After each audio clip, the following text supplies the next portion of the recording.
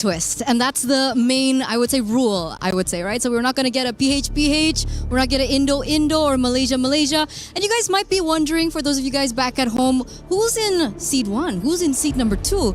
Seed number 1 is going to be coming from all the established regions, right? We have Indonesia, we have Malaysia as well in there, as well as the Philippines. And of course, coming into seed 2 are the emerging and the rising regions that we're definitely excited to see battle it out here in MWI. Yeah, over here we have Africa, Cambodia, Mekong, China, Western Europe, South America, Mongolia, as well as Turkey. Now, here's the thing. It's interesting that they had to make a special rule just to make sure that neither of us ruin it. Now, here's the thing. Neither of us can ruin it because absolutely, we will not be the one drawing from the bowl. No. I think it's too much pressure. And you know who handles pressure really well? Our fellow friend, Miracle. Miracle? Bob Frederick, please welcome. Come on over. Ladies and gentlemen, give it up for Mirko. He will be the one to actually be selecting the teams. Well, selecting. It's wholly RNG. So how do you feel that the responsibility now is on your shoulders? It's just another day at the office, pretty good matches. I'm here for the women's games. All right. What made you, volunteer? Because I heard that you volunteered for this, actually. I like it when my IG goes away. Yeah, you know what? I've been trying to do that for a while. But now, let's actually continue. This is Pool 2. You will be drawing every single team here first and eventually go to Pool 1. It will be A, B, A, B, A, B. So I hope that you're ready because you got to start selecting team now. Okay, let's start. I think everyone out there is anticipating this first matchup, but we aren't going to see the matchups just yet because we're going to draw out the first team. Don't forget to show it on camera once you get visuals of it. It's okay. That's what she said. We have all the time. And the first team is Seita. All right, our representative from the Chinese region. Yeah, so right now it looks like Seita will be the first team from the second seed moving over to Group A. Now the next team you will choose will be going over to Group B. So this one, we're going to be finishing everything from here. Yep. Let's go. Let's go again. So right now we still have Africa, Cambodia, Mekong, Western Europe, South America, Mongolia, as well as Turkey. And let's look at the second team here. Okay. And the next team is Foot Esports from Turkey. All right, so at least for now, looks like Seita as well as Foot Esports, they will not be in the same group. It will be different groups, Group A and B. Now going for Group A again. We'll see the second team entering Group A. All right, we still have Africa, Cambodia, Mekong, Western Europe, South America, and Mongolia. So the third team here. It's going to be Aurora Gaming from Mongolia. All right, so it looks like in Group A, we have Seita as well as Aurora Gaming. And right now, we have to see who will be joining Foot Esports in Group B. So far, this means nothing just yet because we do not have the matchups. After we finish Pool 1, then we will officially have the matchups here. Okay. Next team is MIBR Loss. All right. From South America. Yeah. All right, so right now, looks like Turkey and South America will be in Group B. Now, go for Group A again. We only have 4 more teams here, Eterna. Let's see the final 4. And the next team will be... This is for Group A. Geeke Esports from Western Europe. Our first representative from WEU here at MWI. All right, so it looks like Geeke will be joining... China there. So now we're just going to go through. I'm pretty sure, especially the ladies watching, they're very nervous for this one because, again, we will only know the matchups after we finish Pool 1. And this is Galaxy Phoenix. Okay. From Cambodia. All right. And now we only have 2 more, Mirko. This shouldn't be that difficult. We still have Africa as well as Mekong. And the next one is Twisted Minds from Mekong. Yep. So that means the final team here, which I believe will be in Group B, is Team Falcons Mena from Africa. But again, just to officiate, show it to the camera. There you have it. Team Falcons Mena. All right. So now every single team from Pool 2 has been drawn.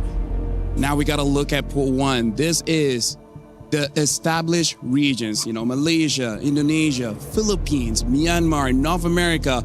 This is the ones that everyone from Pool 2 has to be careful of. Yeah, we have the defending Just go. champions there. We have a very strong region in Navi as well in there.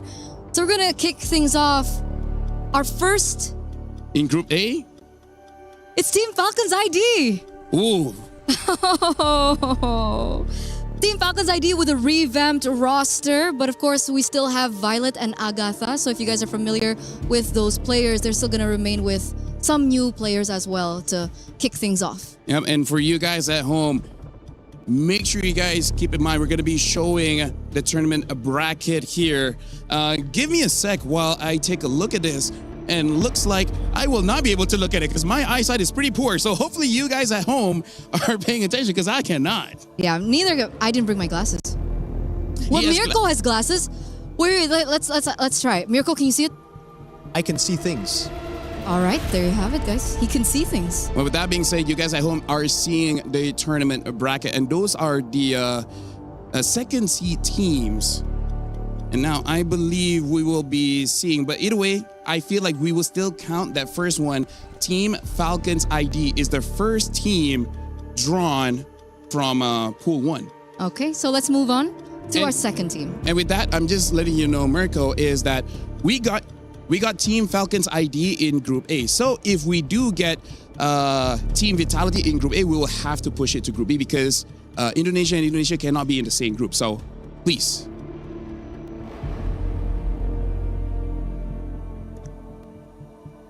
Our second team. And this should be in Group B. Okay, we have Gen G Esports. All right, Gen G from North America. Hopefully Group B goes good. Remember, they went Wait, top Vitality 2. will be there? They went top 2 last time under the banner of Gaming Gladiators, but of course, it's a different roster because Nicolette is not going to be there. Yeah. Aria's going to be there. So, shout outs to her. So we're going to be doing 2 more, Mirko. After 2, we're going to stop for a while and we're going to review the bracket. So now we're going to go forth and find the next team going into Group A. All right, so this team is going to be... Oh my god, it's Team Vitality. But this means because Team Vitality is going to Group A, but since there's Team Falcons Indonesia already in Group A, this means that it will be proceeding to Group B. So the next team that you're drawing is going to Group A. Yep, that is correct. Team Vitality are defending champions on their way to look for their 4th title. So imagine that. All right. So now the next team is Team Ray Young from Malaysia.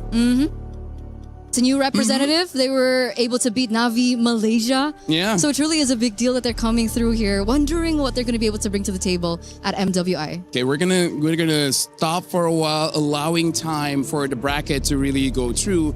For now, I'm sure there's no stakes for you, but how do you feel about the draw so far? There's only 4 more teams left.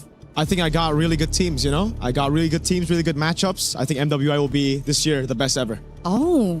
How do you feel that we had to make a specific rule just to make sure we do not screw it up for everyone else here?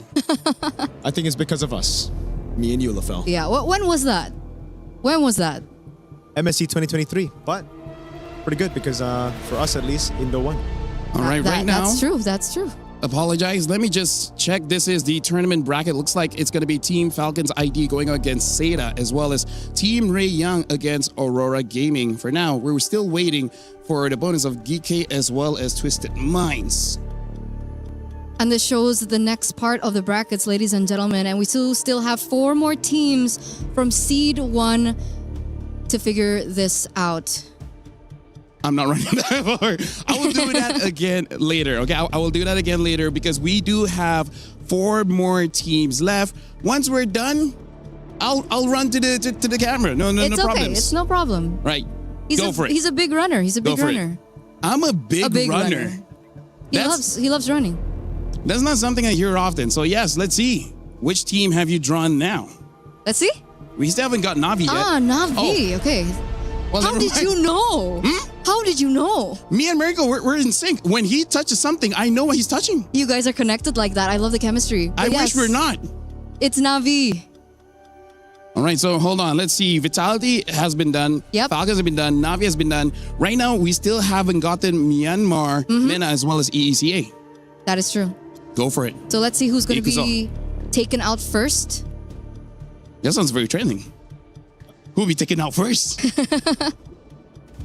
It is brutal, guys. Okay, there you go. Geltec Cyber Team from EECA. All right, so now there's only two more left. It's between Myanmar as well as MENA, Virtus Pro as well as Falcon Daisies. Falcon Daisies. I love that Falcon name. Daisies, go for it. I love that name. I love that name. How's the balls? I'm pretty good at, yes. Yeah, well, All right. Next, Falcon Daisies. There you go.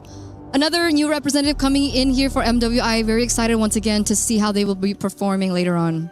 yeah, and now we only left with Virtus Pro from MENA. But again, let's just just get on with it. All right, so now show to the camera. This is gonna be Virtus Pro coming in from MENA. So with that, I honestly don't know how to feel. I'm looking forward to going to WhatsApp just to ask some of the female players, That's like, very specific. how do they? We don't do email, okay? We don't do email. WhatsApp is It faster. takes longer. 7 business weeks, you know. So it takes a while. What do you think so far for the draw? And mind you, after this we will be doing MSC. So this one you might be okay. The MSC one I'm not so sure. Yeah, I think my socials are safe for now, so it's a good thing. And great matches, competitive matches. MWI always has surprises for us, so I don't think it'll be anything less than that. Yeah, honestly, Wildcard is amazing. MWI is amazing.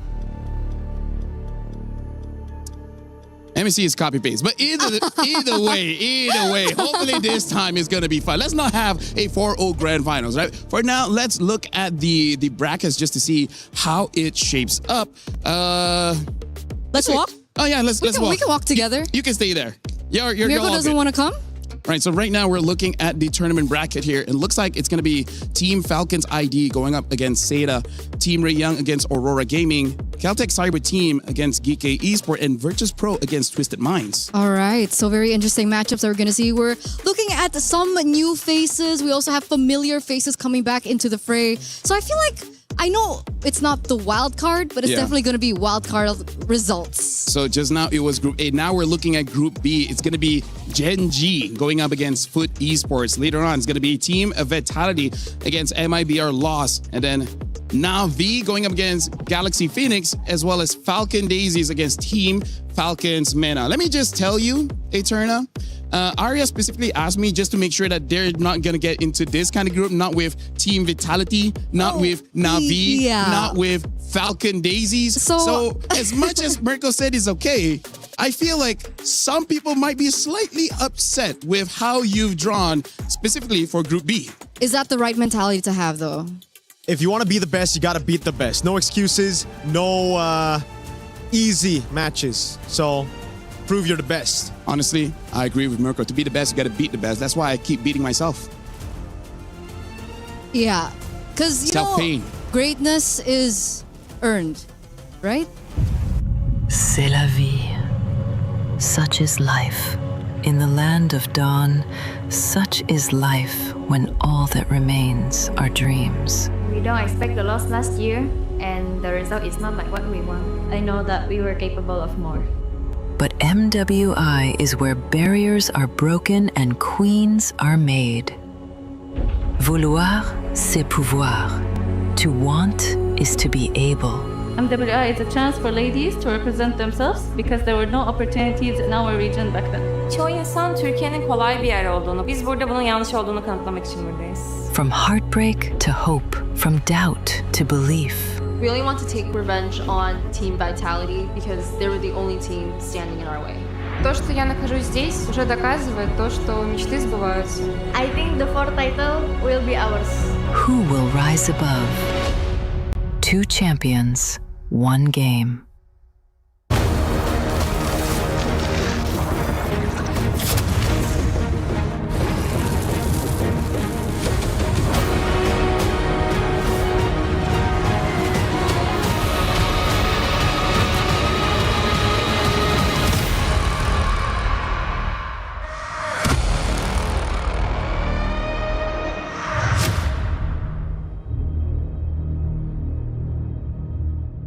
Bienvenue à Paris and welcome to the Esports World Cup 2026. Where the best of the best compete for the ultimate prize in esports.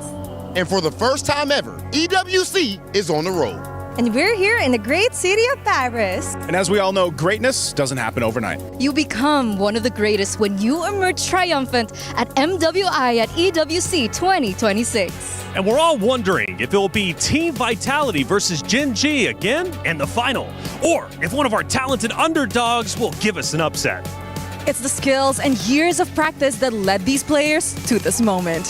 Here at EWC, nothing is granted. Everything is earned. And it's time for the Mobile Legends Bang Bang Women International at the 2026 Esports World Cup.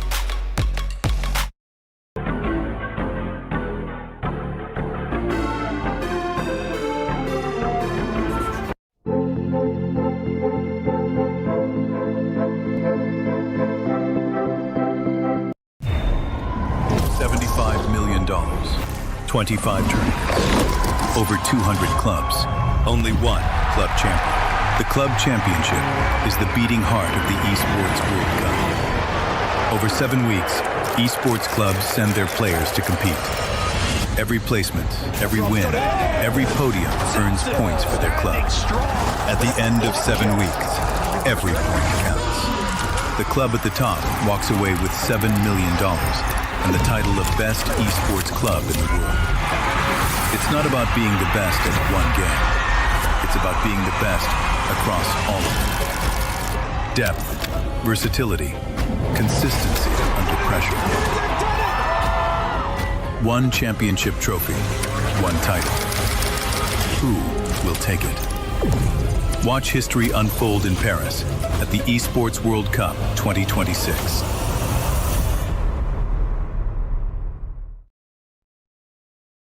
We're here at the Paris Expo for the Esports World Cup 2026, where it has literally taken over the city. Now, we're reporting to you here from Mobile Legends Bang Bang Women's International for EWC 2026. And with that, 16 teams have landed here in Paris. And for one reason and one reason only, to take the crown from Team Vitality, our title defenders. Now, with the target on their backs and pressure on their shoulders heavier than ever before, one question remains unanswered. Does Team Vitality have what it takes to defend the throne and rise above?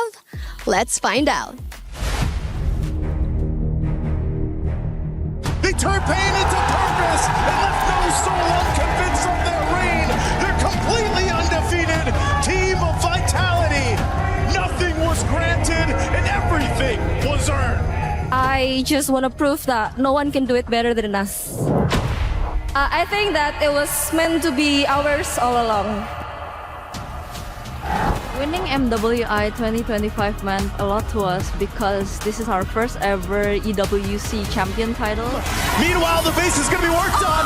She's working on the base and Arya's there. They have to clear out the minion, but she'll take it in her own hands and they take it. We didn't plan for a perfect run last year, but it just happened, so we kept going. The triple forces the flicker out, but she'll get it over the wall anyway. I feel like I have conquered the world in Mobile Legends Women. After that, we went to Paris. I actually feel a little bit pressured because we are playing at the home ground of Team Vitality. Now that we're here, all of our fans in Paris are able to watch us directly on site. Defending it again is the biggest challenge because there are more eyes on us. It has always been our nature to win every tournament there is, but what changed is going into this year's EWC, we have more motivation to get the back-to-back title. I feel confident this time. I know that everyone wants the MWI title, but I will not let it happen. I will always be hungry for the title. If you call us the final queen, we will take it. To all teams, give us an intense game. Don't make us sleepy. Play is in our DNA. Whenever we let it out, it becomes our superpower. Now imagine an entire city being built to supercharge it. Kadir City, powered by play. Welcome, everyone, to the 2026 Esports World Cup here in Paris, France. This is the MWI. The best women when it comes to MLBB will take that stage to compete for $500,000, but more importantly, to etch their names into the history books of the Esports World Cup. Welcome in, everybody, to the Allianz Vaults. I'm Taylor Reflections Noble, joined by the wonderful Eterna and Brigida. Ladies, good to see you, Eterna. We're back. MWI begins now. And we are back finally, going back to back, and now we're here for the third time for EWC, and we're here in Paris. Yep, and I still think we are in a state of shock after those statements that were thrown at us during the intro video. It's pretty much laid out there what's at stake, what all the teams are fighting for, and who's the big boss in this tournament. I love tournaments like this. I really do. The ladies, they're passionate, they are talented, and when they take that stage, they are vicious. And it's going to be 5 days of nonstop action here for the MWI. And like I said, a lot of money on the line. We're talking $500,000. Eterna, $150,000 for first. That's a lot. And I keep saying this over and over, but I think even from the first EWC MWI collaboration is the fact that this is a lot of money, especially for the women's teams, because some of these teams, I think even from back in the day, they didn't even have a gaming house to work with. So the resources were very limited. Right. And that's why this is definitely life-changing money. Yeah, and that's like $5,000 to $10,000 difference, especially if you make it all the way to the knockouts, which I think is one of the most crucial parts now that we are entering the first 3 days of MWI. Well, format, it's going to be a grueling, at least road that they have to travel in order to reach the finals. We start in a breakout stage, 16 teams broken up into 2 groups of 8. It's double elimination, so you do get that second life. You go on that stage, maybe you're not ready for it, right? You get a second opportunity to make it into the knockout stage, but that's where things get real. Single elimination, the championship up for grabs, and more importantly, that trophy they might hoist at the end of the competition. And let's also not forget protecting your heart, which is your key, and avoiding it from getting crushed. That's what this whole tournament is about, right? Protecting that key. It is a brutal format if you think about it at the Esports World Cup, right? Especially, right? Because if you get your key crushed, it's never a good sight. Yeah, I think I need to remember how it sounds like, because all I know is that it's super loud. It is. It's uncannily loud. Like, you think it doesn't make any noise or anything, but back again, it's made of really tough stuff, and it's also same made as the material that, the players are. They're also very tough. That's right. Right? Well, this is Stream A, and we also have a Stream B. There's going to be MLBB action taking place throughout the 5 days of competition. And luckily, we got our Stream B covered. Lafell, Renmar, what's happening over there? Welcome to the first day of MWI here at EWC26 on Stream B, the better stream. I'm Renmar. My name is Afel. Stream A, they're kind of cool. They got a bigger stage and whatever. But we got the better games. We are the better stream. We are the heavyweights. Quite literally the heavyweights. Just look at the talent pool on this stream. But it is debatable to say better games, because all of the women in MLBB esports, they are ready to show you why they are the best in the world. And you guys got questions. What about the schedule? What about the format? And why is the Stream A and Stream B running simultaneously? And that's why we got this explainer video for you guys. MLBB Women's International returns to the Esports World Cup 2026 for its historic 3rd edition. And for the first time ever, the grueling battle heads to Paris. As the one and only all-female championship at EWC 2026, 15 teams emerge through qualifiers spanning over 60 regions. Only one team bypasses the chaos, Team Vitality, returning as the title defender with a direct invitation. 16 elite teams will fight for a staggering $500,000 prize pool, one of the largest in women's esports history. MWI features 2 brutal stages, the group stage and the knockout stage. In the group stage, 2 groups of 8 are each locked in a double elimination showdown. To survive, teams must secure 2 series wins to claw their way into the knockout stage. One loss drops you straight into the lower bracket, where every match is crucial for survival. Lose again, and your tournament life is over. 8 teams will be eliminated. Only the top 4 from each group will advance to the knockout stage. In the knockout stage, the stakes escalate with every single step. Teams start in a best-of-3 quarterfinal before advancing to an unforgiving best-of-5 semifinal. Teams who fall short of the grand finals will be granted the opportunity for a podium finish in the 3rd-place match. Finally, the top 2 teams battling for the title in the best-of-7 grand finals. In this single elimination format, every match is do or die. On the world stage where dreams are shattered and history is made, a monumental $500,000 prize pool and crucial club championship points are on the line. But only one team will rise above. In the first of 2 MLBB championships at EWC, who will be crowned the queens of MLBB? 2 champions, 1 game. This is MWI at EWC26.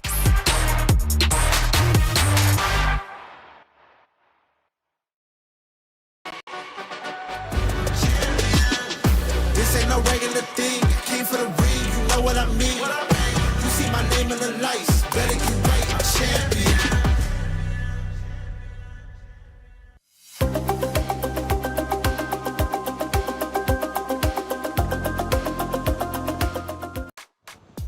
A lot of information being thrown your way, but don't worry if you missed anything. We're going to keep you up to date as the 5 days go along. Ladies, when did it become a competition between Stream B and Stream A? And by the way, I want to tell you, Lefel Renmar, I'm a big boy myself. I might not look it, but 221 pounds. If you want to bring the heat, baby. And speaking of bringing the heat, it's Group A. Plenty of great matches. Eterna, walk me through it.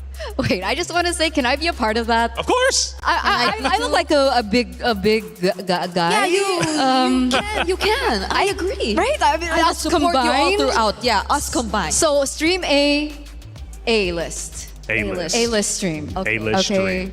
Sorry, we completely missed the brackets, but I'm pretty sure they got to get a look at it. That's right. They got to look at it, but Group B is what they really need to take a close look at, because I'm calling this the group of death. We've got powerhouse teams of Vitality, Na'Vi, Gen G, and there's a very real chance one of those 3 teams gets eliminated. Yep, honestly, I might even consider Falcon Daisies as one of the biggest threats. It's so hard to decide what top 4 teams are coming out of this group, mainly because of what they've been able to achieve in the previous year, and even in a sense that they might not have been here last year, but they've taken out teams who've been or who have achieved a significant podium finish last year. That's Terror Queens, who they actually took out this year. Yeah, so I'm really worried about Group B, obviously, but I'm also actually worried about Group A as well. Sure, yeah. So I think we missed it, but obviously people are saying that, in Group A we have Team Falcons ID. Of course, people are saying that ID is one of the stronger regions when it comes to women's MLBB. Right. But if we think about it, there are some other teams with the same ID backbone. Yeah.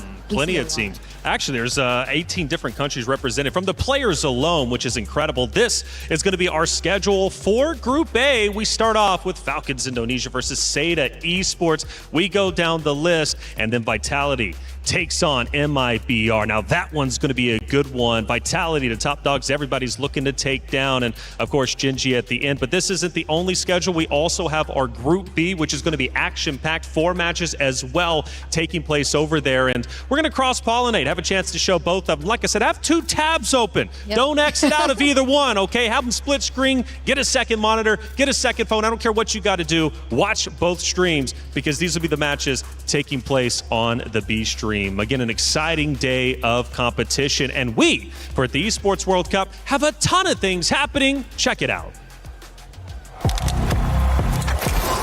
He thinks he can come in here and play my game. Let's go. He knows nothing. Let's go! Tyler Wine, you're done. This is my ladder. You can't climb it. It's better than being hard suck at Masters. You're going too far now. Your eyes buggy. Your elbows ashy. Is that airline? That's an L airline. Somebody better hold me. Okay, yeah. Do something then. Raw energy. Half and blow the house down.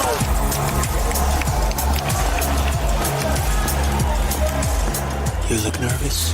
You look short. Everything's good? Mm-hmm. Fight.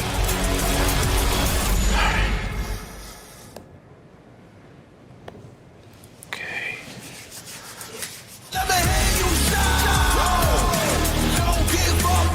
Do you really need the wraps?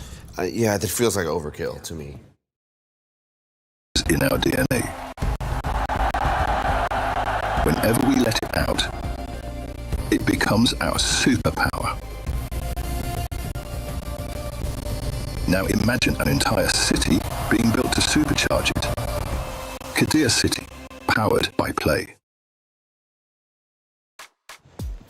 Like I said, a lot of things happening, including apparently Tyler 1 facing off with everybody in the world, getting the hands wrapped up. Hey, it's going to be exciting for sure. Let's talk and break down our Group A and B because they are stacked. Again, double elimination. So if your favorite team does end up losing their first series, no worries at all. They'll have a secondary chance to come back, but they only get one more chance after that. Talking Group A, again, a lot of great teams, but who's the heavy hitters you're looking out for? That's what I was talking about earlier on when I told you about the Indonesian, backbone. I see it in Twisted Minds because if we're talking about Team Vitality, for sure, everyone knows who they are. Everyone knows that they're the top region and, of course, the top team in the region and maybe worldwide as well. But we've got to remember that when it came down to it, it was always top 1, top 2 being Falcons Vega. And Chin Chao, the gold laner for Falcons Vega, is now in Twisted Minds. So that's one of the teams that I'm definitely looking at as well. Well, Group B, like we said, might be the most deadliest. It is stacked with competitors. We've got a couple of them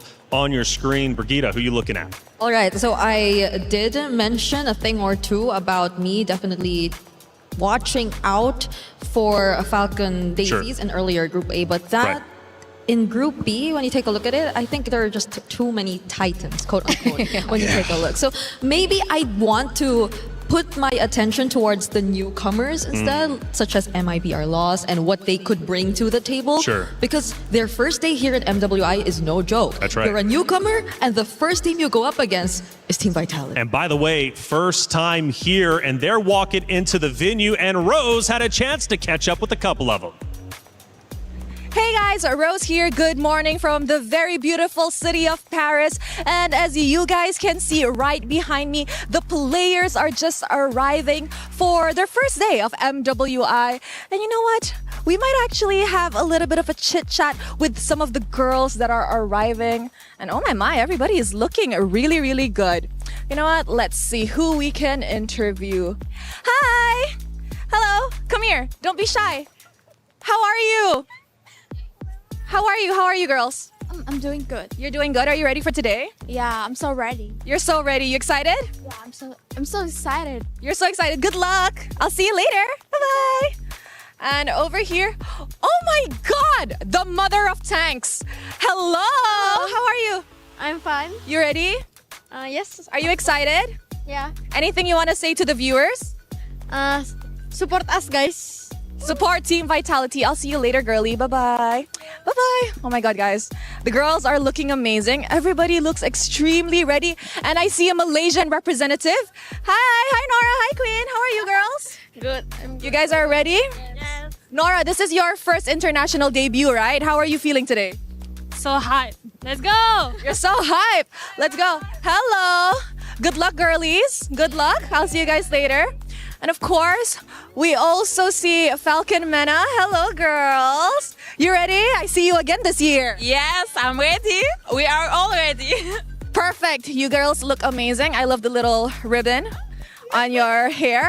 I'll see you later. Bye. Honestly, guys, I am so excited to see these ladies in action. And in a little bit, we will be able to witness the battle and the drama in the Land of Dawn. But for now, that's it from Rose, and I'm throwing it back to you guys.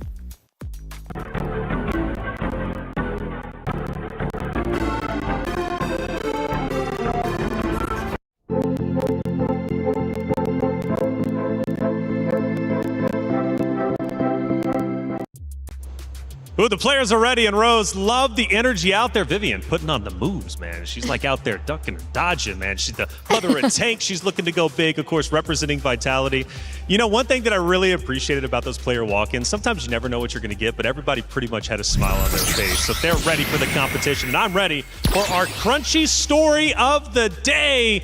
Now, the question is, who dare challenges the queen? Who dare challenges Vitality? And I've got one that I think is looking for revenge, and that's Gen G. Yeah, back last year, they were under Gaming Gladiators, and they were able to take top 2. It was the Cinderella story, the underdog story. I think everyone was corralling behind this team because they just wanted to see someone be able to beat Vitality finally, right? Yeah.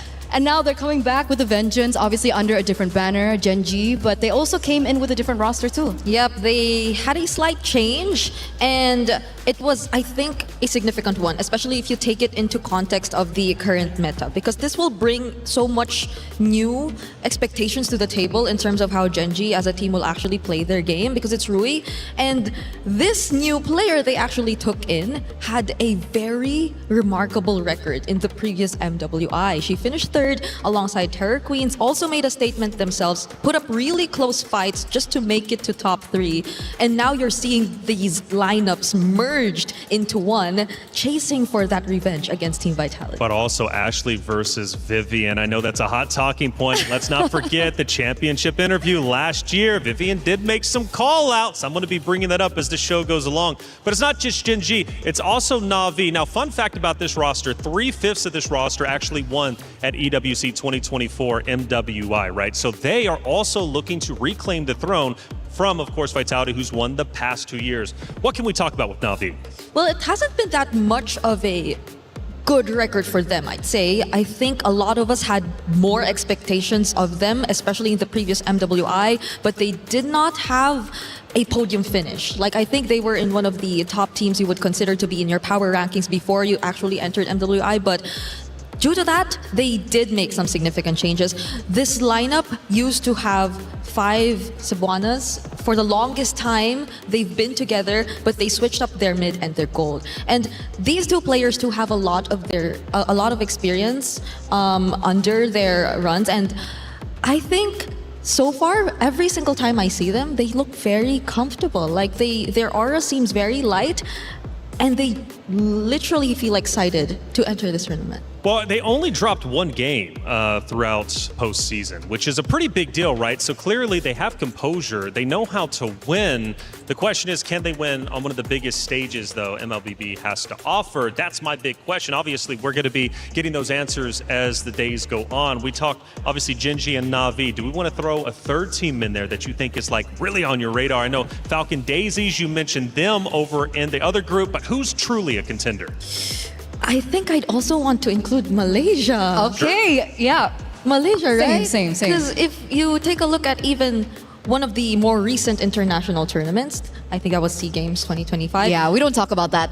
Why not? We don't talk about that because it was an unexpected outcome. As the analyst, we've got to talk about it, right? I'm the new guy here, though, so maybe we don't have to talk about it. Long story short, ID lost to PH lost to Malaysia, and Malaysia finally picked up the gold medal. Okay. So that's what happened.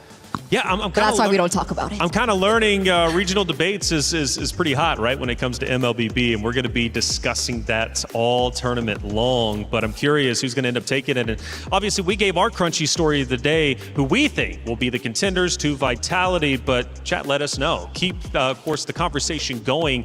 Who do you think is truly going to take this entire event? And if you guys just want to go on a micro level, just let us know who do you think is going to win today based off our schedule. And again, just a reminder, we do have our Stream B going down. $500,000 on the line. It's MWI. Let's go to our stage to get it started.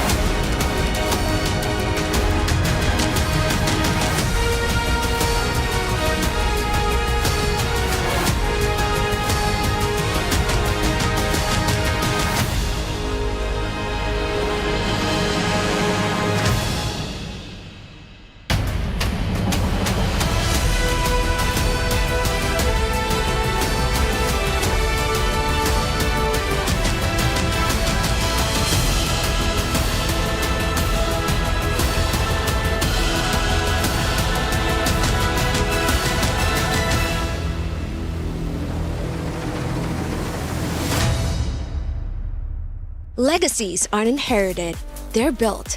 One match, one win, one impossible comeback at a time.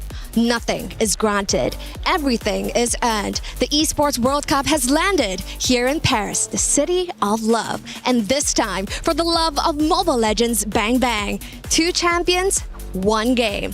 Welcome to Mobile Legends Bang Bang Women's International, where we have gathered 16 of the strongest female MLBB teams, where they converge here in Paris to make history and rise above. And of course, all of these 16 teams are the queens of their regions. And here at the Esports World Cup, you know that means they are about to be fighting for a lot. $500,000, ladies and gentlemen, is up for grabs. And of course, the glory of being considered the best women's MLBB team in the world. Of course, right here on the trophy stand, we do not have the trophy yet, as last year's champions, Team Vitality, will be bringing out the trophy later on. But in the end, there can only be one champion. Damascus, what help us to those who fall short? Rob, 16 teams are going to fight for that title, but of course 15 will be eliminated throughout the next few days, and every single eliminated team must go through the grueling process of destroying their key right here at the kick. For sure, and let me be real, sometimes it gets kind of loud because you can hear these keys popping just like the player's dream. Without further ado, it is time to welcome our 16 teams for this weekend's event, and let's see who will get that big title.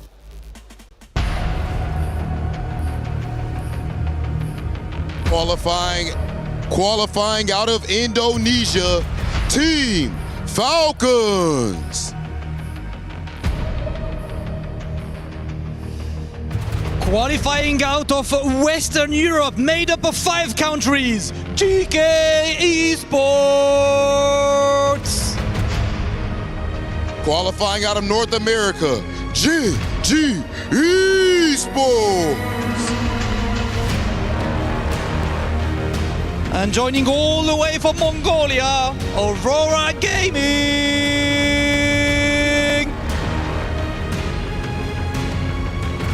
Powered by their jungler, Miss Meow, Virtus Pro. Last year's rookie come back with a lot of experience, all the way from Turkey, Foot Esports.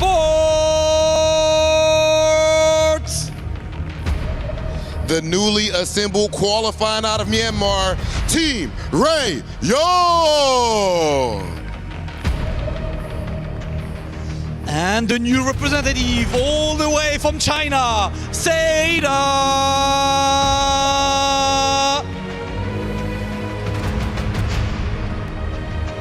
Qualifying out of Cambodia, Galaxy Phoenix. The 2024 champs are coming up with an updated roster, Insurers of Redemption, representing the Philippines, Navi.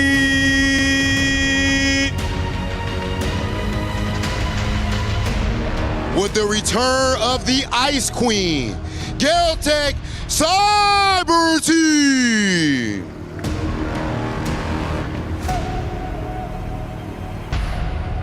Brazil's alliance looking to put South America on the map, MIBR Los.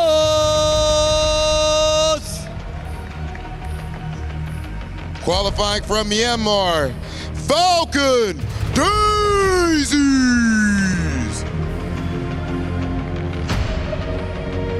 And with a more experienced roster looking to put Mekong on the map, Twisted Minds.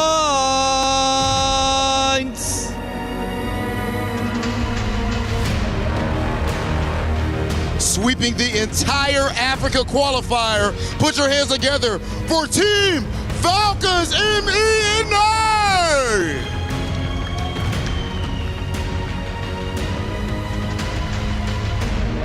And now it is time to welcome the champions, the title holders. Make some noise for Team Vitality!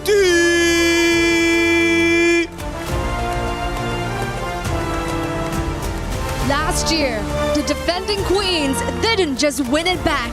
They went undefeated. A perfect run. The golden road. This year, the target is on their back, heavier than ever before.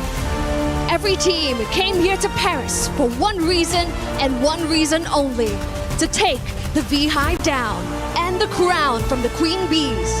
But here in Paris, this is the home ground of the organization. Pride is on the line. Today, the question isn't whether Team Vitality still belongs at the top, it's whether anyone in the room can actually do something about it. To break it down, let's find out from the studio. An introduction. The ladies have taken the stage. Things start to get serious. And the trophy has been placed in the center by Vitality, looking to protect it. Will they be able to? Well, only time will tell. 5 days of competition. Let's start breaking down our first matchup. It's coming up quick. It's going to be Falcons Indonesia versus Seda Esports. Two dominant rosters going toe-to-toe for the first time ever here at the 2026 Esports World Cup. However, when it comes to MLBB, there's been some big changes. Even since our wild card matchups, let's start discussing our new meta and how things are shifting about. And, well, I don't know. Who wants to take this one first? Okay, I think we start with the first and probably the most important point that we have to talk about here. It's the nerf on tank junglers who have been the kings of the jungle for the longest time in MLBB. We see occasionally some assassins here and there, but just because of this nerf, in terms of their jungling speed, I think this will allow for the assassins who we've all been wanting to see finally step up and take place in the Land of Dawn. And I am so excited to see this because a lot of our female junglers are actually really good assassin users. Yeah, they're carries. They're carries, they're violent in their execution, they're violent in the game. So I do agree with you, Brig. I like that you brought that up. But also when we take a look at this hotfix, we gotta see it coincide with one another, right?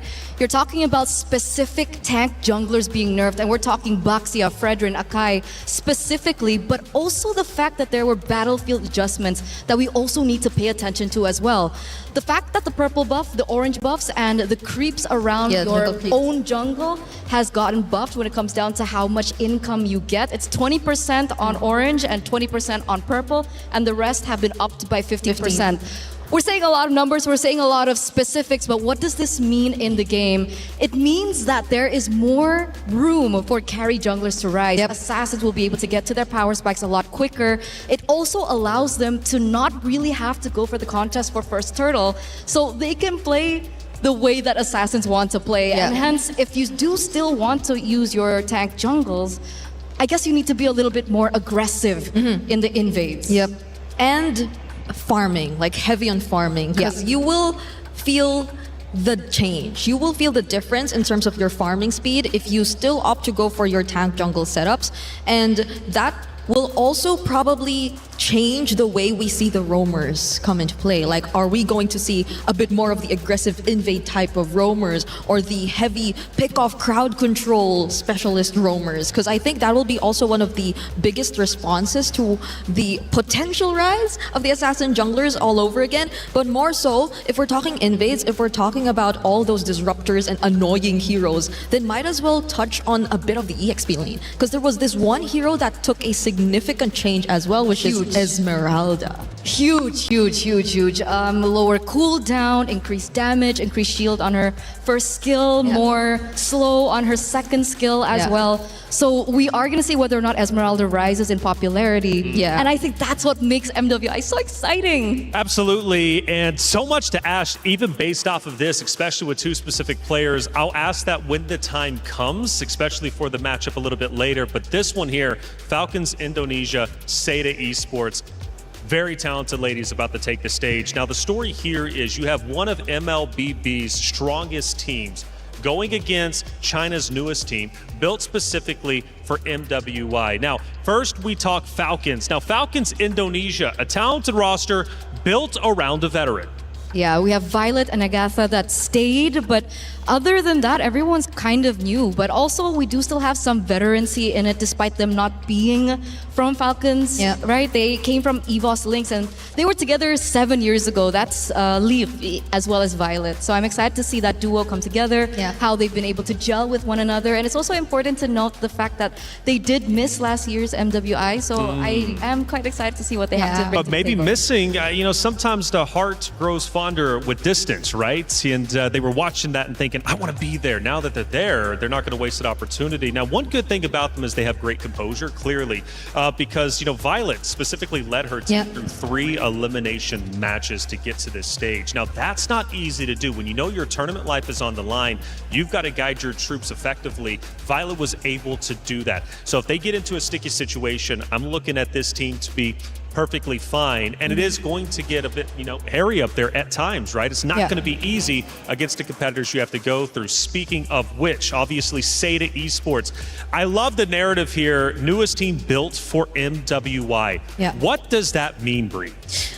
I think it's so much emphasis on the word new, because even if you take a look at their qualifiers, there's really not much information that you could get out of this team in terms of their gameplay, in terms of their hero pools. And that is, I think, in a way, a double-edged sword too, because this is where you could probably argue that you could not really find enough information about them to prepare enough about this team. One thing that we know for sure, though, is that they tend to really prioritize the strong laning picks in order to just establish that early game, because they're most flexible when it comes to the mid game. That's where they can either opt for these split approaches or even just rely on team fight as a whole. But what we know for a fact is that they're a very flexible team, and both of them would probably really just fight for that early game advantage. Now, with a new meta, flexibility obviously is going to be hugely important here. Now, I have heard, though, at least when it comes to our ladies, they do like to go with the comfort picks despite of the meta. But I guess here for this roster, maybe they're going to be comfortable flexing a little bit. And by the way, if you want to go ahead and get your fantasy team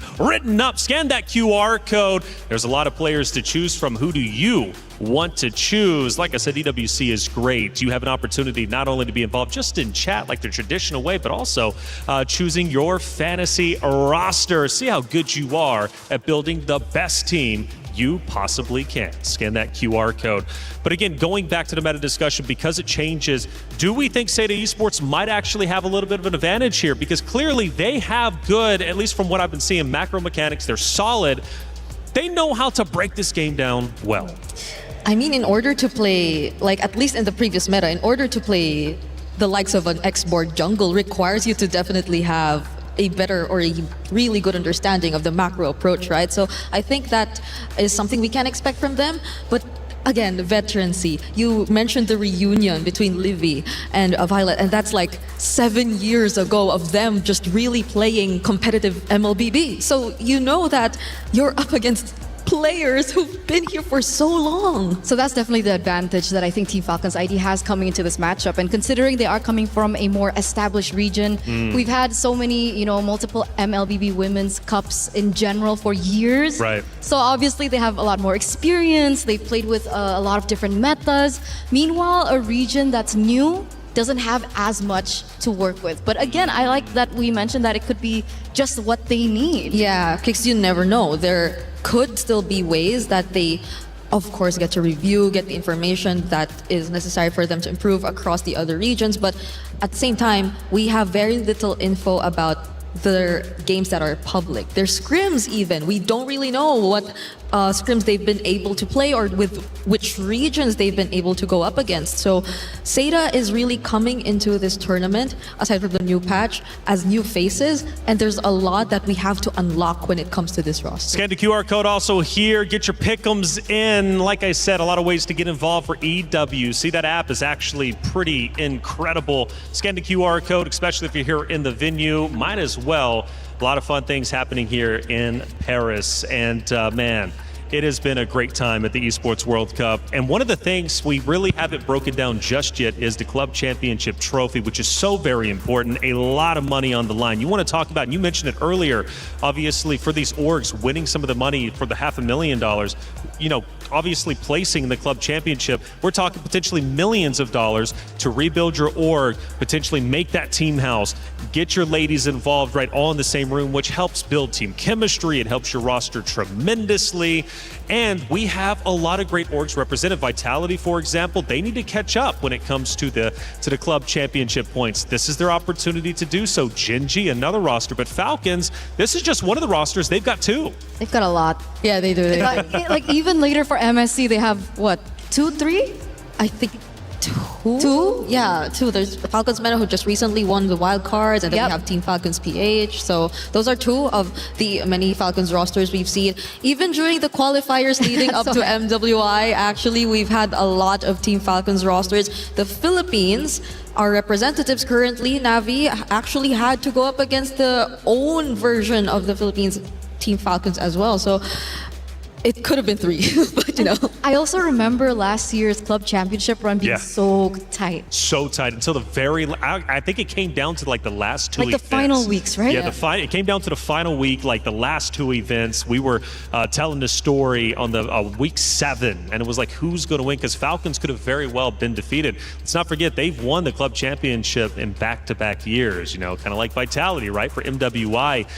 That's like, what, $14 million is just insanity if you think about it. But the point is, winning this event is tremendous help for the club championship race. And on top of that, obviously, putting your name onto the totem to be immortalized. You know, we have the totem room. It has all three, well, I guess 2 totems from the previous 2 EWCs, plus the new third one. And it's really, really cool just to go back into history, see who's won these events, and really just take a step back in time. Hey, check it out. Our matchup is about to be underway. We'll be going into our pick and bans very shortly. The ladies have taken the stage to face off against each other for our first time. It's going to be Team Falcons Indonesia versus Seda Esports. It's one of MLBB's strongest teams versus China's newest team built for MWI. Will that pay off? Well, we're going to find out very shortly as the pick and bans will be underway before long. Again, taking a look at Team Falcons Indonesia. You know, Bree, we got a veteran. Obviously, Violet, we talked about the roster built around Violet. Now, that's a huge positive to me, but there can be some shortcomings. If Violet isn't performing, if she's not vocally leading her team, does this team still continue to function? It will be tough, especially if the shot calling does revolve around her. But considering that I think Raymond is known to heavily play some invader roamers, which I think we've previously touched upon when we discussed the meta, then I think there will be a part of the shot calling coming from her as well. She will be taking charge in a way, and I think they have to work hand in hand. So it's not just going to be all around Violet, but a huge part of it will come from her, definitely. Since we're speeding things up with the new meta, do you think Falcons Indonesia is going to be able to react to that accordingly? Because were they traditionally a fast team, a slow team? Obviously, you've got to adjust. Or do they, Eterna, go with their bread and butter, their comfort picks? That's a big question, because when we talk about Team Falcons, I'm so used to the old lineup. I'm so used to, Chin Chao, Agatha, and the rest of the old members. And when we looked at them, it felt like everything revolved around Chin Chao. Like she was the star player. But now that she's not there, we're waiting to see perhaps the new backbone and the new formula or the new system that Team Falcons ID will bring up today, especially with the changes to the patch and so on and so forth. But I'm pretty sure the coach is also there to really help assist them through this. And that's why this first banning phase here in Stream A, that's what makes it so fun and interesting. Yeah, I know they told you to check out Stream B too, but just keep both of us open. That's right. This isn't a competition between the better stream.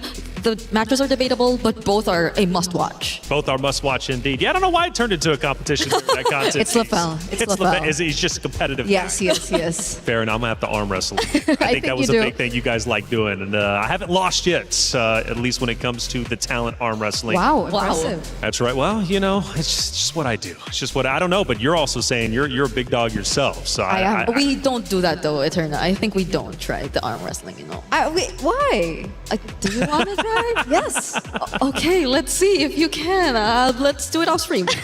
Off stream. Well, yeah, we'll see how much time we got to fill anyways. But right now, as the players again do get set up, you mentioned coaches. So I'm new to MLBB. You two are the veterans. And it's a pleasure to be here, by the way. I'm going to be learning each of these 5 days. Fun fact, First Mobile also being involved in as a talent. Coaches across multiple esports play a varying different number of roles. How are the coaches when it comes to MLBB, and how integral are they in the success of a roster? Yeah, a lot of the planning in terms of drafts and really just studying the opponents comes down to the coaches and the kind of system that they set up. It really builds what kind of culture and habits the players eventually have. And I think you just know for a fact that they do like work together when it comes to the drafts, but majority of like the preparations and the studying are going to stem from them, especially when it's a news patch. And we've seen such variety when it comes down to coaches, right? We've seen a variety of coaching staffs. Sometimes there's the head coach, assistant coach, Life coach. live coach, emotional coach. What else is there? A lot. Tactical coach. It really depends on how established the org is. But for simplicity, let's just keep it to, let's say, head coach and assistant coach. We also usually have an analyst to really study everyone else in the competition. And you've mentioned everything very technical, Brie, but also what's really important about the coaches is how they bring these players to light. I mean, some of these players are so young. Yeah. Right? We've seen players, 16, 17 years old. Wow. Barely growing up. I don't even remember what I was doing at 16, 17, but they are playing competitively. And obviously, the frontal lobe isn't fully developed. So, of course, emotions are on the table. So that's what another thing that the coaches really have to think about as well. We're talking frontal lobes and everything on the desk. I was a biology student. No way. Ooh. Oh, it's about to get deep up here. Okay, I like it. But coaches seriously do make a big impact, especially when you start talking about younger players. Yep. 16.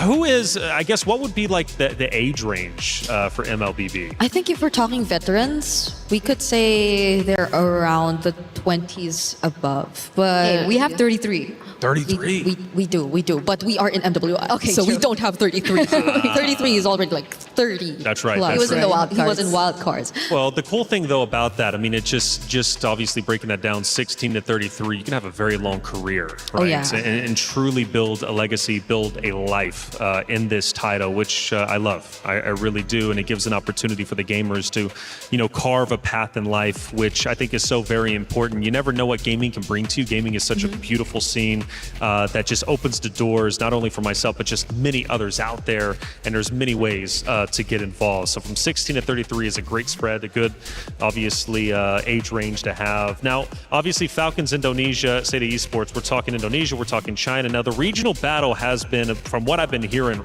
really, really tense. Who would be the best regions? Because Indonesia, from what I'm hearing, is at the top of the food chain. Okay, if it's Vitality, then yes. I mean, you won. But we won Smart Omega Empress 2024. once. 2024, but the recent, One out of, how many MWIs have there been? this is the third. So like Okay, so 24, how many 25. percent is that, Brie, again? Sorry, remind me. 66.67. I didn't know the point. I just knew 66. 66.67% For Vitality. and for the Philippines. So then Indonesia. Wait, no, why? Why is it 66.67? That's why, for Vitality, no? Yeah, because they won 2 out of Oh yeah. 2 out of the 3 is 66.67, as you said. Oh yeah. Don't do the 6-7 in the chat. I don't want to hear any of that. 6, No, 7. God. No. Okay. I thought you didn't want me to do that. Why did you do it just I'm now? sorry. Intrusive thoughts. But so Indonesia, I mean, at least as of right now, at this stage, seems to be the best region. But who's hot on their heels? But that's why it's so arguable, right? Because in the past, when Team Vitality won their title last year, they were on an undefeated run. So, locally, regionally, international tournaments, like third parties here and there, they've been able to win it all. But this year feels a little janky for me. The fact that they lost the SEA Games. Yeah. What do you think about that? I mean, at the time, it felt as if the mastery that Malaysia was able to show was just really exceptional overall, because they've been spamming. Well, it was sort of the utility meta back then. So we've seen comps similar to the Fredrin Arlot being spammed over time by Team Malaysia. But at the same time, it's surprising because the level of understanding and chemistry that they've shown up against Team Vitality or then Team Indonesia is something you really wouldn't expect, because you would expect the most polished and the cleanest of executions to come from Indonesia. But I guess that shows that there occasionally are some loopholes when there are adjustments that have to come into play. That's the thing. That's what makes me so worried. Because it's a new patch. Yes. I mean, considering this is a different coaching staff, by the way. So in 2024, was it 2024? In 2024, when they lost the throne to Navi, back then it was Smart Omega Empress. It was a different coaching staff. It was under Susu Gajah, Coach Susu Gajah for Team Vitality, and eventually they did a swap in roster of the coaching staff, and it's now under Coach Casius. So I thought that with the change in coach, with Coach Casius now, really holding the helms for the team, that it would be okay if there were changes, but it turns out there's still a chance. There is still a chance. So I think it's just in a way showing that they can be defeated. Yeah. But there are a lot of factors that have to come into play. It's either maybe timing, a bit of course, the adjustments that I think constantly point out, because again, we're in a new patch. But if we think adjustments and just their comfort overall in this new patch, I don't think they are expected to struggle as much. Sure. Well, new patch, I guess we'll bring this conversation forward because it is going to have an impact, obviously, in this first matchup. Ashley, Vivian, there's a big discussion, Mother of Tanks, who truly is it? Obviously, Vivian holds that title at the moment, obviously winning last year, the year before that. But now that the tank meta might not be as prominent, could we see potentially a fall off, not necessarily in skill set, right? But at least just maybe different roles being played. Are tanks going to be as impactful? Obviously, the assassins now truly impactful, more so now in this meta. But how is that going to change the game? I mean, does it speed up? Is it still going to remain a little bit slower like it used to be? I think should speed up, right? Like compared to before where we saw a lot of the 20+ minute games, things should feel a bit faster now if we just focus on those kinds of junglers coming into play. But we're finally seeing the draft. We are going to start, and as of the moment, I'm surprised to see that a lot of the focus is actually going to be on the roamers. It's the Mathilda, Atlas, and the Marcel that have been taken out of the options for now. So this makes room for a lot of the previous priorities. I think I'm a bit iffy about seeing the Juicin prio though. Do you agree with me? Like, do you feel the nerf on the Juicin? Personally, as a Jushin player, sometimes I feel it, sometimes I don't. It really depends. Really? Like if I'm still up against a composition that's very melee oriented, like the Baxias of the world, the Fredrins of the world, the range diff to her skill is not as bad. Really? It's not as bad. But that's why I feel like coming into the draft, it's going to be interesting because we've been talking about how perhaps the assassins will come up in popularity, but so far these bans don't really indicate that, right? The Matilda being banned out, obviously the Matilda has been such a great support hero for the junglers in the tank, so either this is them knowing something that they know that we don't know about each other, or it's still kind of centering around the tank junglers. Yeah, I'm trying to make sense of what Seda is trying to set up for, because they've been taking out Mathilda, Atlas, and Glue. 3, I'd say, very annoying roamers in the sense that they just really provide stability for your team. But what is the prio if they just don't want to go up against these kinds of heroes? Like, I mean, the likes of the Freyas and the Paquitos are there definitely, but you might not want to really see them first pick now that the Esmeralda's been buffed up really well. So I think we're going to maybe shift a bit back to seeing more jungle gold prios, because we did mention the Juicin. It's also probably going to depend on these teams if they still feel very comfortable into prioritizing the mid lane picks. Yeah, and on that note, we do still see the Baxi being banned out, Bri. Okay, so we talked about the Hirara coming to the wild cards. I think it was a very huge and heated debate. Is Hirara good? Is Hirara bad? Is she viable in the meta? Is she okay for top-notch professional play? Yeah. A lot of players argued differently, but we did see an okay win rate from Hirara. I think in the later stages, I think the teams got a lot more accustomed towards the Hirara, and the fact that we do see the changes towards the battlefield, easier to farm, and so on and so forth. We do see the potential of the Hirara. Okay, and more so now that I think you really want to just take a look at the assassin junglers a bit more because of the changes in the patch, then I think Hirara, compared to it becoming a 50-50 pick, feels a bit more reliable. Now, Team Falcons Indonesia though, these are really tanky first 2 picks that they've decided to go for. It's a Phoveus and the Belleric, which really makes me think of, does Seta just really want to counter them immediately on, or do they just want to go for the safer priorities on their carries and reveal what their lineup will really revolve around? Because the bans are just Yeah. Really interesting to see. Like, you don't really get to see what the plan is from the fans. I think right now they definitely cannot rely on the Hirara. So the carry does come through, and the Yves. So we have a double secondary carries here. Yves going to be a very strong laner considering the nerfs to the Jushin. Carry also one of the answers towards the beefy guys in the front, like you mentioned, from the first two picks. And the Falcons ID drafted in a way, especially first two, that they really want to counter this Hirara, right? Yeah. Very difficult for her to dash in of these team fights and get out alive. And that's exactly what the Belleric has to offer. And so does the Phobias on the side lanes. But the question is now, how do they want to close things off? What is that third pick? Do they want to go for a counter pick in the jungle? Yeah, and what is their damage source? Like, what is one of their damage sources gonna be? So now we get an answer. It is gonna be the Gourd.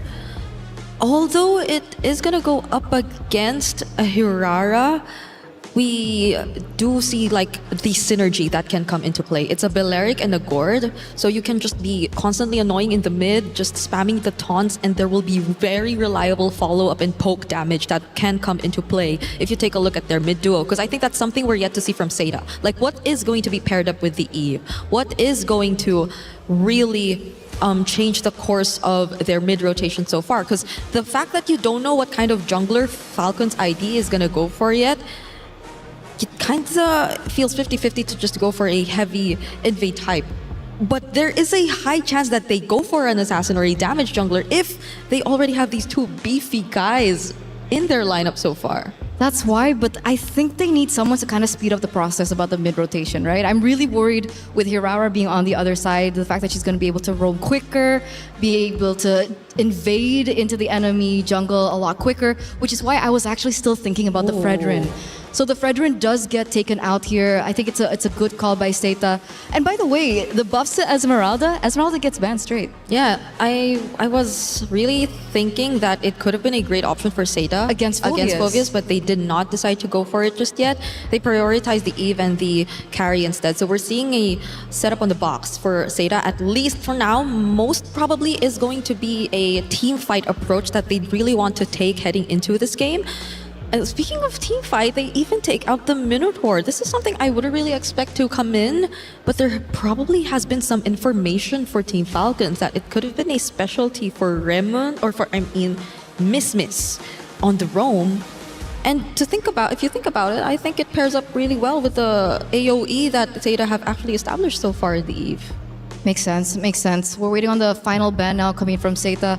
They're starting to really limit down this jungle, and that's why I was thinking that they might want to go for a jungle in third, but it turns out they prioritize the Gourd instead. The Harith gets taken out, establishing the fact that they want the carry to have a more comfortable laning phase. But of course, the Claude is still open, but they go for the Moskov instead. So a little bit more map control around the side lanes, something that they could definitely work with. You were asking about what kind of carries that they were thinking about, and we do see that the Moskov comes through. Yeah, so it is down to the jungle option left for Team Falcons ID, but Seda, on the other hand, we're yet to see their roam XP. And I think these are going to be two very crucial anchors if we're talking team fight. If Seda really wants to go all in on team fights, then what are going to be their tempo setters for their XP and roam picks? Because I believe there are a bunch of options still out there.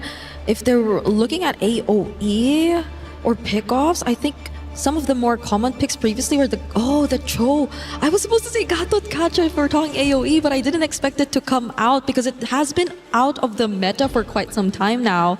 And you just add on more layers of that AoE. So just look at this lineup, this team fight lineup that Seda have established for game number 1. And they definitely have answers towards the backline, right?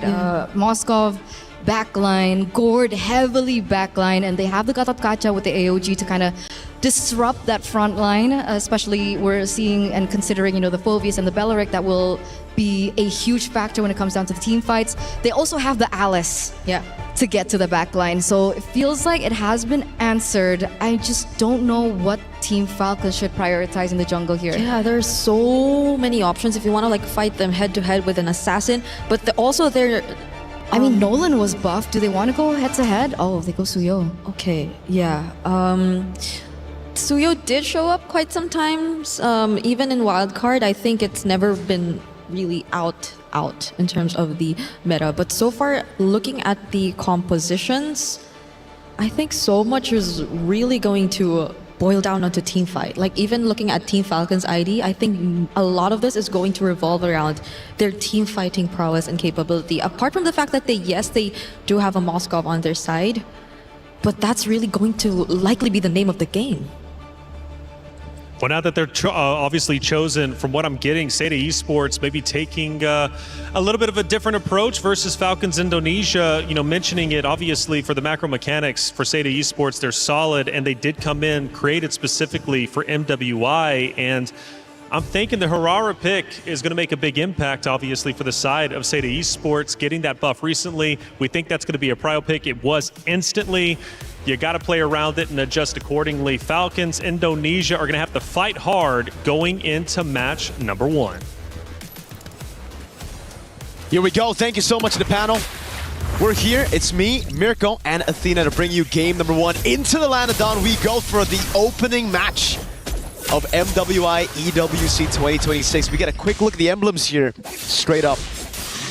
It's kind of crazy that they went for the Hirara, the Yeve, and the carry straight up. Seita, they just put everything on the board, no hidden cards coming into the second phase. And that's the thing, Seda is actually known to adjust their composition quite well, depends on who they're up against with. And with Falcons back here for MWI 2026, we're kind of seeing a different assembled version of them by missing out some of the few seasons a while back, but now they're back for vengeance. And looking at the draft, Eterna and Brigida had discussed that they want to go head-to-head, especially on the jungle. You mentioned the Hirara. Now we got the Suyu back on top here for the Manda or Sev.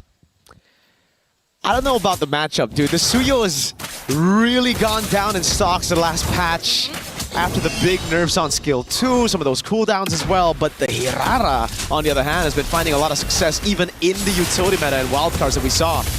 Just a few fights here and there. Fun one. Okay, Raimundo will immediately fall down. It's a great answer here for Seda.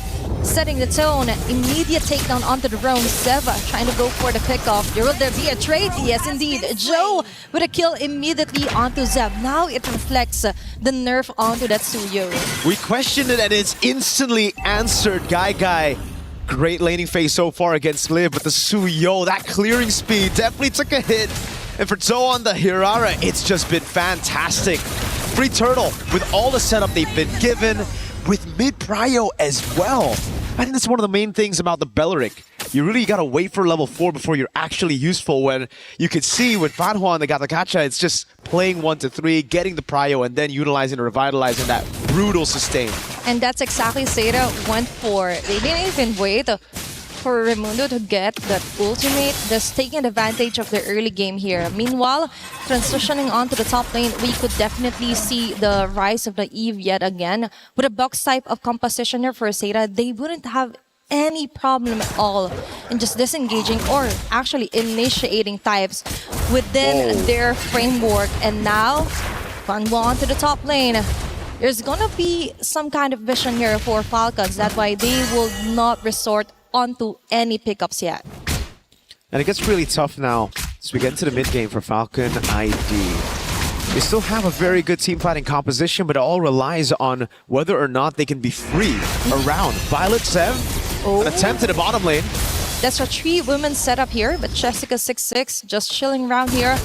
Definitely not worth her time yet. So they just want to somehow focus on Zoe farming up as much as they can. And so far, there was some kind of question for a set of division if they can withstand fast-paced tempo disruptors. But looking at their early facing, looks like they got this one on the back. Does look like that's the case. Seita's composition scales really well as well. We're talking about just pure damage output around these team fights.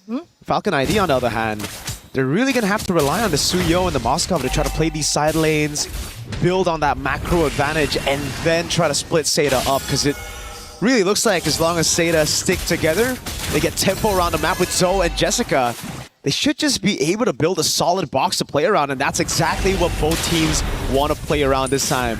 Yep. On to Turtle 2. It's a box for Seda. It's up to Falcons to break it. Okay, Falcons immediately goes in with a taunt here.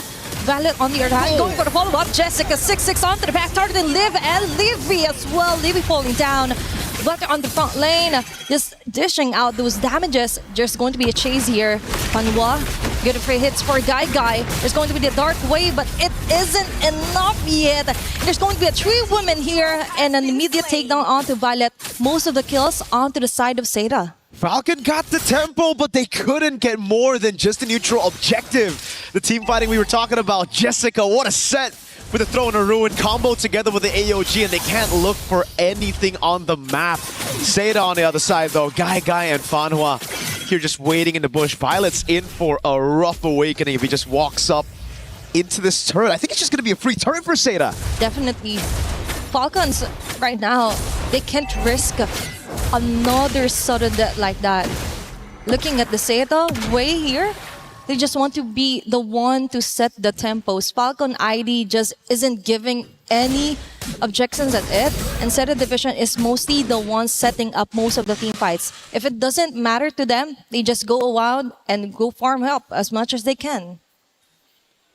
Equipment check. The cursed helmet for the first item from Mrs. Jessica. 1v1 for both the assassins. Zev takes the safe route, gets away in time. Liv playing this weak side. Everybody corralling into the bottom lane, trying to get Guy the turret. Okay, there's always Jessica onto the front line, so Falcons ID can't do nothing about it. They don't have the skill set yet and the arsenals to totally disrupt Jessica in the process. But as you mentioned, you already have the Skypiercer for Sev. They have to get those numbers rolling if they want to somehow contest neutral objectives. And speaking of which, in less than 10 seconds, there's going to be one, and Seda already has their eyes on this one. It's just such great adaptations, such quick adaptations from Seda. They noticed how slow they were to actually walk up and get these positions earlier. Everything all into Jessica.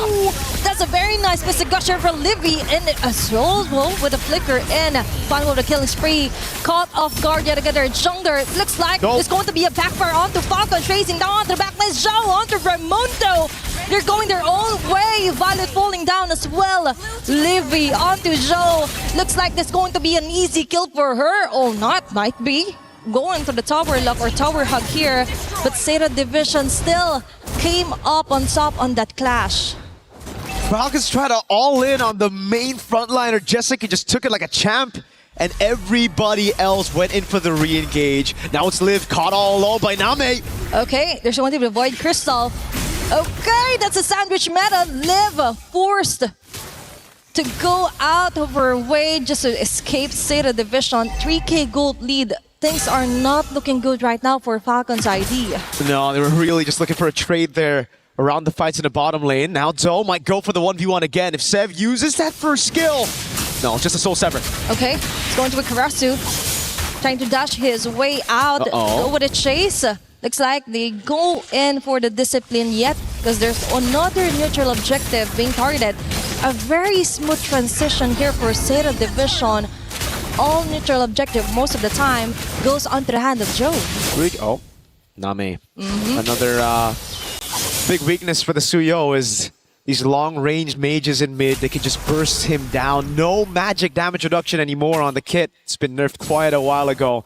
Yep. And like you mentioned, it's all really about the transition. Seda, they've transitioned so well, converted on every objective. Again, they see Falcons up top. They go straight into the bottom lane, and Raimundo is just so confused, frustrated. They don't know where to look. They go up top. They try to match some of the rotations from Seda, and Zoe is just split pushing down below on this Hirara, and there's nobody who can match this 1v1 presence, not even Sev on the Suyo. They couldn't even maximize the Moskov thing here for Falcons ID because Seda Division is just all over the map. Can still play here. Raimundo yet again caught here with a flicker and Wrath of Dryad. There's going to be 2 members here for Seda Division caught on the crossfire. Fanwa with an AOG. Violet going in for their further pursuit. Still going down. A very nice box here for Name and Falcons ID. Even with great initiations, great targeting, it just isn't giving any damage yet against Seda. It's crazy to say, but it just feels like Seda are just better. Falcons have had no answer to anything. The only time we've seen a proactive move has been Liv trying to get a turret up top. That's about it. Everything else, pace set by Seda. And you can see in the goal difference here, it is all almost across the board, a 1,000 goal lead. So it is the 1v1s that are just constantly going to Seda. And for Toe, it's that immobilization. The fact that it's just so difficult to catch anyone from Seda. I had my doubts early on when they revealed all of their damage dealers in the first 3 picks, but then the way that they were able to adapt to it, picking up these 2 beefy frontliners and the Gatakacha and Alice, getting that combo in together as well. It has really confused Falcons now, especially as Guy finishes off her DHS. That is the 3-item power spike we were, well, should be looking forward to. I don't think Falcons are actually looking forward to that too much. It's just free. There's no way for them to even walk out of their own base. It's just Liv who can do a little bit of that. Just clears it out though. Can't go for any trades. It's not enough for Liv to just go on about her day, clear off the last bits of minion wave on the long lane here against Seda Division. But also we have to consider the fact that the crowd control mostly will come from Raimundo or Violet. Additional crowd control might get from the Mystic Projectile here for Livid, but still isn't enough because the moment they approach, they're easily torn down here by Seda Division. They just don't have that range yet. Damage isn't there for Livy. I just saw her build up the corrosion side, but that's it. Now Seda Division has the Lord. Totally maxes out the outer and inner turrets here for Falcons ID. Now they're left to defend down to their last base turrets here onto their base. They do have okay clear. Still have a Gord and a Moskov in their lineup. But Seda's got really good siege with Jessica. Conceal again? On the Alice, yep. The conceal. Guy's looking for the shot to the turret. Name just looking for an angle to get an RWM to zone Falcons away from this turret. Now Baser down below. Targeted by Seda. Oh, another drone of ruin! 3 members gone here for Team Falcons ID. For the follow here for Fonblock. Jessica26 still on the Crimson Gleam, but trying to run away. Seth going down. Leave with an answer called. That's 1-for-1 trade up. They're not backing away just yet. Still for Seda Division, I think that was a very fruitful initiation, even though it cost Jessica26 her life. Yeah, no bounties on Jessica. All good as long as they're able to get those chip damage over onto the turrets. It's very low down below. It would have been even better if Seda were able to take that down. But hey, a win's a win right now. You'll lose your frontliner for the price of Zev, who now will lose a lot more time to try to look for farm. Heck, Liv is being given over the orange buff. So this level lead is going to be still a problem as we get into the next Lord for Falcon ID. Zev is going to have to just try to out-red tree, predict those red tree battles coming in from Zone. Yep, because most of the time for Falcons ID, the issue is that for the earlier parts of the game, they weren't even able to farm up as much as they can. And from their coach, they quoted that they just have to go farm, then go kill. They can't even do the step 1. So for right now, it's too scattered here for Team Falcons ID. Seda Division really found the right weakest link here for Team Falcons, which is to somehow get and disrupt the whole jungling pattern here for Seb. Just going ninja here, trying to get her own purple buff while all of them are still busy. But now for Team Falcons ID, there is just so much to catch up to. Gold lead, kill lead, and as well as the map control overall.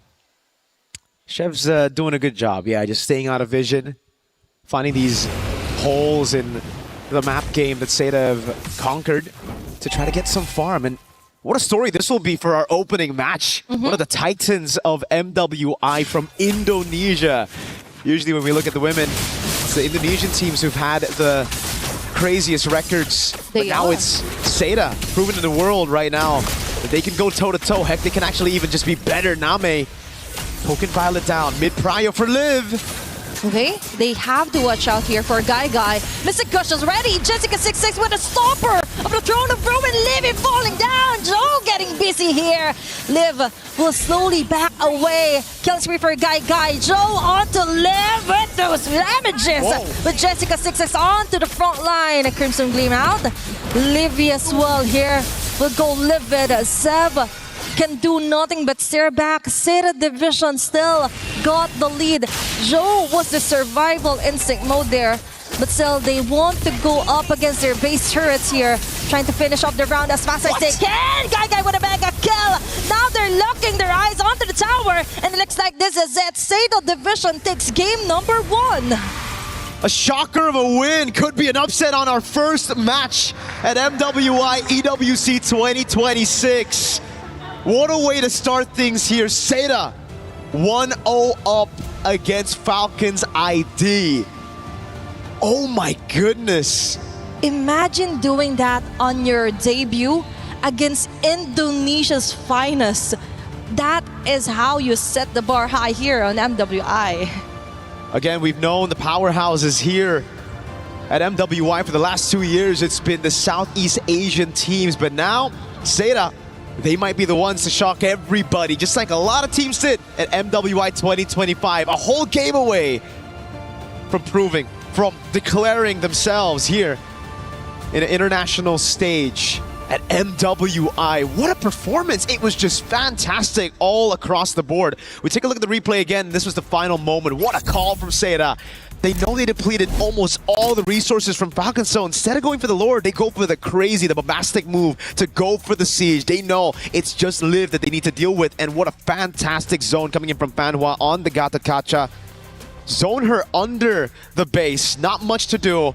And that's it for me, Mirko, and Athena. We're going to toss it back to the studio to dissect exactly everything Seda did in that game. In our DNA. Whenever we let it out, it becomes our superpower.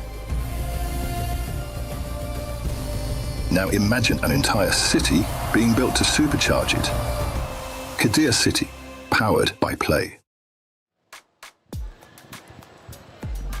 Mirko and Athena, thank you so much for game number 1. More games to come, but what a dominant performance from our newcomers on the international stage. Seda Esports came in with a game plan, executed well, and honestly, the competition really didn't even show up. Things are looking quite scary. My goodness, what a beatdown that was. Coming in, Falcons Indonesia, we were hyping them up. The veteranship, building their roster around Violet. But this, at least for this matchup, round number 1, Seda Esports had their number. It was so impressive. It was so impressive. And I think a lot of people out there and probably the audience watching in the venue right now are quite stunned because obviously coming into this, Falcons ID were the favorites coming into this matchup. But in game number 1, Seda just really showed exactly how it's done. I would imagine that they would have needed a little bit more of an adaptation period coming onto such a big stage, but they didn't show any hesitation whatsoever when it came down to that execution. Early game was so on point, and even if we drew it back to the drafting phase, the fact that they prioritized 3 cores early on, you'd think that that would leave them in a bit of a bad situation, but it really didn't. It revealed so much of their game plan and the box that they wanted to set up, but they were still able to set it up nonetheless. Like the entire game, you see them just being very calculated in terms of their engages. And I like how Jessica66 just proved to be the X factor in this game, at least. The way that, yes, she did manage and keep Violet in the lane, which is, again, one of the players we've been really building up for this matchup. And apart from that, just overall really starting the most crucial fights. It's not just her alone. I really loved how we saw such good coordination from these players, all of these players. Their team fight, we expected it, but we did not expect it to be this clean. They could rely on each other so well, and we saw that for the entirety of the game. Yeah, and I gotta ask, Carrara coming into play, the new buff obviously making her a prio pick. Seda Esports decides to go that direction. They build their roster around Harara. How much of an impact do you think that hero and that buff and the new meta had an impact, at least in game number 1? Because Falcons Indonesia seemed to start it off relatively slowly, building around tanks. I think it wasn't just necessarily like the Harara alone. I think any assassin would have done a similar job because look how everyone is giving so much space to the Harara to farm. Right? Luckily for the Harara, she's able to, mobilize around the map a lot quicker, get to the creeps a lot faster, so she's able to really get the most out of the changes in the battlefield adjustment. but it's how the rest of the members really set it up for them. I mean, you mentioned Jessica26 already, so that is something that we do need to highlight. And you talked about chemistry, and specifically it was chemistry with Fanhua. Yeah. Because as soon as you see the Throne of Ruin come in, the AOG comes after as a really good second layer, and then that's how the team fight really goes and coalesces with one another. It's so refreshing to see the Gatod make its return this way, because I think we've been seeing very few Gatot Kacha games, especially or even in wildcard in tournaments prior that even. There has been the rise of the Atlas, the Balearic, or even the Cho, but the Gatot Kacha in this sense, you see why it's such a terrifying roam as well. And I think for the Hirara specifically, beyond what you mentioned, I guess it's also really mostly on mobility, like what you said. So the fact that the farming has been faster for the hero as a whole, and the fact that Falcon's Indo choose to always pick the fights in the mid-river, which is a bit of the weirder parts of the game for us, since they've been always constantly trying to find those early skirmishes when it feels like they weren't as equipped just yet. The Hirara was just able to really take advantage of that with those easy in and outs of the team. And at some point, she was 2 levels ahead. So I'm wondering, like, Suyo into Yves itself was already kind of like, okay. I mean, if you're comfortable with that, if you're confident enough with that, because technically the Suyo is very susceptible to long-range magic damage, especially in the early game. For Falcons Indonesia, they were taking the fights, priority rights, but they weren't winning those fights. They were getting shut down hard by Seda Esports, and one name that was consistently mentioned was Jessica. Jessica was holding her ground, refusing to budge. How much of an impact did she have? Obviously, we take a look at the Falcons roster, but Seda Esports with Jessica, because she's technically going against Violet in the EXP lane.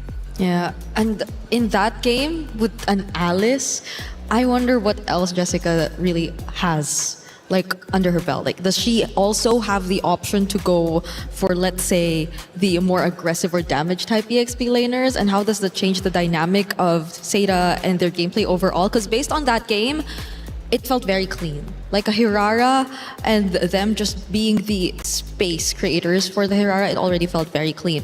I think Team Falcons honestly really wanted to go for the same approach, because they really started it off with those 2 beefy heroes in the draft. But we didn't see that really happen. We didn't really see that take place. Well, because of the fast versus slow setup, I'm curious if Seda Esports is going to once again go back into that fast, and more importantly, how Falcons Indonesia is going to respond, because that was a beatdown. Now, again, you go back to the veteranship, they build a roster around Violet. This is where Violet needs to truly be vocal and say, we're okay. Short-term memory, we lost that one. We're going to come back even stronger in map number 2.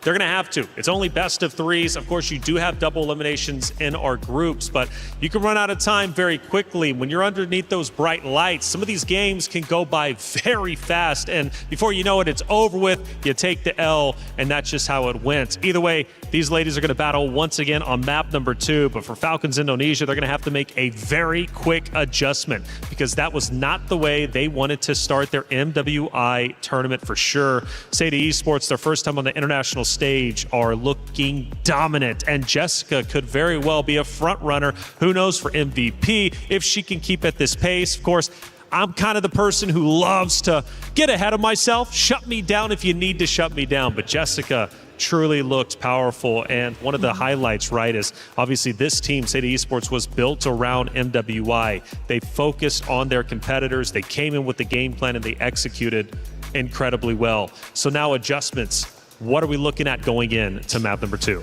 This is really where experience comes to play. You talked about how things are going to go from game 1 to game 2. And technically, Team Falcons are comprised of a team with a lot of experience, right? Yes. They've been on the international stage before. They've been on multiple stages before. And they should be able to reset, especially it is a best of 3. There is pressure for sure, because we are at match point. Yeah. And yeah, technically we do have, like the double elimination system coming through, but it would be great to win twice in a row. Yeah. Right? You can go straight to the knockout stages. So what do Falcons really need to do? I think, would we talk drafts? I think the draft honestly wasn't as bad. Like it could have really went toe to toe. Maybe a bit more on the early game execution, because it was, I think it's really what their focus is mostly on. The fact that they're a very tempo-based team. So I understand if they really wanted to go for the aggressive plays, but then it should be a win for them if they just really want to keep it going. So the fact that they went for it once, failed, and still decided to go for it again, and I think failed constantly multiple times after that, really didn't allow them to get any room or to find any room to bounce back. So specifically, we're talking targeting, right? We're talking targeting on multiple occasions in these particular team fights.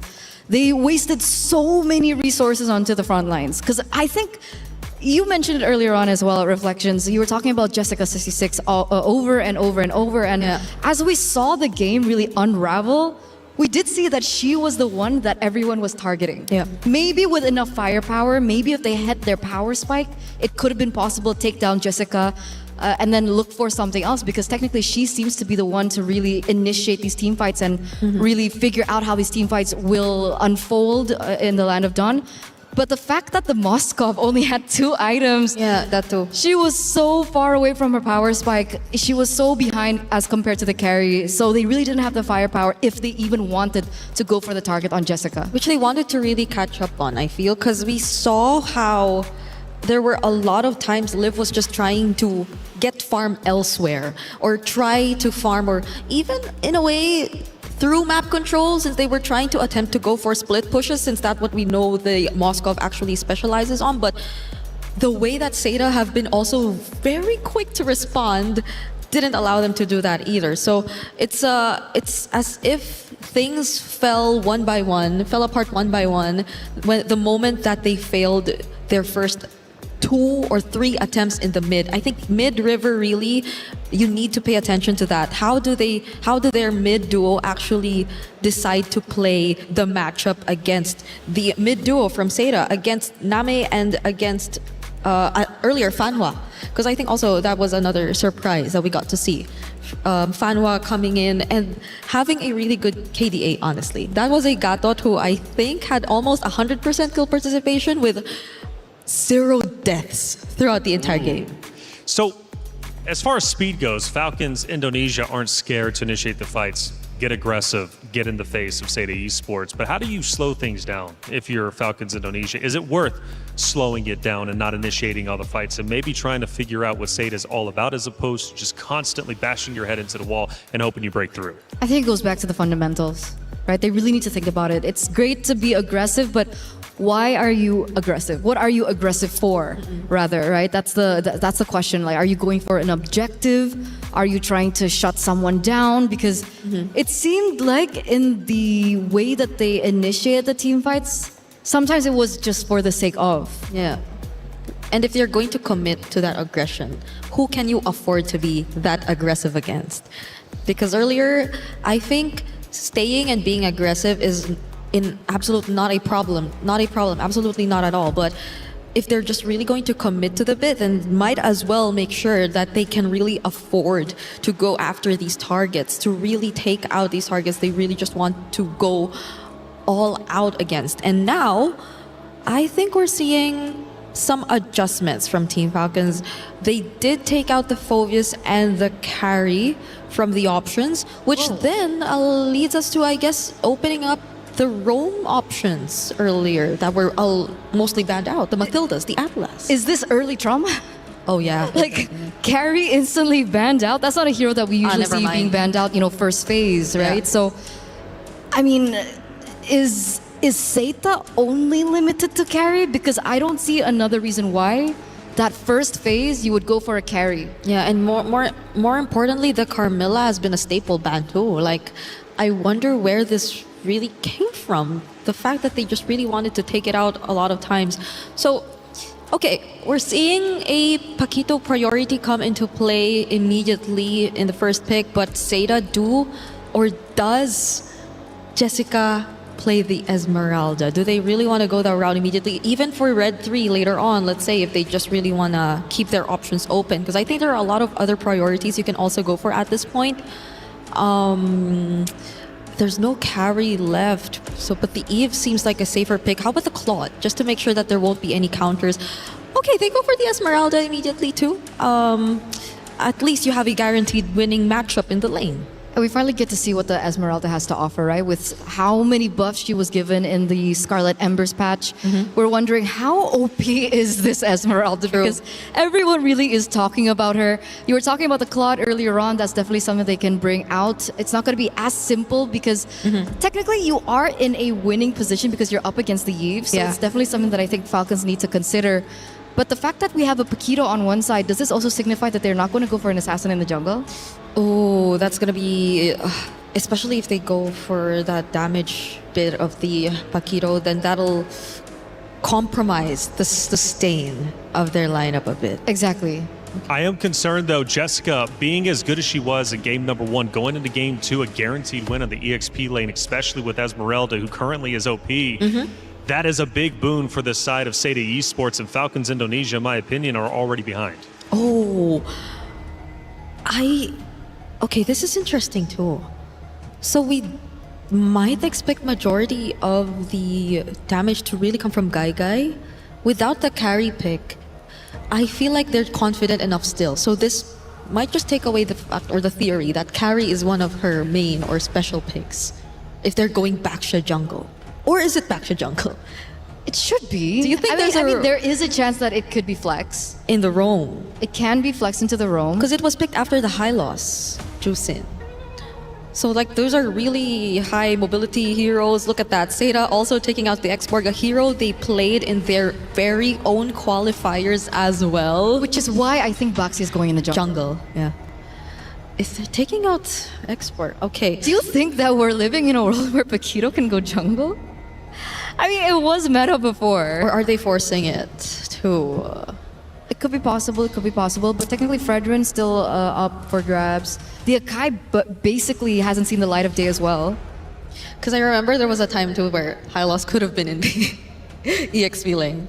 We remember that. We remember that meta. There's just so much possibilities if we're talking patches way back. But if we were to follow what we're commonly seeing nowadays, then we are indeed expecting the Baksha to go into jungle. But what does Guy pick up then eventually later on? Because I feel like Falcons ID also sense that they might just put it in the jungle, so they're taking out some of the other options that could just really put out the damage that's needed from Seda. But if that's the case, shouldn't they be taking out the Claude as well? Because Seda's picking up first after the second banning phase. What's the idea here? Technically, they're put in a tough position as well. Like, how big is that hero pool that you opt to go for the Moskov ban? Unless, or do they feel like Guy doesn't play Claude? It could be that, or are they going to put something unique in the gold lane? Maybe an unconventional gold laner? What else is there? If we're talking Shred, there's an Obsidia, but there's again a Paquito. I mean, Freya is still up for grabs. But then that leaves you with an almost all-fighter Freya lineup. against Esme, I don't think you want to do that as well. Okay, does Seita consider the Claude here? Or do they have other options up their sleeve? Because we're thinking that the Baksha is going into the jungle. They already have an Esmeralda and Eve. So much space created. There you go. They indeed decide to pick up the Claude. The other remaining matchups are honestly... it's a bit tough to Harith into the Eve and the Baksha. Yeah, I was about to say. Not. I think the most 50-50 would be the Harith, but... It's a Baksha Eve. It's a Baksha Eve. What else is left? I feel like Liv will have to bring out something. Do you want to play like risky early game? Like the Grangers of the world? Or do they want to like switch it up? Put Paquito in gold if you don't want to go up against the Esmeralda and put something else in EXP? Well, we're thinking about it really hard, and it looks like they are thinking about it really hard as well. They're taking their dear time. That is a hero that we have not seen in a while. That is Hanzo and the Iritel. Hey. Unconventional drafts. And could this be Falcons Indonesia reaching deep into their bags to try and defeat Seda Esports, who surprised them so much in map 1? I have a feeling there might be a chance because it doesn't feel like a typical Game 2 draft in a best of 3. It feels more best of 1. It feels more... Well, technically, if you think about it, they're already down 1-0. They lose one more, they're That's going true. to lose a bracket. They got to commit everything. It's a do or die for Team Falcons ID, at least if they don't want to go to the lower bracket and have only a single life left. And say to close it out with a Tigreal. Okay, how could you just go in? Yeah, this is going to be tough. I mean, the one thing that Falcons ID have in their cards is the fact that there's really nobody to kind of look around for the Hanzo. I guess Esmeralda will have to be able to look for that. Yeah. Okay, I still feel like Team Falcons ID can definitely play around with how unorthodox their draft is currently. The Irithel in the lane can, I think, manage the Claude if we were to follow like the more previous times we've seen Irithel into a Claude matchup. If it's just laning that we're talking about. But the Irithel moving around these heroes, a Baksha, an Eve, an Esmeralda. I mean, that's she the has tough movement part. speed, right? Yeah. That's the thing, right? If you're playing with movement speed and boxes, Irithel should be able to do it. Well, it's definitely a fun hero selection, and now it's time to move into map number 2. Athena, Mirko, take it away. Thank you so much to the studio. A great analysis so far, man. Hey, yeah, this is definitely an unorthodox draft. Welcome to the Land of Dawn. We're seeing a lot more picks, and this is exactly why we've been talking about the Hanzos, the steals early on, and Zoe, not aware of it on the Baksha. It's already such a slow clearing jungle. Tries to go for the top lane straight up. A level 2 dive or a level 2 gank attempt here.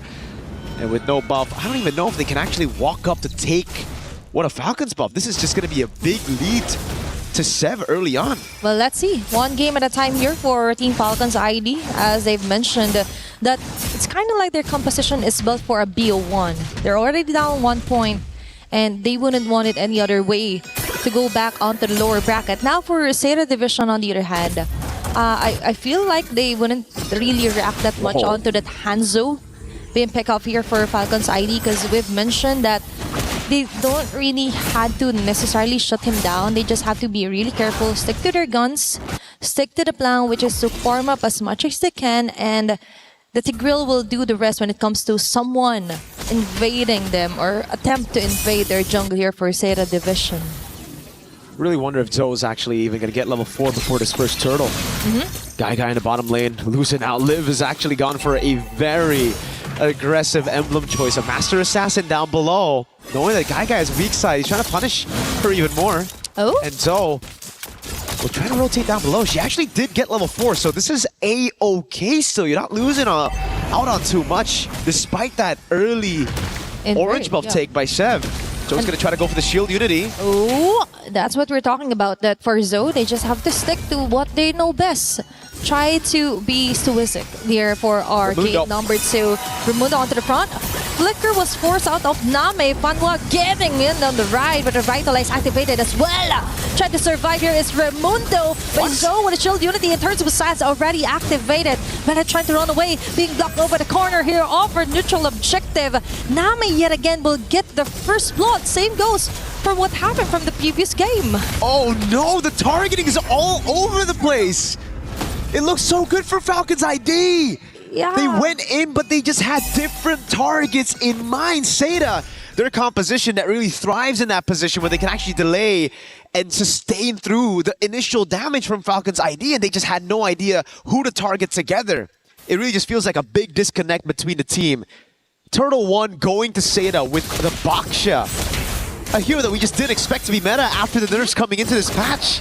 With a Hanzo stealing her orange buff early as well. This is a disastrous early game for Falcons ID. It's not like...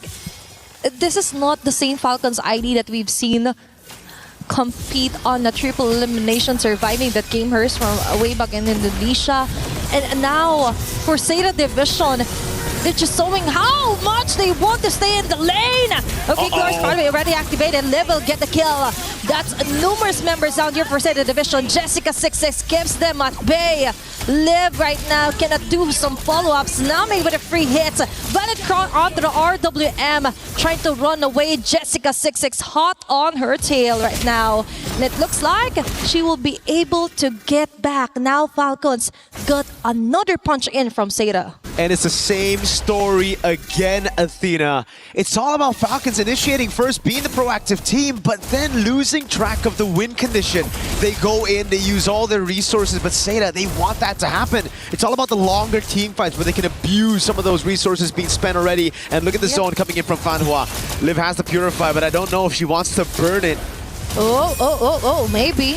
But let's see, Fanhua being cornered here, Flicker, and now we see has been exhausted. For Falcons, on the other hand, we see them try to attempt numerous fights, but that's it. For Zeta Division, they just go ahead and trust their instincts when it comes to Nami committing that very nice box around them, and Jessica26 always on top of things, preventing the very great respo here for Team Falcons. Now, objective up. Violet. Half an HP left. Violet onto the back line, targeted Nami. Nami will still survive. Onto the front yet again. Seb with a ninjutsu, Pinnacle Ninja, not able to even get the objective. It's Zeta yet again taking the upper hand. 2 red trees, and it's Fanhua on the Tigreal. What? Do a lot of damage with the implosion, and I think it was like 3 patches ago. Jessica, though, there's no one that can actually handle Jessica. She can actually just be all up in there, under turret, no problem whatsoever. So has a vengeance too. Shev's just tickling her. Look, she's kind of enjoying the attention that Falcon's ID is giving onto her. And imagine, she is considered the X factor for Zeta Division. Definitely she is. With an X painted on her back, she doesn't even care. It's looking rough for Falcons ID. They got to regroup somehow. It's not like they have the best late game too when it comes to just pure team fights. Zeta wants to play the tempo toe with a dive. Okay, that is very nice, Glorious Pathway. Although there was an implosion play here immediately for Fanboy and Joey. Now we see Gaige just going with the free hits. Now the Blazing Duet activated. All those bullets coming in hot here for Falcons ID. It's going to be the Soul Snare, enough stacks, but they have to try and run away. Fanboy onto Livy, hot on her tails. They get the kill. Now Liv is the next target here, but Zeta Division, they already got most of the kills, got an advantage, and Jessica26 goes on her day, just clearing up the last bits of waves onto each lane. They've got all the winning matchups, and they can dictate the tempo of the fights. They started first, and it just creates so much confusion within Falcons ID. Again, we see the targeting all over the place. Livy, Crimson Beacon forward, went onto Guy, but Zev wanted a different target. Everybody is going for their own 1v1s, and it just doesn't look good for Falcons ID, who are already a game down. Zeta are putting Chinese MLBB on the map. Imagine that. First match, opening of MWI 2026, and a win against a Titan! Oh! It's Livian again! My God! What a great setup here for Fanwa! Now we're talking. Now we see why they built from scratch instead of just buying a whole new set of organization. From building to scratch, now they've got this blueprint. A wonderful standard here for MLBB Chinese, especially on the FE division, right? They're setting a whole new face here on MWI. And it doesn't look like their first rodeo. It's actually looking like a huge contender for the crown this year. Shev can't even deal damage to Fanhua.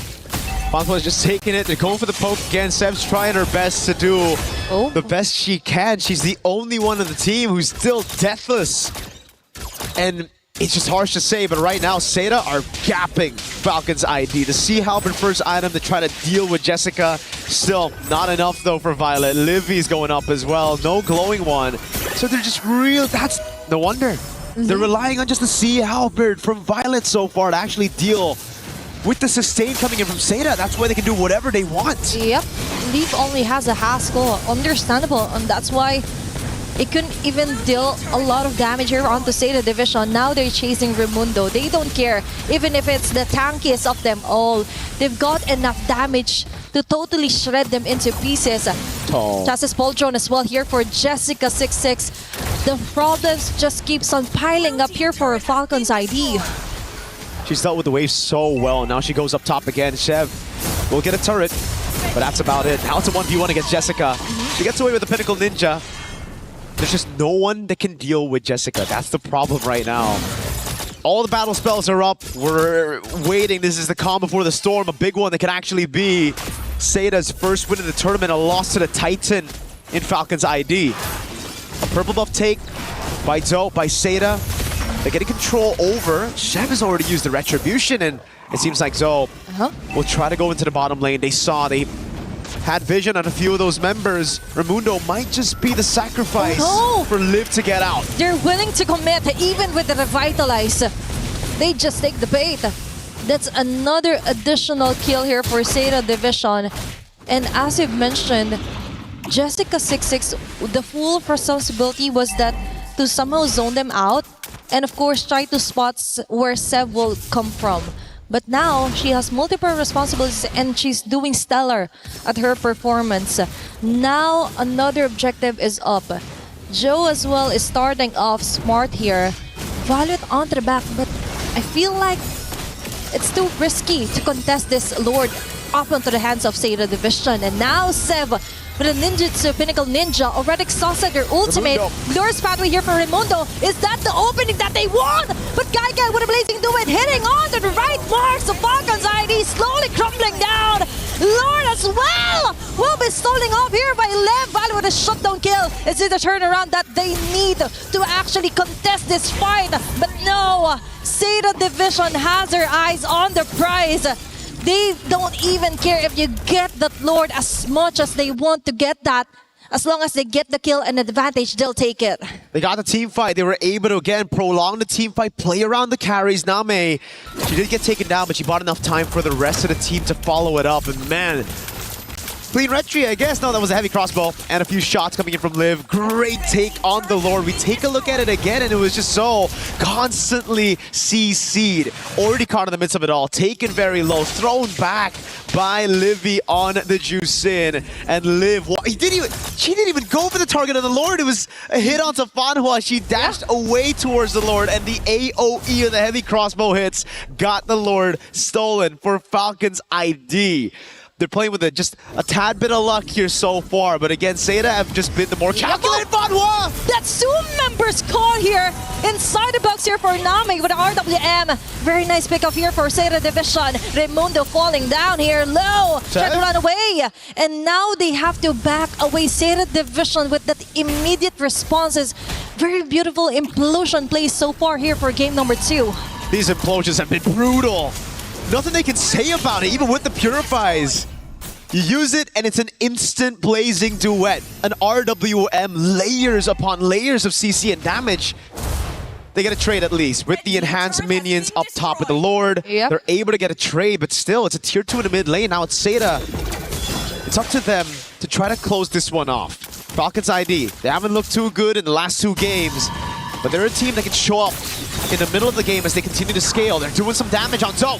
Okay, maybe now we could finally see some great responses for Team Falcons. I also saw the Malefic Gun ready build up here for Liv. So additional range here. Violet would be what we expecting. Violet being caught here by Gaigai and Jessica26. Flicker already activated here. He needs to be really careful. Joe just spots her here, but Name gets caught here by Sev. That's a really great trade-off here for Team Falcons. Violet just buying enough time for them to actually pick up some of the members here for Seida Division. The shining star of Falcon's ID. Violet soaring past the skies on the Paquito, juking everybody and baiting those crucial resources. Flicker out for Gaigai. Got Zoe in a tough spot as a frontliner so that Name can be vulnerable, and Falcons took advantage of that. It's always been chaotic throughout these games, but now that they have the items to actually go for whoever they want, it's starting to actually work out. Falcons ID, they're in their comfort zone right now. They can finally start to break that front to back that Seida have relied on in the past 2 games. Chev, though. But still, it's all about exhausting their battles press or even ulti. They'll take it. But now, Still Raimundo being caught. Lures pathway just to disengage. Jessica. The last bits of the RWM will hit him. But Jessica26 will just zone out Violet. Oh! But Sev on the other hand will still go in against 5 members here for Seda. Placing the way here for Guy. Violet will go down. Double kill again for Guy, making the triple kill. Liv and Sev are the only ones left, but not for long because Jessica26 still has her eyes here on the Liv. Sev is the only woman left here, and looks like Seda Division or Seda Esports wants to finish off this game 2 as fast as they can. We've waited a long time for China to make their show on the international stage. This might be it! And this time, they want to put their names on top of the list, and Seda will ensure the 2-0 sweep against Indonesia's finest. This is Chinese MLBB onto the main stage. Wow. What a way to do it. What a way to put China on the map for MLBB. A win against a Titan in the women's division. MWI has just started with a big surprise, a big bang. They came in hot with guns blazing. What a way to start off the first day of MWI at EWC. What a fantastic performance. Again, it really looked like they gapped Falcon's ID. There's no other way to sugarcoat it, no other way to put it. Seda were just better across these 1v1s. Even adapting through the game, we saw a few of those adaptations for Violet, for Sev. But again, the instant response from Seda. We get to look at the replay here, that final moment of the game where the game just went straight for it again. So it's just back-to-back, Lord up, but the decision to go for the throne. Rinse and repeat. If it works, why change it, right? And for Seda, they just stick to what they know best, focus on the macro. The micro will follow soon, and Jessica26 still hot on the lead. We're going to throw it back to the studio to dissect that game.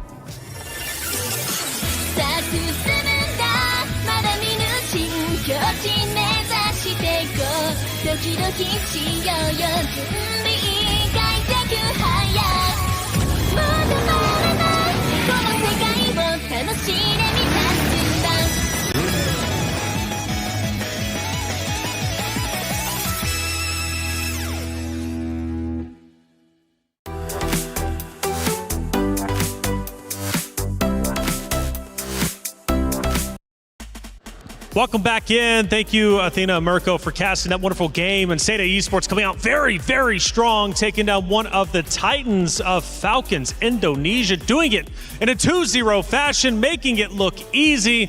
Falcons Indonesia, they will have a second chance in the loser's bracket, but a very real chance they don't make it to the knockout stage. Hey, welcome back into the desk. I'm Taylor Reflections Noble, Eterna, Brigida. Good to see you, ladies. Let's break it down, because my goodness, did it go by quickly. Seda Esports on fire.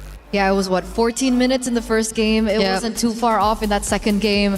A huge gold gap as well. We did see some moments of life, I would say, for Team Falcons in game number 2, but ultimately the execution just really wasn't there. Yeah, and I feel like a game plan that they had to resort to just because they ran out of options. It was a lineup that they had to wait to scale, and it relied on the mid to late game before they could actually find ways around it. And even then, it was still 50-50 because it relied on the execution and the angles that they could utilize to go up against Seda, who were very dominant across the entire map. Going back to hero selection, there was a big talking point and a huge surprise, and especially in game number 2, Falcons Indonesia throwing a wild card out there. And I love that you said, Bri, about like, look, it looks like they're trying to go and win a best of 1. Well, essentially it was that, right? Trying to stay alive, force a game number 3, but it took you by surprise.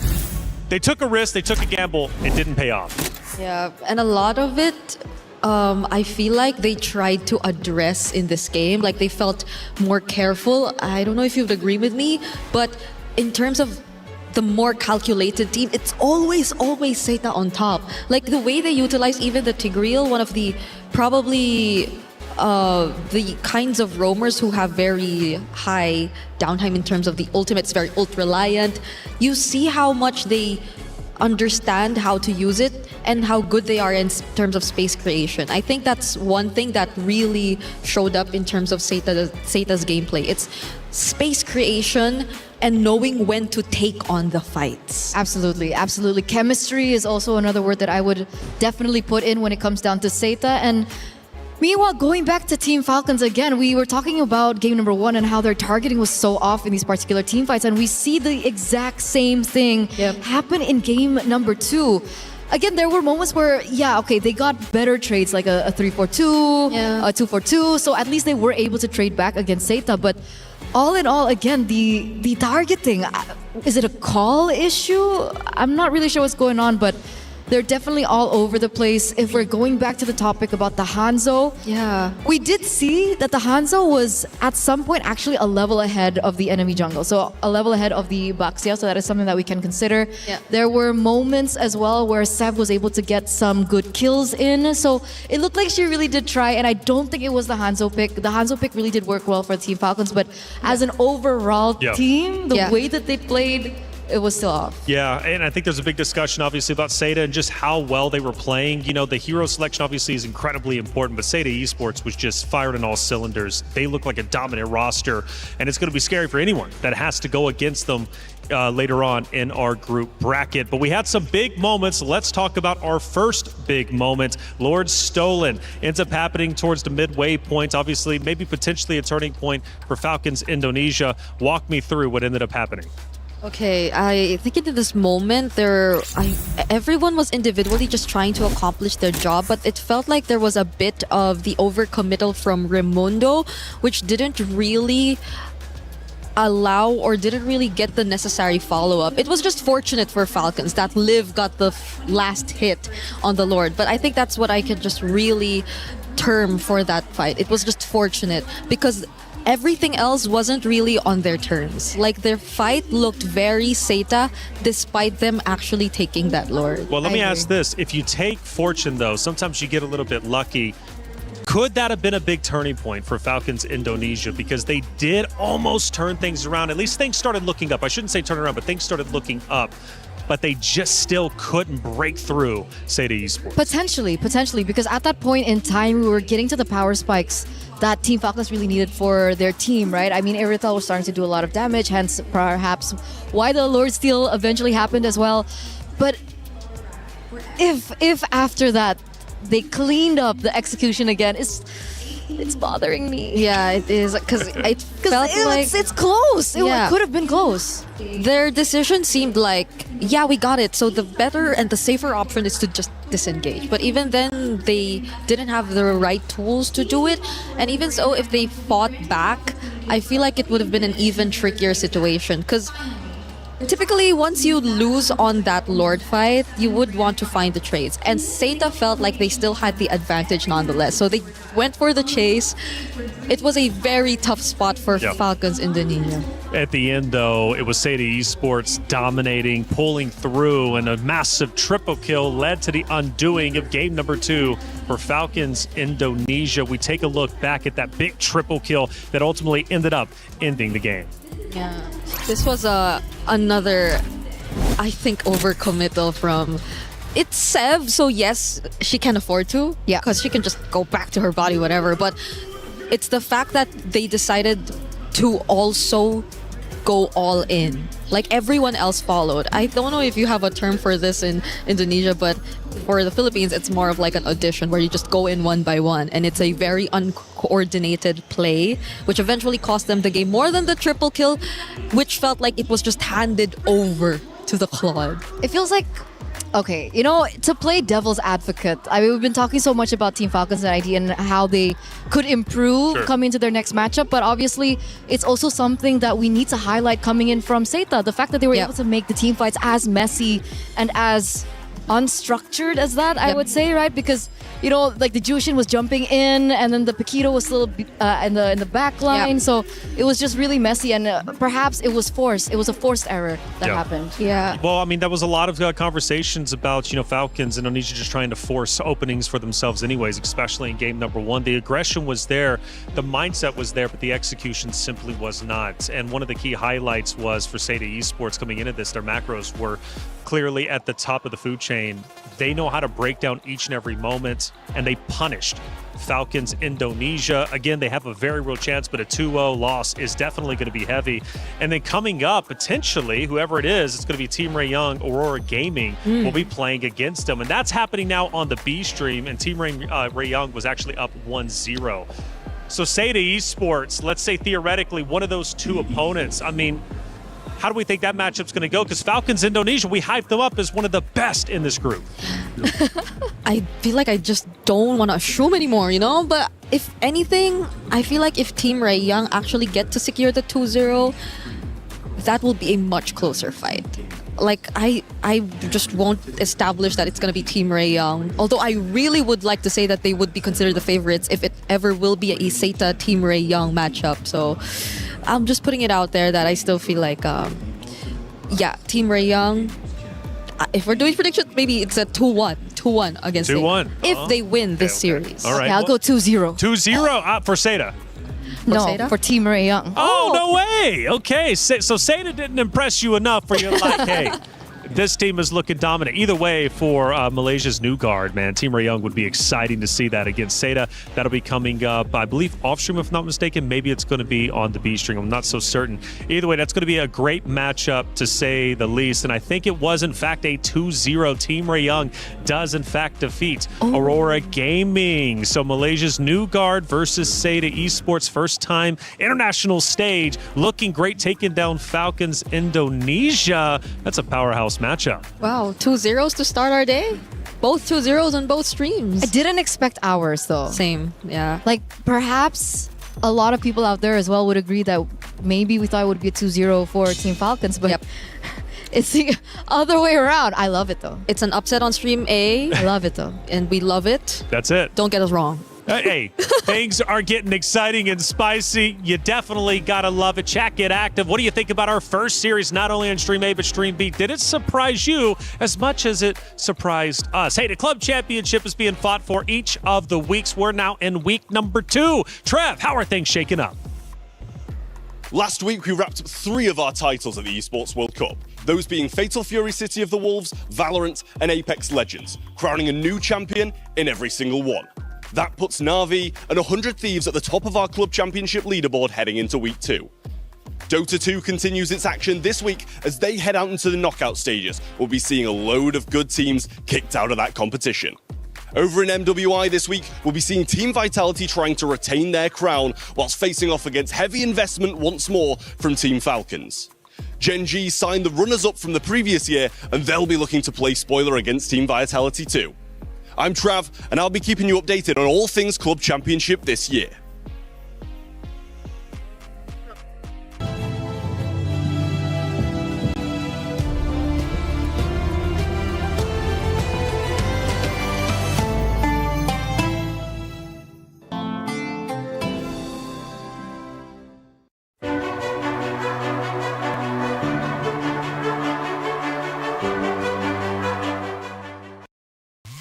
Well, the club championship, like I said, being fought for. Trav, thank you for the update. He's going to be providing updates throughout the entirety of our Esports World Cup. Okay, matchup number 2. The ladies already taken the stage, and therefore we got to shift our conversations from Falcon Indonesia, Seda, over now to Geek Cyber Team Geek Esports versus Geltech Cyber Team. 2, again, great teams. And what's fun about this one, Geek Neferia, our only French player in the tournament on home soil. No time zone change needed coming in, and hopefully the crowd are going to be supporting her each and every step. So is this added pressure or added confidence, right? Because it could go both ways, but I'm definitely really excited for Geek Esports in particular because this is our first WEU representative. So I love that about MWI. Each passing year, we get more regions, more faces to look at, and of course, more strategies as well. And it's no joke because these are like 6 players from 5 different countries, which brings you the question,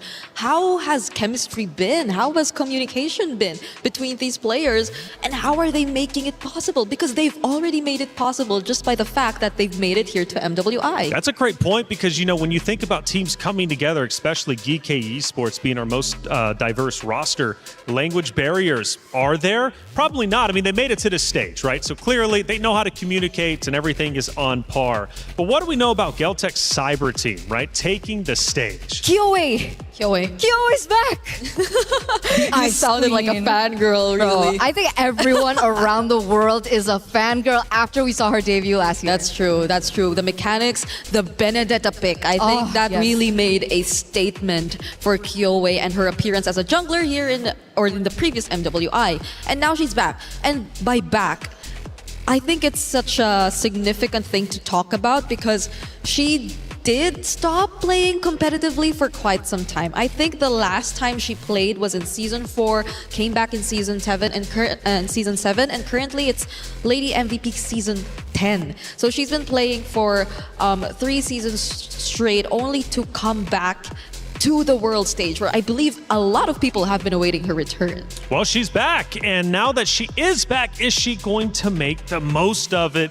As soon as I mentioned Geltec Cyber Team, you guys didn't see it, man, but our panels, our analysts, Eterna especially, like, put the finger up. It's like, I'm ready to talk about it. So, all right. Gotta hype her up. Of course, you have to, especially if she's coming back. She made a big impact last year. Super exciting stuff, and she's going to be opposite that of potentially Yennefer, right? Who's going to be in her lane, which is not going to be an easy matchup. Now, going to EXP, learning from Jessica earlier from Seta Esports, Ayissa as well as on the other side, Laibon, going to be playing against each other. Now, that's going to be a tough matchup. Who do you have giving the edge in that EXP lane? EXP lane, so Alyssa versus Liuban. Yeah. Well, considering that we're in a meta where Esmeralda looked really good earlier on, I think whoever gets the Esmeralda. Whoever gets the Esmeralda, that's true. true. Be as simple as that. Yeah, I guess I just might lean a bit and very slightly just a bit to Liuban, mainly because we've been seeing EECA in the MLBB competitive scene for quite some time. Western Europe, again, we did mention that it is one of their first appearances in the international stage, and they probably, or at least for a Geltec Cyber Team, right, they have a bit more exposure and they get a bit more information from the people around them, even from maybe their counterpart, the men's teams in EECA, and in terms of their gameplay. But remember, GK Esports, they're comprised of these Egyptian players. That's right. We have Electa, we have Yui, and they are no stranger to the international scene. We've seen them time and time again. Yeah. It's always been them and, you know, the Egyptian girls. The connection. Falcons, Vega Mena. Right. Yeah, they have that connection, and they've been also dominating so far whenever they do have an international appearance. So that's true. I think there are multiple international influences that we can expect from both of these teams, apart from the fact that they're very diverse in terms of their lineup. So it's going to be an interesting match to see how all these influences come together and how they make it uniquely their own. And I guess just a new meta in general. I mean, we already had a lot of learning lessons even from our first series. The second series most likely going to give us even more. And GK Esports seems to be, I'm assuming, the favorite between you two, at least in this matchup. However, obviously on the opposite side, Geltec Cyber Team, we do have a specific player that you guys are rooting for all the way. But I am super curious to see the heroes picks because I really don't know what to expect. And I don't think we do either, given these two teams after that first hero selection. Definitely going to be entertaining for sure, but GK Esports looking strong, most diverse roster, and definitely a roster that can make it through at least not only this matchup, but push forward in the respective group. You know, let's not forget, there will be some keys crushed by the end of this bracket, okay? Yep. You will be out of this tournament. You need to be top 8 if you want to move forward. So 4 teams eliminated, 4 teams move forward out of each respective group, Group A and B. Losing your first series sets you behind and gets you that much closer to having your key, your heart crushed in the crusher by your opponents who just defeated you. Nobody wants to fill that. And of course, for the club championship trophy, GK Esports Geltec Cyber Team, this is a big moment for them to obviously put the right foot forward, go up, and potentially put some club championship points up there, especially once we get into our knockout bracket. Early predictions from you two. GK, Geltec Cyber Team, where are you leaning? Okay. I'm not You want sure to answer if- first? Okay, I will have to go for experience, GK.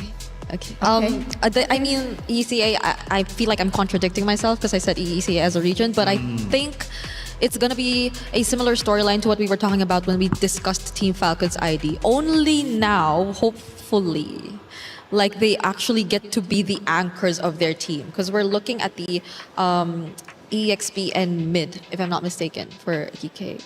Okay. I feel like you're a very... I'm so Geltec yes, right you're now. very Geltec, so I had to balance it out. I am so Geltec right now. Their outfits, have you seen their outfits? They're so cool. Their fits are clean. They had metallic pants, and Yeah. then they had like the overalls. Yeah. And now they're wearing like the normal jackets. It's weird to say, but we saw them in the toilet. Yes. Okay, and the team mascot's obviously out there too on the table as they get ready. But On a yes, go serious note, one of the reasons why I go for Geltec this time around is because of Kyoe, right? Yes. She is the core and was the core last MWI, and the fact that she was so good on the Assassins, and the fact that there is more potential for Assassins now to show up back into the jungle. Yeah. You know, the Noland coming back as well. We saw her on the Lance before. Hayabusa Fanny as well, very high ceiling kind of player. I think this might be just the meta for her. Could be, chat. What's your predictions? I'm going to bow out. Maybe I'll give mine in just a little bit, but it seems, at least for my two analysts, they're kind of split. One's going one way, the other. So you have to choose. Okay, but before I do, let's go ahead and toss to our EWC app to keep everybody informed on everything Esports World Cup.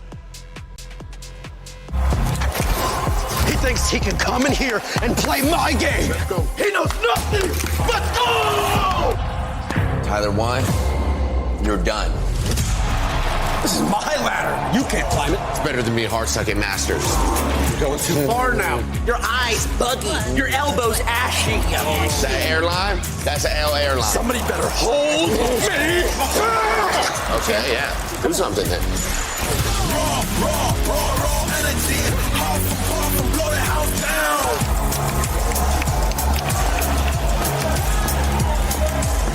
You look nervous. You look short. Everything's good?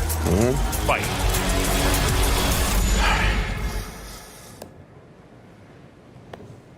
Okay.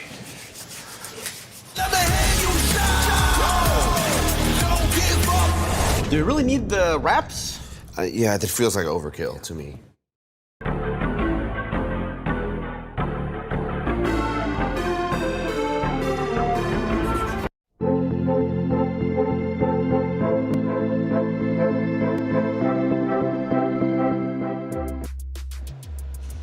Hey, welcome back in, everybody. We are getting set up for our second series of the day. It's Geltec Cyber Team versus GK Esports, and we've kind of broke it down a lot, especially on the side of GK, most diverse roster, and then of course Nafira is going to be there, the only French player here representing on the MWI stage. But Kyoe is obviously a heavy favorite here, the Ice Queen herself coming in, and let's talk about the evolution of this Geltec Cyber team, because they've evolved over multiple seasons of Lady MVP. This wasn't a roster that was just put together specifically for this event. This is a roster that has gone through many iterations, but most importantly, many evolutions in a positive direction to be where they currently are. So for Geltec Cyber Team, Kyoe, obviously we're looking at her, but who are some other star-studded players you're like, okay, this is a good compliment to the Ice Queen? I think we're all eager to see like the quote-unquote debut of these players, because it feels like a revamp in a sense from the last time that we saw Kyoe alongside these players, because again she herself took a break, like a 3-season break before getting back into competitive gameplay, and was under a different banner. And was under a different banner too. So this is I think one of the questions that we are also having before the start of this game. It's the fact of whether or not this is a lineup that gels together much better than the last time we saw. Because I feel like it'll be great to see another standout gameplay where Kyoe shines, but it's also great to see the same level for the others, where it's more of like a team effort that we get to see from them. And team effort indeed is needed because our club championship is well underway. So much money on the line. And if you don't know what the club championship is all about, let's fill you in. 25 tournaments, over 200 clubs, only one club champion. The club championship is the beating heart of the Esports World Cup. Over 7 weeks, esports clubs send their players to compete. Every placement, every win, every podium earns points for their club. At the end of 7 weeks, every point counts. The club at the top walks away with $7 million and the title of Best Esports Club in the world. It's not about being the best at one game. It's about being the best across all of them. Depth, versatility, consistency under pressure. One championship trophy, one title. Who will take it? Watch history unfold in Paris at the Esports World Cup 2026.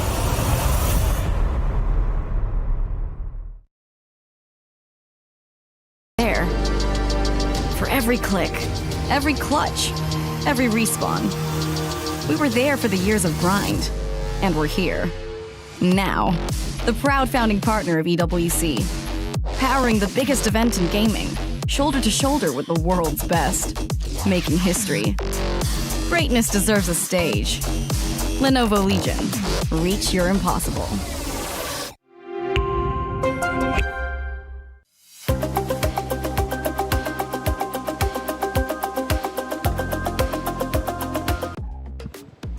Again, the club championship, it is being fought for super hard, and each of these matchups puts the respective org that much closer to securing club championship points to ultimately win some much needed money, especially for many of the orgs out there. I mean, we're talking a ton of life-changing money indeed, even for not only the players, but also for the orgs themselves. I mentioned coaches a little bit earlier and how much of an impact that they can truly have with each roster. For Geltec Cyber Team, they've got a guy called Coach Osprey, who has a long lineage in the scene of just competitive MLBB as a whole. Coach Osprey, like how much of an impact has he made for this Geltec Cyber Team, and how do you think he can lead the charge for these ladies on that stage? I mean, on the way to MWI, definitely Coach Osprey had a huge role to play. I think we'll just really have to see whether or not he's remaining active alongside Frost, or has Coach Frost taken over. I think we are yet to confirm, but if we know one thing for a fact, it's that Osprey and his experience as a coach is undoubtedly one of the longest running EECA coaches who's had lots of international experience as well. Yeah, he's definitely not an unfamiliar name, especially if we've been following the international scene. So if we take a look at how everything has really unraveled for Geltec Cyber Team, especially during their qualifiers, I would say huge, right? I mean, they were able to get all the way to the finals, and then they were able to defeat Aurora Avalanche 4-3. And being in a best of 7 is also definitely very taxing. Like, you would need extra mental fortitude, and I think that plays a lot, and it requires a lot from the coaches as well to kind of guide that through. Yeah, that's why we listed down the names and kinds of coaches that you tend to have when it comes to an MLBB team, because really there's so much. There's definitely a lot, especially for I think our players who are currently part of MWI, because how often do you see them given an opportunity to just come together and compete internationally? I think the most significant is definitely this, but other than that, it's like we rarely get to see them meet each other on the international stage. So these are like one of the few times they can really just show up and really prepare for and make a name for themselves internationally. So they definitely just really wouldn't want to miss this opportunity. For sure. And for GK Esports on the opposite side, they are obviously debuting here for the MWI. Now, that is a big deal for this roster. And we kind of questioned the same thing, right? For Seda Esports, how well they would be able to adjust to the international stage. Clearly, very, very well. For GK Esports, I'm thinking they've got some surprises up their sleeve. Of course, being the first ones here, it's kind of hard to play around them. You've seen what they've done, obviously, to the lead up to this point, but maybe they've got some tricks left in their bag. Yeah, because majority of them are rookies. Even our French player, even Fury is a rookie, It's right? 3 out of 2 that are rookies. 3 out of 2 are a rookie. So if it's in terms of unexpected, then yes, maybe in a way, like we are yet to figure out their main comforts and if it's a bit too different from the meta, or if they're already really used to the meta. Because I think based on some of the information that we got, Freya does play meta, but occasionally brings out the likes of a Melissa or an Hanabi. Which just got buffed. Melissa, right? Yeah. A Hanabi, we're not so sure because there's an Esmeralda, so maybe not, but the Melissa, maybe, just maybe. She also has other stuff we are not that familiar with just yet. Which I'm actually a big fan of. So, I mean, how often you come MWI, this is our third one that we've had, or at least on the EWC stage. I do wonder, do you see a lot of new rosters, fresh faces popping up, or is it some of the old guard typically coming in? Mix. It's huh? always a mix of both. Yeah. Like we always see a plethora of different players, whether it be veterans, returning, looking for redemption, rookies. We finally get a story of revenge that is from a different region, I would say now. Yep. Like between NA and Indonesia. Like that was very new, because before that, when we thought about revenge, it was between both Indo representatives, Falcons Vega and Team Vitality, who have been always top 2 for the longest of times, and it's always the same storyline before, like Falcons Vega, always number 2, looking to be number 1. And eventually that entire dynamic shifted into what we have now. So it's so exciting. I think the change of storyline as well, like even our first game, Seita winning that, it could set up for something different altogether. Yeah, it's a big deal, isn't it? I mean, even on the opposite side for Stream B, Team Ray Young taking the victory over Aurora Gaming is a big deal. I mean, you've got Malaysia's new guard coming into play and taking down Aurora Gaming, going against Seda Esports next, which obviously is going to be a banger of a matchup. I mean, we're talking Seda Esports has been on fire. Jessica was incredible, and they were bringing out heroes that just aren't obviously used in comp, you would think, but here they are bringing out the new meta, and that was something we highlighted. They know the new metas, they're used to coming in for MWI, or at least their game plan come into MWI and just try and bring something fresh and different that the competitors are not used to. And obviously for Falcons Indonesia, that was exactly the case. Ladies are still getting set up. We are just moments away from heading into this next series, getting our pick and bans done, and then going into map number 1. And obviously, I asked the ladies, I said, Geltech Cyber Team, GK Esports, who you going for? I never gave my prediction. Okay. Yeah, we're waiting for that. I know you're waiting for it. All right. Now, I'm thinking, I gotta go GK Esports. I'm thinking GK Esports, and I'll tell you why. I love the underdog story. Not necessarily that they're an underdog, but the fresh faces coming in and providing upsets, I should say. I'm a big component of that, and I think for GK Esports, they have it. Just like Seda, right? If you would have asked my prediction, I'm going Seda. Granted, Falcons are a strong organization across the board throughout the entirety of the Esports World Cup. But week 1, they didn't get a lot of club championship points. They've got 2 great teams here that could definitely fight hard and hopefully at least make an impact. They need to get those much-needed club championship points. For Falcons Indonesia, though, they're going to have to fight extra hard throughout the lower bracket.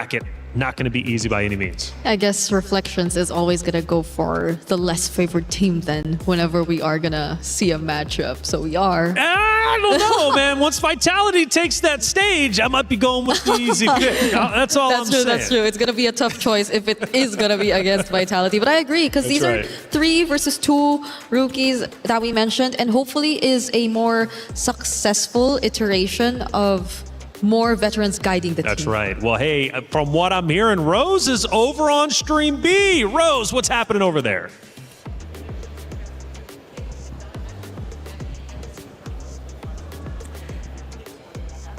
Hey guys, Rose here live from the secondary stages. We have just recently wrapped up the first match of the day in Stream B with Team Ray Young winning 2-0 in a dominating fashion up against Aurora. And we are currently on standby as we are to enter match 2 where we will be witnessing Virtus Pro going up against Twisted Minds. Will this game be another upset or will we all be surprised with the results? That is it from us over at the secondary stages. With that, throwing it back to you guys. Thank you for the update, Rose, over there on Stream B, laying down the law. Team Ray Young, as we've mentioned, a 2-0 win over Aurora Gaming. Coming up next on Stream B, Virtus Pro versus Twisted Minds. Anytime that I hear about these two organizations going against each other in any esport, I can't help but get excited. Me too. And this was one of the teams that I mentioned earlier on when we got into the broadcast, right? Twisted Minds, a very unique team, being able to go through from the Mekong qualifiers. And they've incorporated such a unique lineup, very Indo-coded. Chin Chao's there in the gold lane. And we got to actually see them, I actually saw them at the airport. And I was like, you guys confident? Yeah, it's been okay, but I've been hearing that there are communication issues. So no matter how professional these teams are, no matter how professional these players are, when you unite a particular team under different banner from different regions, communication is going to take its toll because their coach is also Indonesian. It's Nasi Uduk, Coach Nasduk. On paper though, they seem like a very terrifying lineup. Like their mix of players consists of players with very remarkable experience. So you know for a fact that she's also made waves even in previous MWI. Chin Chao, again, we're so used to seeing her rivalry within Indonesia, but now she's exploring outside. Chin Chao and Shell. Yeah, that's another layer to the story that we're currently talking about.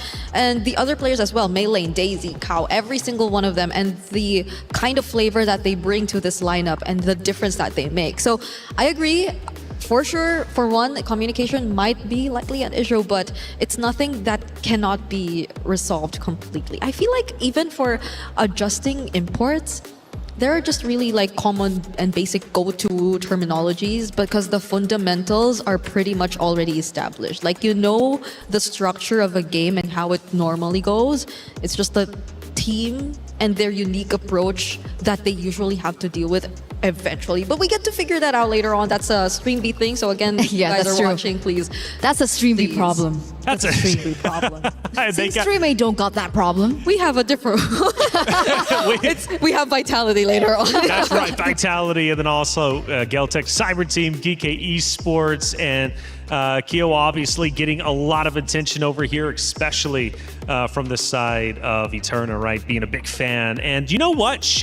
I can see why she's a fan. I mean, she was awarded as the finals MVP. She was making great clutches in a previous tournament. And, 7-game grand final playing Harley, Leomord, right? She obviously has versatility. She can go in and make objectives hers, which clearly, as a big impactful player, I can see why she's clearly going to be a big impact for this Geltech Cyber team. But is it enough to take down GK Esports? Because we mentioned the veteranship earlier of, I believe it was Violet, right, coming out from the side of Falcons Indonesia, but that wasn't enough to take down Sata Esports. The veteranship sometimes can't get your team over the edge to take down the newcomers. Yeah, which is why I'm really hopeful. I'm really hopeful this is a more successful version. And that's what makes this matchup really interesting, right? We've been highlighting Kyoe for the longest of time, but on the other side, it's Electa. Do you remember Electa? Electa Final Blow? She also plays the Benedetta.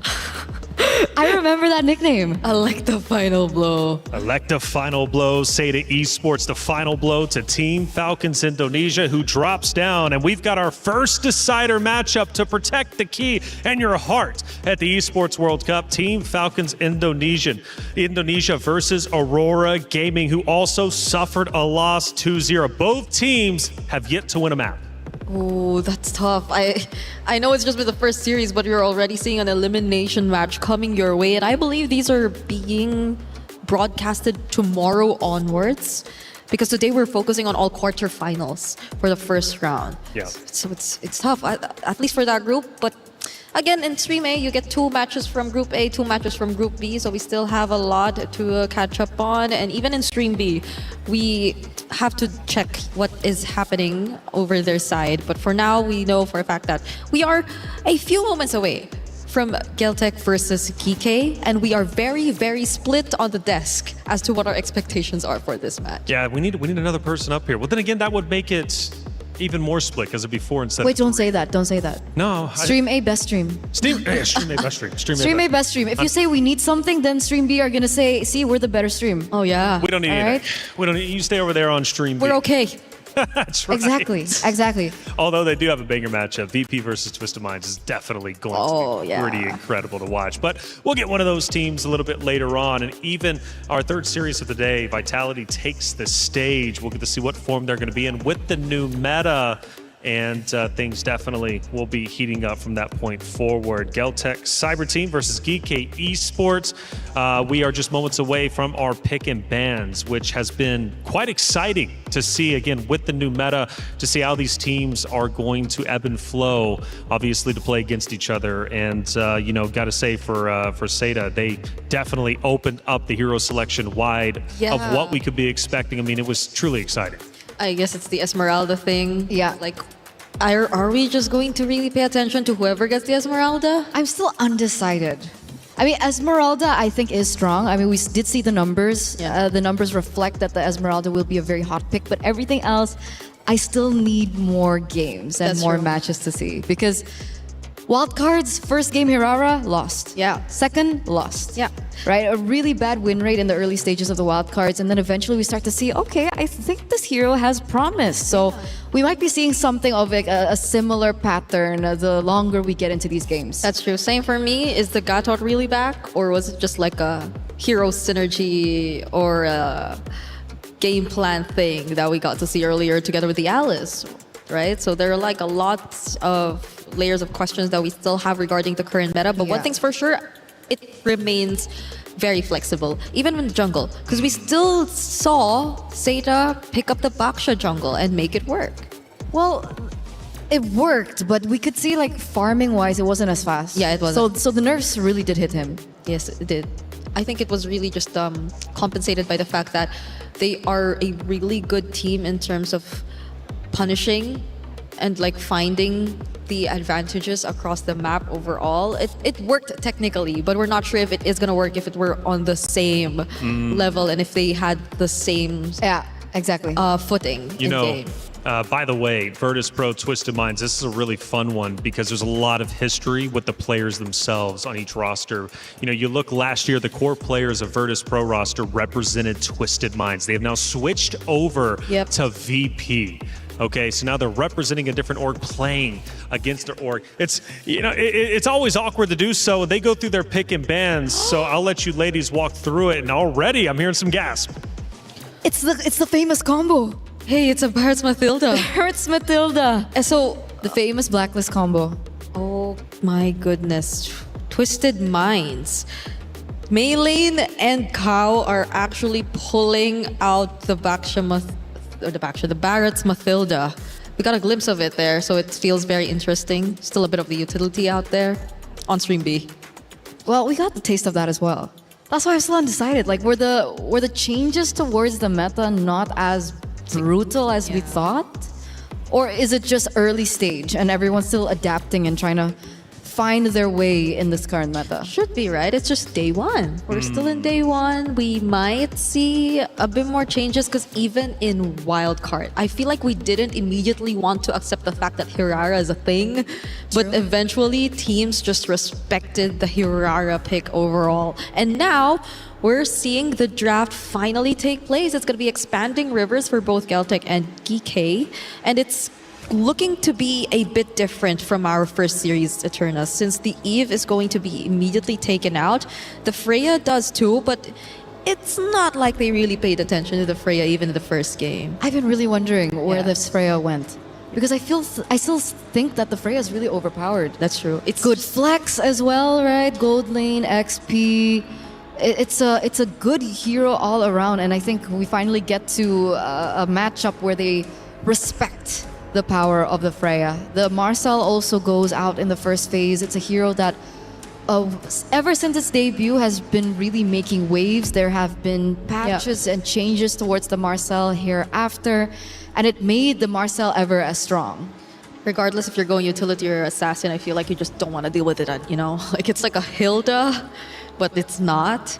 Essentially the same in terms of what they want to achieve, but okay, Kike, early respect. I think they're taking out some of the more known Kyoei options in the jungle, Nolan being one, and considering the meta, I agree with this choice because it's a recently buffed hero. Yeah. You wouldn't want to see that. The changes towards the Nolan is the fact that he's a lot more sustainable in these team fights because of the energy consumption or the mana consumption that has been put Adjusted, down. yeah. Like adjusted, like it's really good. Like he can stay in these team fights a lot longer, isn't as reliant on the purple buff. Obviously the purple buff will still be a huge factor towards how strong the Nolan can be. But the fact that the Nolan can rotate very fast in the early game is definitely a hero that we are looking out for in this current meta. Yeah, similar to the Hirara in a sense, which by the way gets picked first by a Geltec Cyber team. We're seeing Kyoei Hirara in as early as game number 1 in this best of 3 series. Probably the closest to a Nolan that you could get since it's been banned out. But for Geekei Esports on the other side, Jusin, Eve out for the options, but they do secure the Esmeralda for themselves. Another Baksha game. Immediately prioritized for Geekei too. So we're seeing a pattern. Yeah. Right? Hirara heavily prioritized. Claude is still definitely in the meta. Gold lane as well. Atlas Roam is also something that we've been considerably accustomed to even pre-MSC wildcards. A very quick Valentina pick though, and is it purely for the Fatal Links? I think Valentina might just be next in terms of the mid prio if we're talking about the mid lane picks that we actually really want to prioritize in the current meta. Since the Jusin and the Eve are out, Valentina might be their next best option, aside from the fact that yes, Geltec have already secured or shown us a roamer which could provide a really good option for their IMU ultimate. So now they take away even the Gourd and are just probably really making sure that Yui will get the better matchup in the mid lane, because things so far are looking great. They can expect so much help from the rotations of both the Esmeralda and the Baksha. These are really fast rotating heroes you're seeing from Geekei so far. Which is scary. They need to figure a way how to slow things down just a little bit for themselves, right? If we're looking at the bans, it does seem like Geltec is heavily prioritizing the gold lane matchup. Clint goes out. Wow. I'm wondering if they want to go for their Harith ban next, but I guess they can't go Harith because of the Esme. Do you think it's too much magic damage? I think it'll be the safe option, but it also, yes, might compromise their damage spread a little bit because they've also already went with the Valentina Esmeralda, and we are yet to see where the physical damage is gonna come from. Okay, you know what, let's skip physical damage and jump straight to true damage. And this is a very interesting pick because back in the day when Claude was the most number 1 priority pick, which is kind of similar to as it was now, Leslie was the counter pick towards the Claude. But with so many changes to the Claude, with so many changes to the Leslie, is it still the case? I just played Claude into Leslie yesterday. The laning is still not fun. If it's the laning. But there are other factors that we have to look at because it's a fast rotating Hirara Atlas 2 on the other side for Geltec. So we also are yet to find out what the mid lane pairing is gonna be together with the Atlas, because following this, what else is there? Like if you want to just match them head on, there's a Lilia. Oh, okay, this is okay. This is a really good pickup. It looks very annoying for these close ranged heroes that Geekei have actually picked up so far, because you're leaning in the Baksha and the Valentina, somehow you gotta close in to your targets. That's true. There's also a double setup for Geltec, right? They have the Atlas and the Terizla, so if their combo goes through as planned, it would be very great But another unorthodox pick hits after the Leslie here for Geeke, as we do see now the Kufra being picked up as well. I don't know how much of a great time this Leslie is going to have. Leslie needs to go Purify, but she also needs Flicker, and now they're forcing her into a really uncomfortable spot. Yeah, at least in terms of the Claude, you have a way to just cancel out the Blazing Duet and just push him away. And same applies for the other targets who are closing in, but that's the thing. It's not just one target chasing after you. There are multiple heroes who can just jump at you, and you're just constantly forced to find or escape from all these setups. All right, well, it's time to get our game number 1 started. There's been a lot of setup. Now it's time for action. It's Geltic's Cyber Team versus Geeke Esports. Casters, take it away. Welcome to the Land of Dawn, folks. Thank you so much to the studio. After analyzing all of that, the drafts are in and we have another Baksha game. So, is utility even dead? Is the question right now, right? Like, Yep. we mentioned a couple of times, me too, that like, I don't think we're going to see a lot of utility. Definitely, especially in the recent patch. Although it really depends on the pilot, on who uses it, right? It's all about the mechanics, and so far on to our first half, or the first match rather, where Seda was able to go for a 2-0. It's mostly more of a balanced type of a Rara on the jungle, which is kind of assassin, and then went on to the backshot. I think it really depends on who you place it with. But right now, I really like how GK placed Valentina and as well as Leslie on their gold lane, partnering it up with a Baksha jungle. And it's a crazy greedy choice. Hey, Turner mentioned it. You kind of have to go for the Purify. There's so many layers of CC that you got to deal with. Nefiria will go the different route though. It's a flicker on Nefiria. It's also lethal ignition and the weapon mastery. So all in on that greed. If she wins out of this lane, it'll be great. If she doesn't, yeah, that's it's going to be problematic for sure. Kyoe, very interesting pathing. Goes from the lizard straight into the gold crab, and now she goes onto the purple buff. I actually really like that. And honestly, if you're just looking at the draft, Geltec got a really good draft. Coach Osprey, I've rated him for quite a while now, and I'm very happy to see just a bit of Verso, even though we get to see him this tournament. It's definitely refreshing to think that they've managed to get a Valier out of Son GK here against GK Esports, which is quite perfect in my opinion. And now we see some action happening here. And we see Flickers already exhausted here for Son GK and the others. Neil for GK, they're just not yet ready to get into any skirmishes so far, because as we've mentioned, they will be having a hard time. A wild composition, but let's see how will they work this thing out here for game 1. I mean, speaking of just pilots, you know, in general, you said Baksha, utility jungle, depends on the pilot. I think it's the same for the Claude. It's almost like a hero that just has no counters if the right player is using it. Tokyo, so far, doing a good job. Going for the gold crab, actually takes it away from Nefiria as well, and that's what I'm saying. All comes down to how you play it. How you play it, how good you are. Good immobilization. Great start here as they get tempo and they go straight onto the neutral objective. Kuejo straight down below as well. Liuban already level 4. Oh, very nice zone out here for Kuejo. And as well as placing out the Frigid Bread as early as possible. Eliza with the jump. Sonjika will be able to back away. There's going to be steering turns here. Get a first blood here is Yui. Meanwhile, Sonjika with a trade-off of double for 1. Geltec getting most of the advantages here, and Eliza, even though that was a great entry point, just didn't have enough respo to make the most out of it. There you go. Just a really good start for Geltec so far. It's just a turtle take. They were first onto it. It's all about tempo and building up. Set up before the neutral objective. Meanwhile, for GK, I really feel like they should try to rotate onto Nefiria instead of going for those neutral objectives. They have pretty good rotation speeds. Tokyo this time won't be too fortunate to actually steal that away. Nefiria will be the one getting it. It really feels like, especially after that initial setup for Geltec, it should have just been GK looking for a trade up top, especially considering they got a winning lane for Nefiria against Tokyo. Yep, Brigida has already mentioned they actually tried the Claude onto a Leslie, but now they're onto A5U. Kyoe is just going wild, and I think the meta fits her best. because it's one of her specialty when it comes to assassin type of things, and the mechanics just fits perfectly when it comes to a Hirara under her hands. And now they go easy on the initiations. That's a quite an Neferia is the next target. Now they see the frigid bread. The flicker already baited out of her, and I think that is very crucial here for GK Esports.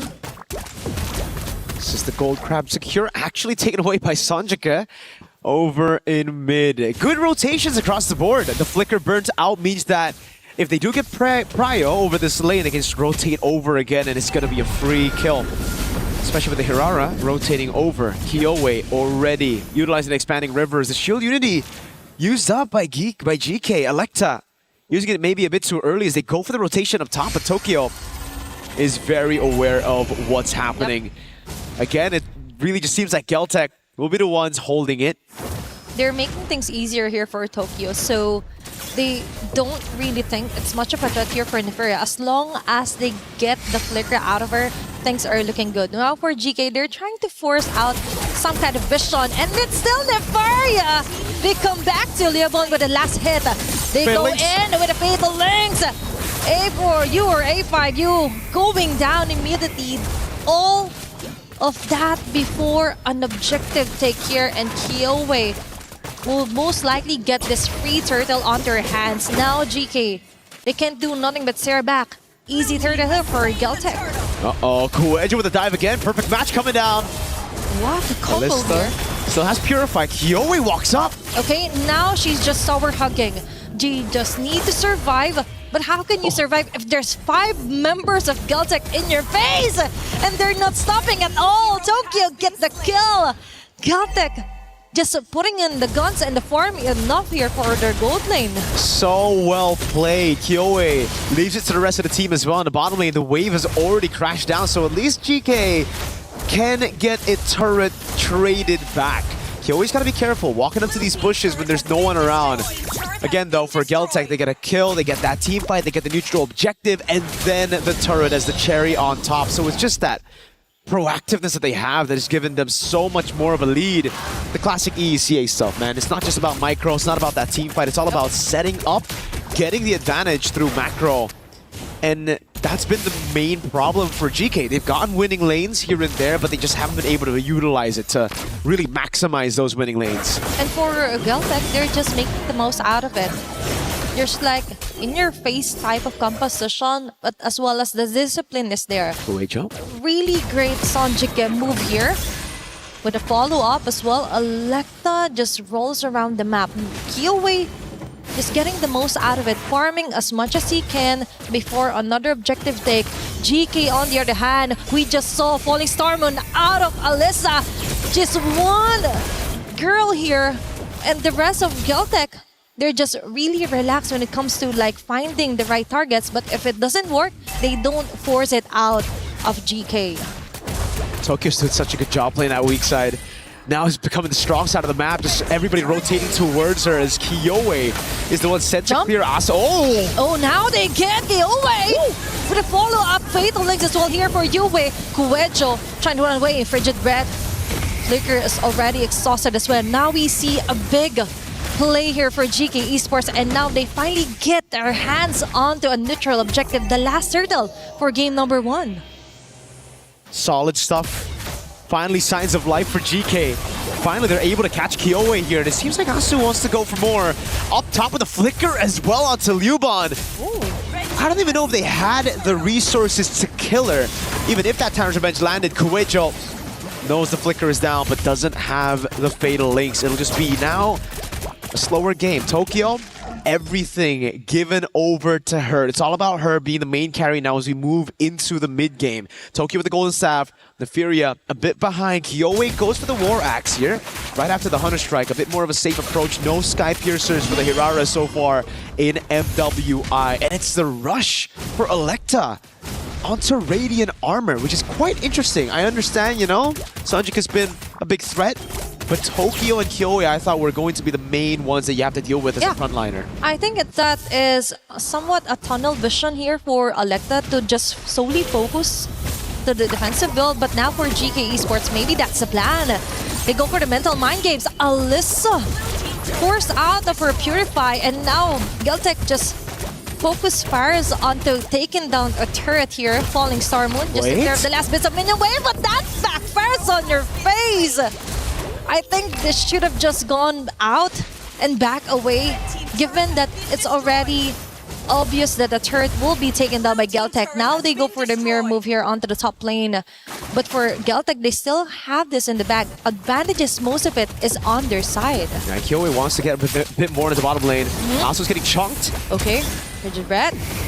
No can do. Electa just slowly rolls away. And Kyoe deals with the wave in the bottom lane. That's a holy shield taken before the first Lord even spawns in the game, which means, hey, if Geltec gets the Lord, this could be a free base turret down below. Depends on how they siege it down, right? They have great zoning with the Terizla and the Atlas. Kowejo with a face check. Tokyo forced to back away with the BMI. It's all about mid-control right now. Alyssa's trying to form a slow push down below. Kyoe just farming again. Alyssa's got to be careful, though. Purified down for another 20 seconds. You don't know where Kowejo is. Liuban's going to handle the wave up top. And it's all up to Tokyo to utilize the expanding rivers. So for GK, they see the claw down below. Do they try to go for the Lord straight up? I think they want to rush this one. Alyssa. Okay, now they see Kowejo with Alyssa going all in, frozen as well. But Kowejo caught off guard with a fatal lace in your face here for GK Esports. Will they get the trade?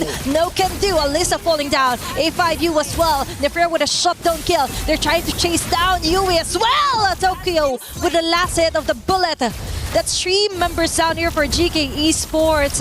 And right on time, Tokyo even manages to get 1 kill out of them.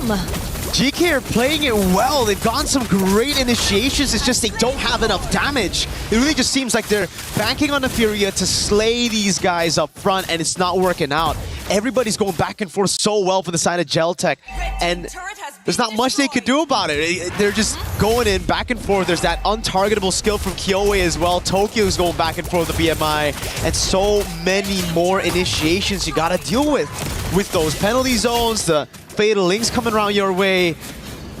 I understand what the composition is meant to do right now, but it just seems like these back and forths and these angles that Geltec are using to initiate on GK, it's a bit too much for them to handle. Exactly, because for GK, they weren't able to actually use their own crowd immunes here.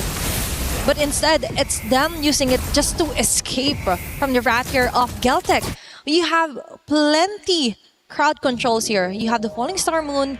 You also have a very nice transition with the Titan's Rage, Titan's Revenge for A5U, but that isn't happening because the moment they're seen on the map, Geltec just goes assassin mode immediately. And now, conceal play yet again. Lord onto their hands, slowly making their way here onto the bottom base turret. A5U with a jump. Now on the different angle, it would look like a great initiation. But no! Kowejo with a fatal lace gunning. 2 members here. Tokyo with a blazing red follow-up. And the rest of the gang just gives it their all. Very nice return and bursting fireballs here for Son GK.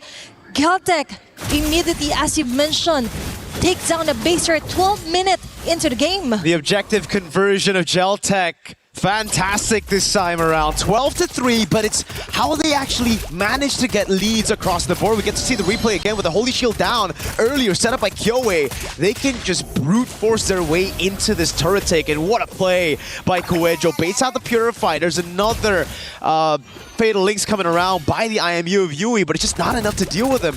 And again, we see the same problem for Nefiria. She's doing damage. She has some of the items ready, but it's single target. These guys, these women from GCT, they're able to go back and forth so well that that single target just does nothing in these team fights. And for Geltec, they just have to like juggle around on who will get the first bullets from Nefaria, and that's it. And then another one comes in like Liubon, and the rest for GK Esports can do nothing about it. This is the thing about being too tunnel vision. Linear damage as well is a problem here for GK Esports. The item build earlier as well was a bit of a question here for Electa.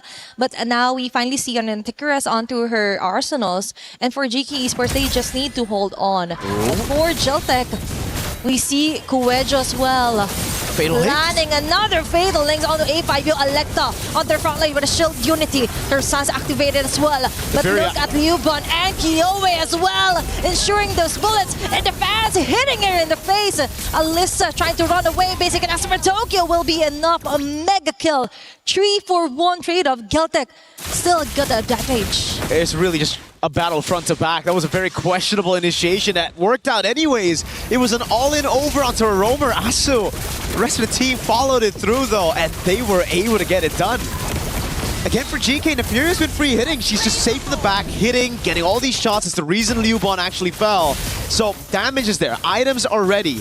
It's just now, how do you get past your front line, getting bursted down before you can actually burst some of the other front lines? And the fact that they just have so many ways to get away. Look, again, Neferia free hitting this entire fight, but not able to shred these frontliners down as fast as Geltec.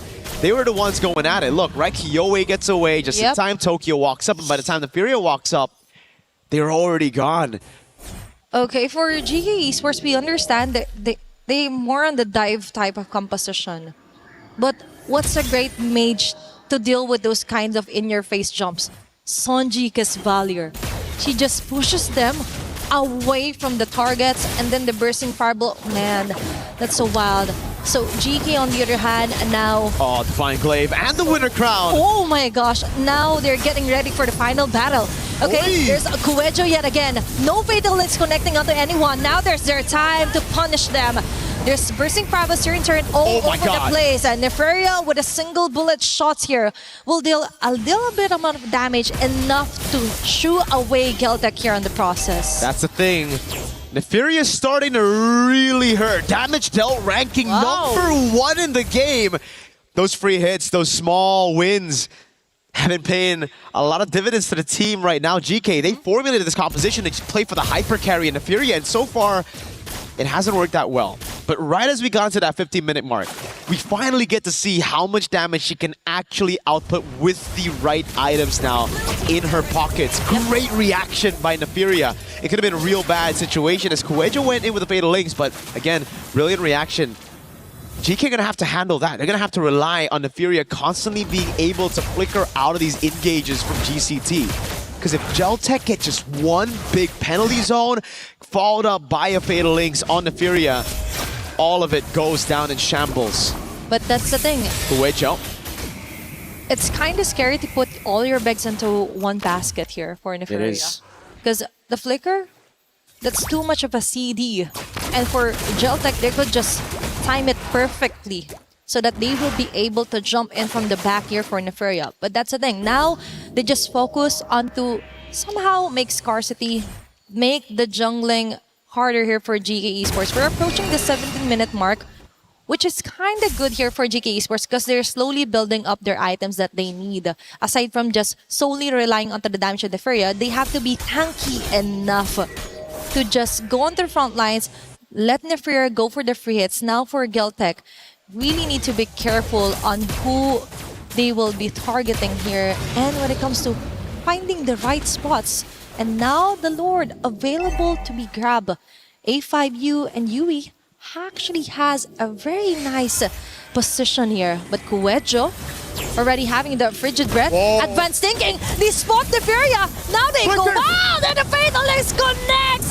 Now they know there's no more flicker here. GK slowly crumbles down. Kiwi with a chase. A5U on a hot spot as well. Kuejo with a double kill.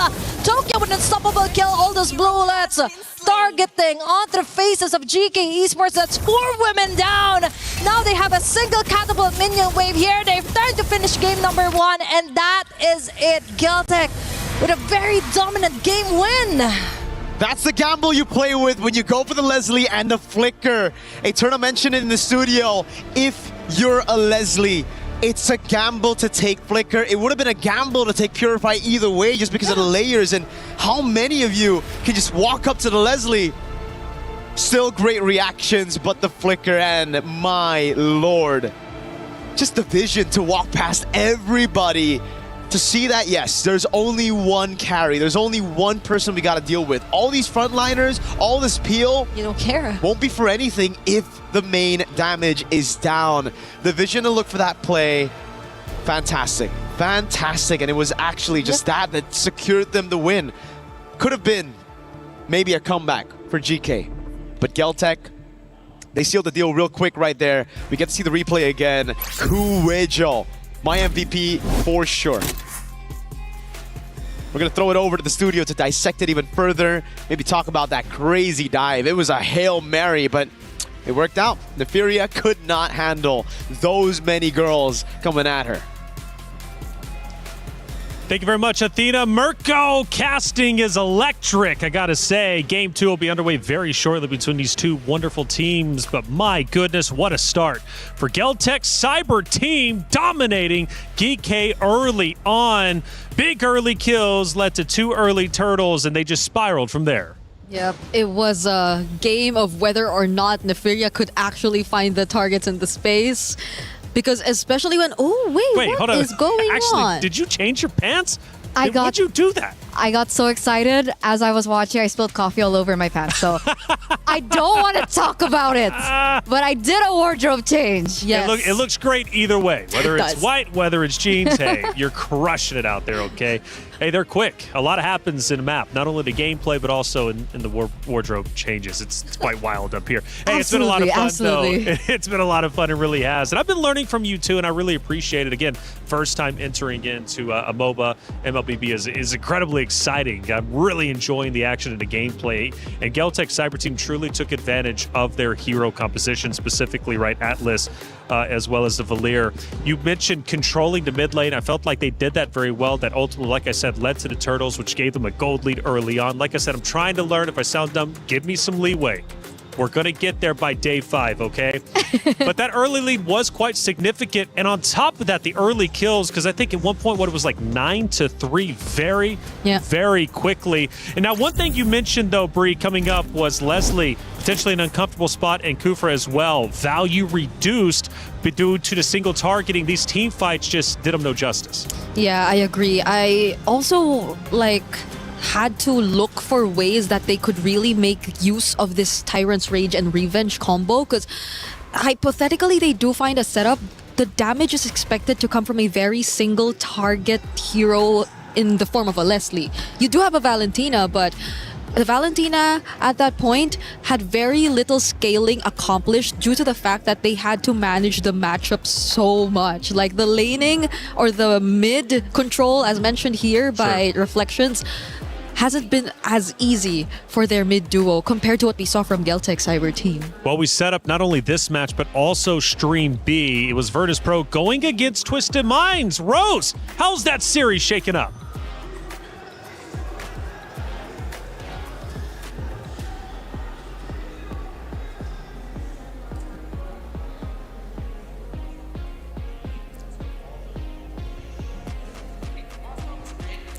Hey guys, Rose here once again, reporting live from Stream B.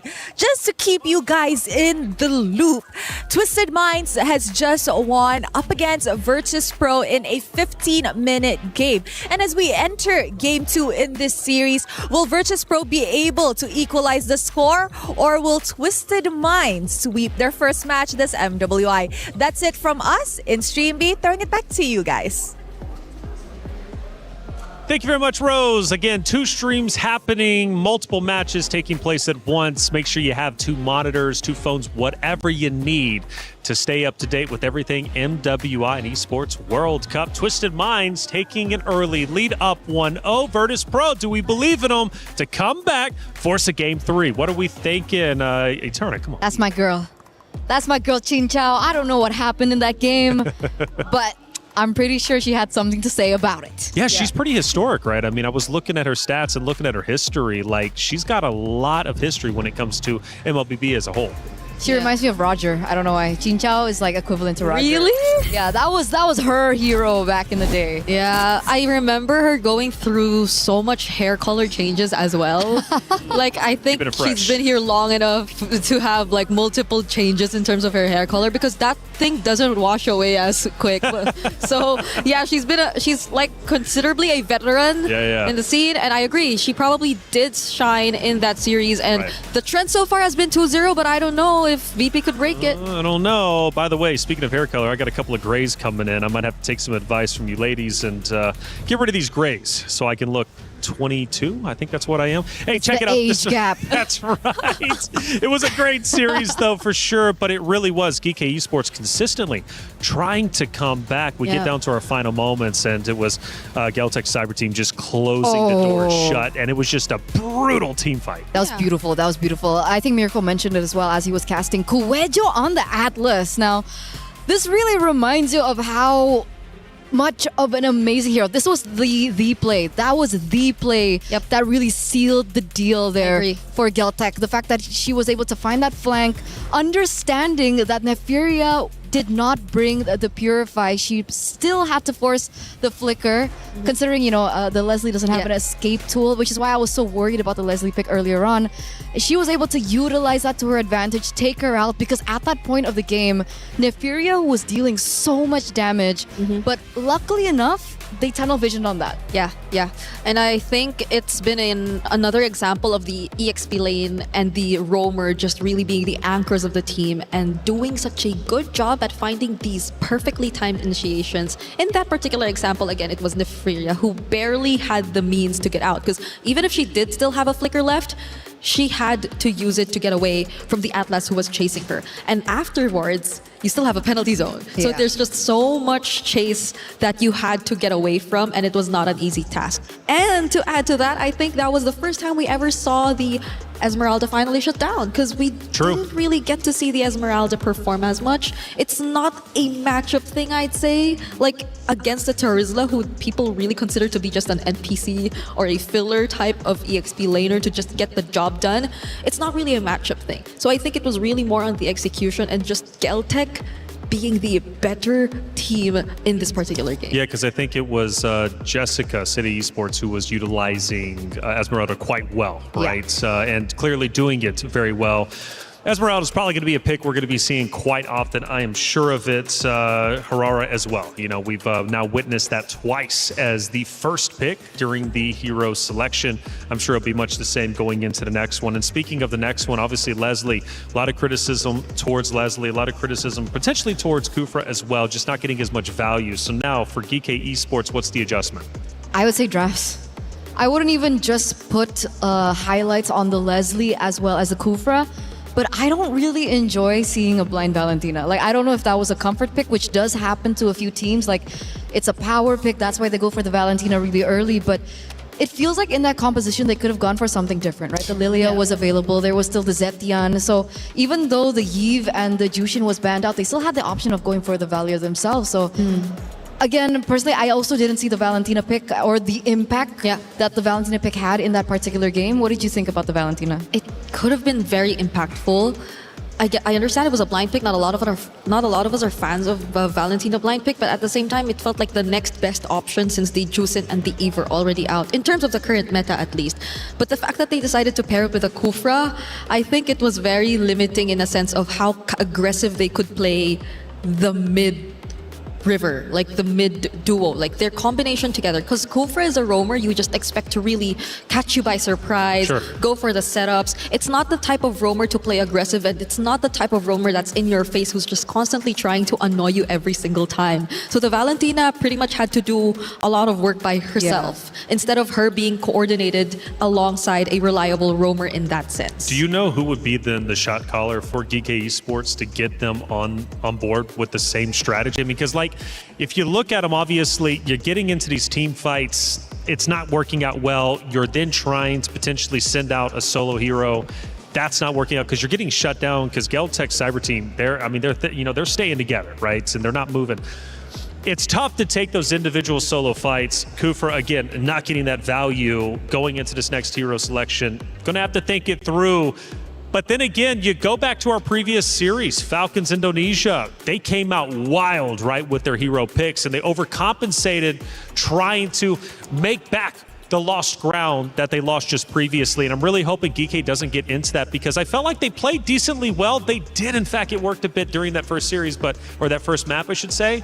But I don't think they're so far behind to where they just need to break the mold and just go into an uncomfortable hero selection and just try something wild. I get it. I understand. It's us. If we're going back to our wild card mindset of hopefully teams just simplify their approach, you know? Like they just don't overcomplicate things to a point where even they themselves have a difficulty of pulling it off because of just how demanding the lineup eventually becomes. Yeah. Because that lineup felt like you had to land a setup, but where's the follow-up going to come from? You had to make sure that Neferia was well farmed enough. But even when that time came, like that could only do so much because everyone else from Geltec was also just as farmed up. So let's keep things simple, right? Let's go back to the drafts. Let's go back to the fundamentals because I think they were definitely overthinking it. And I like the approach for Geekei this time around, right? They are going to be on blue side this time around, and they do respect the Hirara. So the Hirara finally gets eliminated away. Kyoe will not be able to get her hands on it. And I think that's huge respect and one of the main win cons that Geekei really need to focus on, right? They need to be able to shut down Kyoe. How do they do that is perhaps ban out the Hirara. That's something that they go for. You see the Yves being banned again, Phoveus banned, Freya, Zushin, and the Marcel. So what will be the priority here for Geekei? Do they want to go for something a lot more safer, like pick up a Claude in the gold lane, right? Win that lane for themselves. So they go back to the fundamentals and they find a winning lane. Simplify it and make sure that it's at least a power pick or a winning matchup. But I think they will go for the simpler yet safer route as they decide to prioritize a Harith first pick. But apart from this, I think the Nolan remains accessible for Geltec Cyber Team if they ever want to consider that, considering that that's the Hirara that's banned out. And I think it's great to like opt for those kinds of heroes that could just generally make positioning difficult and dancing around the Zaman Force very difficult for the Harith. But again, in this scenario, it's another Valentina that they decided to pick up. It's Geltec doing it this time though. Okay, so is this a blind pick considering that they want to eliminate a Sora, a potential Sora? It's an interesting early emphasis, I would say, for the Valentina this early. Yeah, I think the Sora Valentina matchup has been a couple months back. It's been a couple months back since we last saw something of that sort. So it does feel like just a general priority for the Valentina, but it does make you think twice about picking up those other very ultimate reliant heroes that could still come out. So Geekei, I think generally their first three picks have been very safe in a sense. Like in this regard, if you do expect the Esmeralda to come out, which Geltec will not let past, they still have an option of further limiting Kyoe's hero options, since they did opt to go for the Esmeralda, because either way they could have taken it out since they prioritized the Paquito and Harith, but this is looking a bit too dangerous for them because they've already picked two heroes who are very reliant on shield generation. At this rate, I think they need to do that. I agree with you. And they also need to consider how... That's why they went for Hylos. Okay, technically Hylos has a point and click stun, right? So even if, let's say, Kyoe goes for something assassin heavy, like let's say a Harley or a Nolan, there is some catch coming in from the Hylos. And that's why maybe they picked up the Paquito themselves. I know they picked up the Paquito, understanding that there's still an Esmeralda on the other side, but they also need a source of burst after that point and click stun hits. But can they reach that point where they'll have enough burst? Because it's looking like they're going to be forced to play a bit passive, considering just the matchups so far. It's a Harith Claude. It's manageable, but based on Geltec's rotations in game number 1, it feels as if it will be a bit easier for the Claude to get away. And this time, the Esmeralda is going to lane up against the Paquito. And the Hylos isn't really an aggressive type of roamer per se. So now you'll have to expect how they compensate for this lack of proactiveness in their last two picks. Which is why, if we take a look at the bans, you see Geltec being very particular of who they're banning out. They're going for the Gord, they're going for the Kimi, because they also understand that they need to be able to limit the rotations from the mid lane, right? So what are we left with? Zetian is an option. It's not as safe. She still does have the passive to work on to protect in the Harith, so they can roam around a lot faster. But I think safe Lilia. Do they want to Valir themselves? Because I don't think it's ideal considering how annoying the mobilities we're seeing from Geltec are so far. It's an Esmeralda and a Claude. and you don't know if it's going to be like a sprint or a Purify Esmeralda so far, because based on GK's lineup, I don't think there's much threat in terms of crowd control. I feel like even the Claude would have a much easier time. Even Tokyo might have a much easier time if it's just that, because even GK took out the Atlas themselves. So right now we're looking for their Roam and I think it's their jungler. So Kyoei, Nolan's gone. Some of the heroes she recently used in the qualifiers include the Harley and the Leomord, but are they actually options in the I don't think Leomord, but maybe... Kyoei special! Hayabusa comes back into the fray, a hero once again that we don't see quite often. I think we saw it once though in the wild cards. Yeah. And it won. I think it was 50-50. Falcon's 50-50? Mena once. Or no, I think it did win because the other team that they went up against was just another Hayabusa specialist, but we didn't really get to see it come out. Now it's looking very tough for a Harith. Yet again, just because of the additional layer of threat in terms of the ganks, like the Hayabusa being there, you want to use that momentary stun on who now? Like, is it the Hayabusa? Is it the Esmeralda? Which is why I think we need catch. I don't think they can go for an assassin in the jungle. There you go. Baxia comes through. It's a lot safer. It needs... I mean, because of the nerfs towards the Baxia, rather, sorry, the rotations aren't going to be as easy and as simple as it would be for like a typical assassin. But I guess we do find out the value of the Valentina. Faramis. Faramis, Hylos, and Baxia. What do you think about the wave clear? Wave clear, if it comes down to hopefully not where they have to deal with a lot of waves, could potentially somehow get away with it, but it's not ideal. Things aren't looking ideal for GK Esports. How long has it been since we last saw a Faramis into a Valentina and them just really voluntarily doing this to themselves, right? It feels like they've just added so much more layers to how we are expecting a much more passive gameplay from GK rather than what they should be playing if they really want to take control of the game, because they're being limited in terms of their matchups already. Yeah. On top of the fact that Geltec last pick a Belleric. It's beautiful. It's beautiful. It's a cherry on top, right? There's the composition entirely for GK is they need to dive in. They need to go in to these team fights. The Belleric is just the cherry on top, going to be able to really deny all those initiates, I would say, in these particular team fights. I think, once again, this could be a 2-0. It could very well be a 2-0. However, can we see GK Esports fight back? Let's find out. Atheno, Mirko, take it away. That's a good question. Reflections. We're going to jump into the land of Dawn here to answer that question exactly. What do you think, Athena? Is it a 2-0 or do you think GK can do it 1-1? To be honest, in this composition, I think it's a 2-0, especially onto the hands of Kyoei's Hayabusa. Dang. Remember, it's one of her specialty. But let's see, maybe the willpower of GK will be enough to kindly stretch this match onto game number 3. Yeah, the only question I have is just like, is the box just still good is the question right now, right? We've been seeing it a lot so far. I think we've seen it like 2 times, right? One time it won, the other time it didn't. And Kyoei's just been having a blast on these assassins. Another signature pick here today. Lethal Ignition is the choice for Yui though, so not really just a full utility type of Faramis. It's all in for damage on top of it.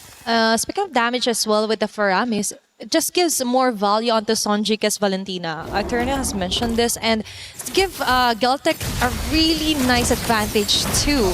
But let's see. But now, we appreciate the effort of Liubon just spawning out here with the started dances as well. But 8-5U would have immediate first blood. Surprisingly, is GK Esports getting head-to-head this early onto Geltec. It's a really good start for the game to Hylos, I guess, because it is Asu who actually gets the first kill of the game. It would have been great if it was someone else. This is the thing about the Harith though. Nefira is really going to struggle this game. Last time she was put onto a winning matchup. This time, it's not so much a winning matchup level 1 to 3. Tokyo's gonna have a blast in that lane, and on top of it, definitely with the winning matchup and a Hayabusa with a Valentina all around, it's gonna get even tougher. On top of that, later in the team fights, Liubon's on Esmeralda just soaking in those shields. she is going to have the time of her life. Uh-huh. With a Paquito and a Heart, imagine all the team fights they are on. And we see the true value as well of what Geltec has done here onto their composition. And right on cue, Turtle has respawned. There's Alecta, but I don't think their damage will be enough. Might be more on the clutch of play here for Alyssa. She needs to keep Killway at bay, and that is exactly her plan. Learbond goes in. Let's see. Kuejo, on the other hand, forced out of her revitalized Tokyo with a free hit onto Alyssa. Now they get rolling in with Tokyo Blazing Duet. Yui falling down immediately. Geltec goes in with a kill, plus a turtle as well. That's 2 birds with 1 stone immediately for Geltec. And Asu as well might fall down. Then Sojiki onto the front with the basic attacks, plus the sticker as well is enough to taunt them down. Non-stop MLBB action from minute 2. And Geltec had the most out of it. What? And part 2 yet again. Alyssa onto the tower, but still enough for now. That's Geltec yet again going in. Just when you thought it's over, it's not yet finished. My goodness. Started off really good for GK, but what happened after that? They were looking for a brawl. Unfortunately, as you mentioned, Athena, it's the backfire of picking a Faramis into a Valentina. Sanjike was already level 4. Yui, not quite at that level, did not have the Netherrealm to play with. So at the end of the day, it was Geltec who got all the advantages that GK should have had coming into neutral objective 1. It's a sustain, it's just battling it out, and also a whiff on the flicker for Alyssa that gave way for the rest of the team to collapse on her. Now it's Asu Khan and the Rapid Dryad. And Asu can do nothing, even with a glorious pathway. That's what, almost 1/4 HP left for her. And for Geltec as well, we've mentioned that this is going to be a total massacre. Starting it off with the Esmeralda being prioed, and Sonjike with a prio pick of the Valentina as well. We see GK kind of struggling. They do have somewhat of a game plan here. Just let Neferia and Alyssa snowball, but that isn't happening because most likely for Geltec, that's the next course of action. Target and shut down Neferia as early as possible, and all they have to do is just wait for them to actually take the bait. And Tokyo, right now, might have a hard time, but all she needs to do is just clear off the wave, not really putting herself onto the line, and Sonjika onto the back. Now we see some kind of a sandwich method. Asu forced out of her glorious pathway. Alecta? And Alecta will be saved with the nether here by Yui. But now they're left defenseless. GCT right now has the chance to totally tone her down. Even the Diamond Force, Neferia is forced to back away. Sonjika with a dash out. The Flicker has already been exhausted as well just to try and run away. Alyssa will catch Kiyowe onto the side, and Neferia did a great job as well, putting down core damage dealers here from Geltec. Overextension, a mistake by Geltec, instant punish by GK. As they're looking to play it around again. This time Yui has a Netherrealm, right? That was the big difference from the first turtle, and you could see how much of a difference it actually played in that skirmish. GK was able to just prolong those team fights, play around Neferia and peel for her while all the frontliners took the damage. Alyssa, great flank, caught Kyoe off guard as well, rotated quicker as she cleared in bot. Now for Geltec, I think you can actually add a bit of a question mark there. Coach Osprey, very detailed when it comes to just win conditions and playing around those objectives. Geltec could have just taken the free turtle for a dive on the weak side, but they instead tried to go for a fight. They wanted to save Tokyo up top, and it costed them a lot. And that is why you have to stick to the plan. Be disciplined as well here for Geltec. That is too much time wasted actually onto chasing down members of GK. That's why they were able to maximize their sustain lineup. The free hits here for Neferia, and now Kyoe still will secure the turtle. Plus now they slowly disengage. Neferia with a Salmon Force not able to really put a dent onto Leobon's shields as well. It's all about surviving first for GK. Plus I like what Alyssa is doing. Just pushing off the waves here against GCT, forcing up to their top. She's been doing what Keto hasn't been able to do in day 1 of MWI so far. Splitting the team up. Leobon! Whoa! Okay, that's a forced copy. Another here for Sonji K. Kuejo on the tight spot. Neferia will get you with a Salmon Force. Clutch there around, but Tokyo still gets in with it. They're lasing to it. Now Alyssa goes in with a punches. But now for GCT, he slowly retreat back, but Sonjika is still alive with Kyo Wei dashing in through the members of GK, but that is 2 members immediately down here for Geltec. Sonjika with a clutch of flicker just to escape on that impending danger from GK Esports. Now they target the mid lane turret. Geltec caught off guard there onto the jump from GK. It's all about waiting for the Netherrealm and then the Zaman Force, right? Because as long as the Furia plays around as Zaman Force, as long as they have the Netherrealm, they're completely fine taking these fights head-on against Geltec. Again, Turtle 1, it was just GK not able to fully utilize their composition because it was a Yui that was still level 3 without the Netherrealm. After that, it's been smooth sailing every time they go for the 5v5, but now Lissa gets caught in a 2v1. Even the Triad of Dryad was committed onto her solely, and Alyssa will be able to dash away constantly. Tokyo running for his life, and Alyssa will do it. He won't go back down. He won't die onto the hands of GCT. 1 HP gets away from a 2v1, but unfortunately, it's still a loss at the end of the day. A tier 2 taken and nothing traded across the map. Tokyo gets it, just a bit delayed there. Alyssa wants to go for the chase. Needs to respect. Kuejo is waiting just around the bush, around the corner. Now with Sonjika baiting out the Zaman Force. Okay. Small window opens up and they're going to utilize this window. Straight they go into the Lord. 8 minutes in. This is the first Lord of the game. Kyowe's already on it. Okay, it's all about placing yourselves earlier on the vicinity of the Lord. Tokyo, focus fire onto the Lord. Rapid try it. Okay, now they change targets. Right connecting. Electa with Yui as well with the Netherrealm. They're safe, but surprise onto Sanjike. Tokyo. Now they have to back away. Nefaria going well with the shutdown kill. And they go in. Kyowe as well will get the immediate takedown, but Alyssa goes in with a trade. Oh, that's a very nice rolling storm here for Liubon. Yui trying to run away. It's going to be the Ghostbusters here. Asu for the save, but it's Liubon onto 2 members. I think this might be it. That is going to be a kill here onto Liubon. Meanwhile, onto the mid lane, it's Electa slowly retreating back. It might have been messy, but I think GCT still got the most out of it. GK's box was scattered by Geltec.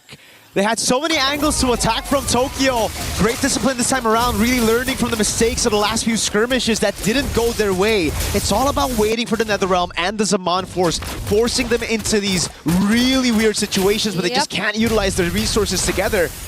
Once they're scattered, it was just GCT pulling off the Blazing Duet, getting those damage. Oh, the poke over on Yui. Too much.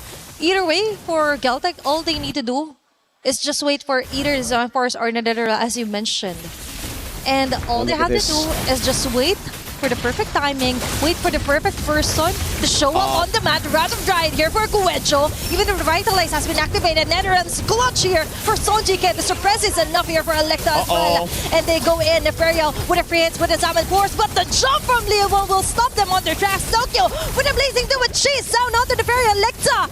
And this will hit right onto their heads. Sonjike with a dashes as well onto the side lane. Alyssa now the ball is on their court. Will they go for the kill? Yup, but the BMI is there. Tokyo won't fall down. Sonjika with a kill. Nefaria goes in with a trade. That's too much of a mess. But Kyowe, out of all that has happened, will focus on to getting that Lord. Oh, GK, I see what they were trying to do there. They were trying to just go in straight up, brute forcing their way into a 5v5, but they get caught in Kuejo's Wrath of the Dryad. The Revitalize gives her just enough time for the rest of the team to follow up. Great Netherrealm to again delay the death of the frontliner, and all that time was used with the Zaman Force on. A window open right as it was gone, right as it went on cooldown, and Geltec saw the vision, went in and punished GK out of that team fight. A few desperate moves here and there as they try to recoup. Alyssa went for the flicker, trying to go in for the kill here, but Tokyo gets out just in time with the BMI. Great read as well by Sonjika, is able to provide enough heal. You can see the built-up frustration from GK. It looked so good up until it just all fell right in front of them. And that's the thing.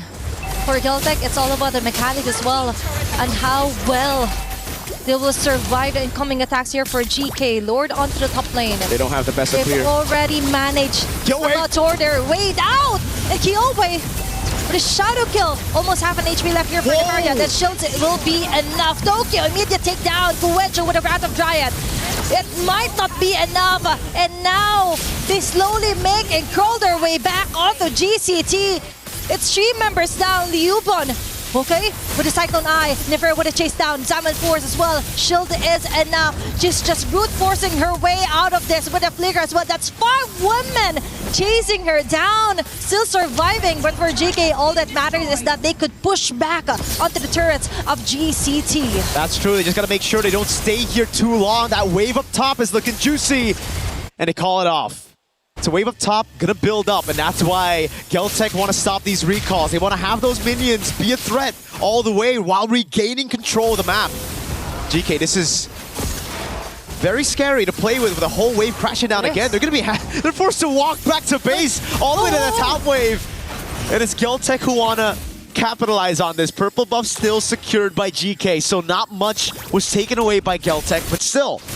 Despite all that, despite a big win, 3-0 in that defense, they're only able to get a tier 1 in the mid lane, and now it's Geltec back with the map control.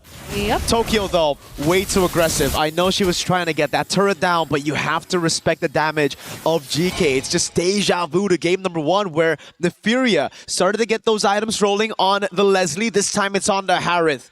Damage outranking, Neferia is very close to the rest of the team. Tokyo, Sanjika, obviously still top 2. Kyoe is just doing assassin job, right? It's all about cleaning up. Tokyo, you might have the damage, but remember for GK Esports, they're slowly crawling their way out. So they still have enough of skills to totally sort out on who to target. And now for GCT, we've mentioned, even if they lost on that specific takedown onto the turret, and G was able to take down a turret onto the mid lane.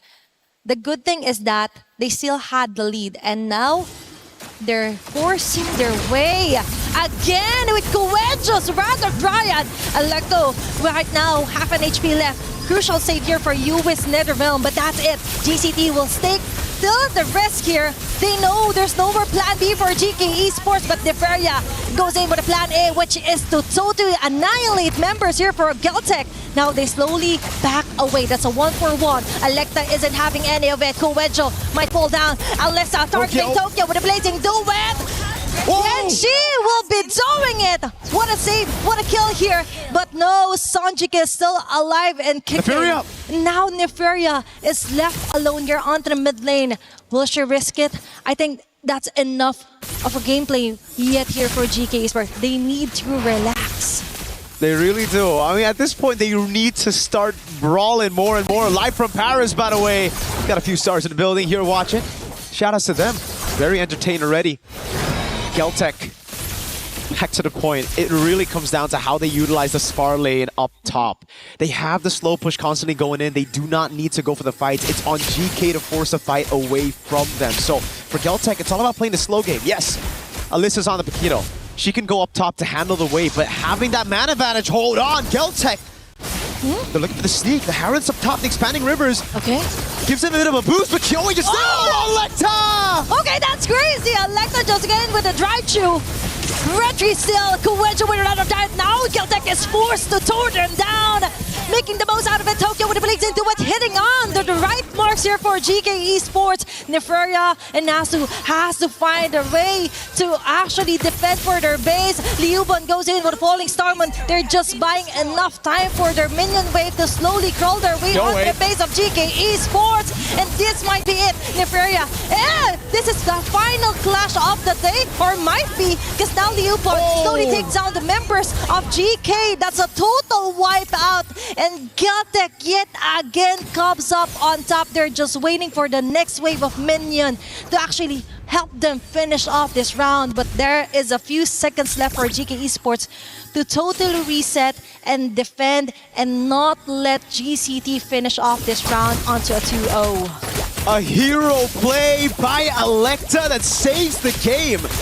Geltec wanted to end. If they got a Lord, I think they would have still been able to go for that team fight with the Lord, getting all of the base turrets. So at the end of the day, I think GK, that steal ended up still saving the game for them. Okay. Oh, they still want to just go for it. They think they're strong enough. The Furious back up though. Okay, it's all about asserting your dominance here for Geltec. Yuban already committed the falling stars for the next few seconds. GK Esports Taunted. actually has the chance to somehow just come down onto the map clear off the last bit of minion wave that Geltec has managed to sort their way through. And with that, 16 minutes into the game, still, it's not yet the end here for GK Esports. Nope. It isn't the end. They still have a shot. It's 3 base turrets down, which makes it incredibly difficult to come back. But I think these girls have shown how tenacious they can be. What a steal by Electa! No one checked the bush. No one Kumar'd. You sometimes need to Kumar, you know? He's got to check the bush. And with the Baksha. Yeah, oh, that's true. But okay, that's true. The Baksha is the one waiting in the bush, though, this time. Yep. It's not the one checking the bush. Okay. But for GE Esports, that is somewhat of a breakthrough, actually. It was quite refreshing to see Electa go in with a big highlight play, the most crucial highlight play against Geltec Esports. If they didn't get that Lord, that might have been the end of it.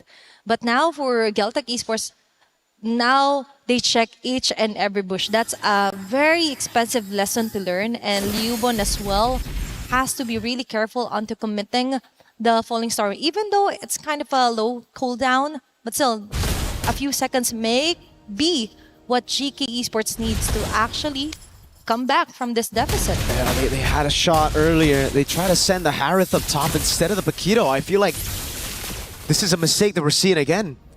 GK's got to send Alyssa up top to deal with the wave. This is an evolved Lord. If Geltec learn from their mistakes, if they go and send some of those members into bushes, which they have done, Kuwait just holding the angle. Liuban as well. There's no way for Electa to get a free steal again, and she's caught all alone. Isolated down below. Oh, even committing Rat of Giant onto Electa alone. Okay, there's going to be the Glorious Pathway here, copied as well. And the original one, there's going to be an intersection created here. Tokyo with a Blazing Duet, Neferia going low, even with the Salmon Force. What can they do? There's going to be the Shadow Kill as well, layered properly here for Geltec Esports. Sonjike with a free, it's unstoppable kill. Kill way onto the front. Electa will fall down. Liubon is massacring everyone on their path here for GK Esports. Yui trying to run for her life, but it's Geltec yet again with the minion wave helping them. They want to actually end this game, and they just did. That's a 2-0 yet again for our second match. GG, well played. Geltec Cyber Team and their in-game adaptations, just learning from every single mistake and coming back from it. Fool me once, shame on you. Fool me twice, shame on me. It didn't happen twice. It happened once. Electa held a bush. No one was holding it. Second time around, they had both frontliners holding these crucial bushes, not giving Electa a single opening to make it to the Lord Pit, to get a possible 50-50 trade. And it was just well played. Man, that was wild. Imagine Osprey's happy. Trying to attempt the same move, and they were like, no can do, sir. No can do, ma'am. No can do. They dealt with it so well. All inning of Baksha getting the Wrath of the Dryad, but in the late game with the Claude fully built up, you shred that Baksha. And we get to see the replay again of that moment right there. They were late to it. Nobody was accompanying Electa. They thought Electa could just get another good angle to walk up to the Lord Pit to go for the retreat. And it was a bait in the end of the day. Geltec knew they never wanted to go for the 50-50. It's all about fighting, it's all about brawling, it's all about creating a chaotic skirmish where their heroes would do better. We're gonna throw it to the studio to dissect that game yet again.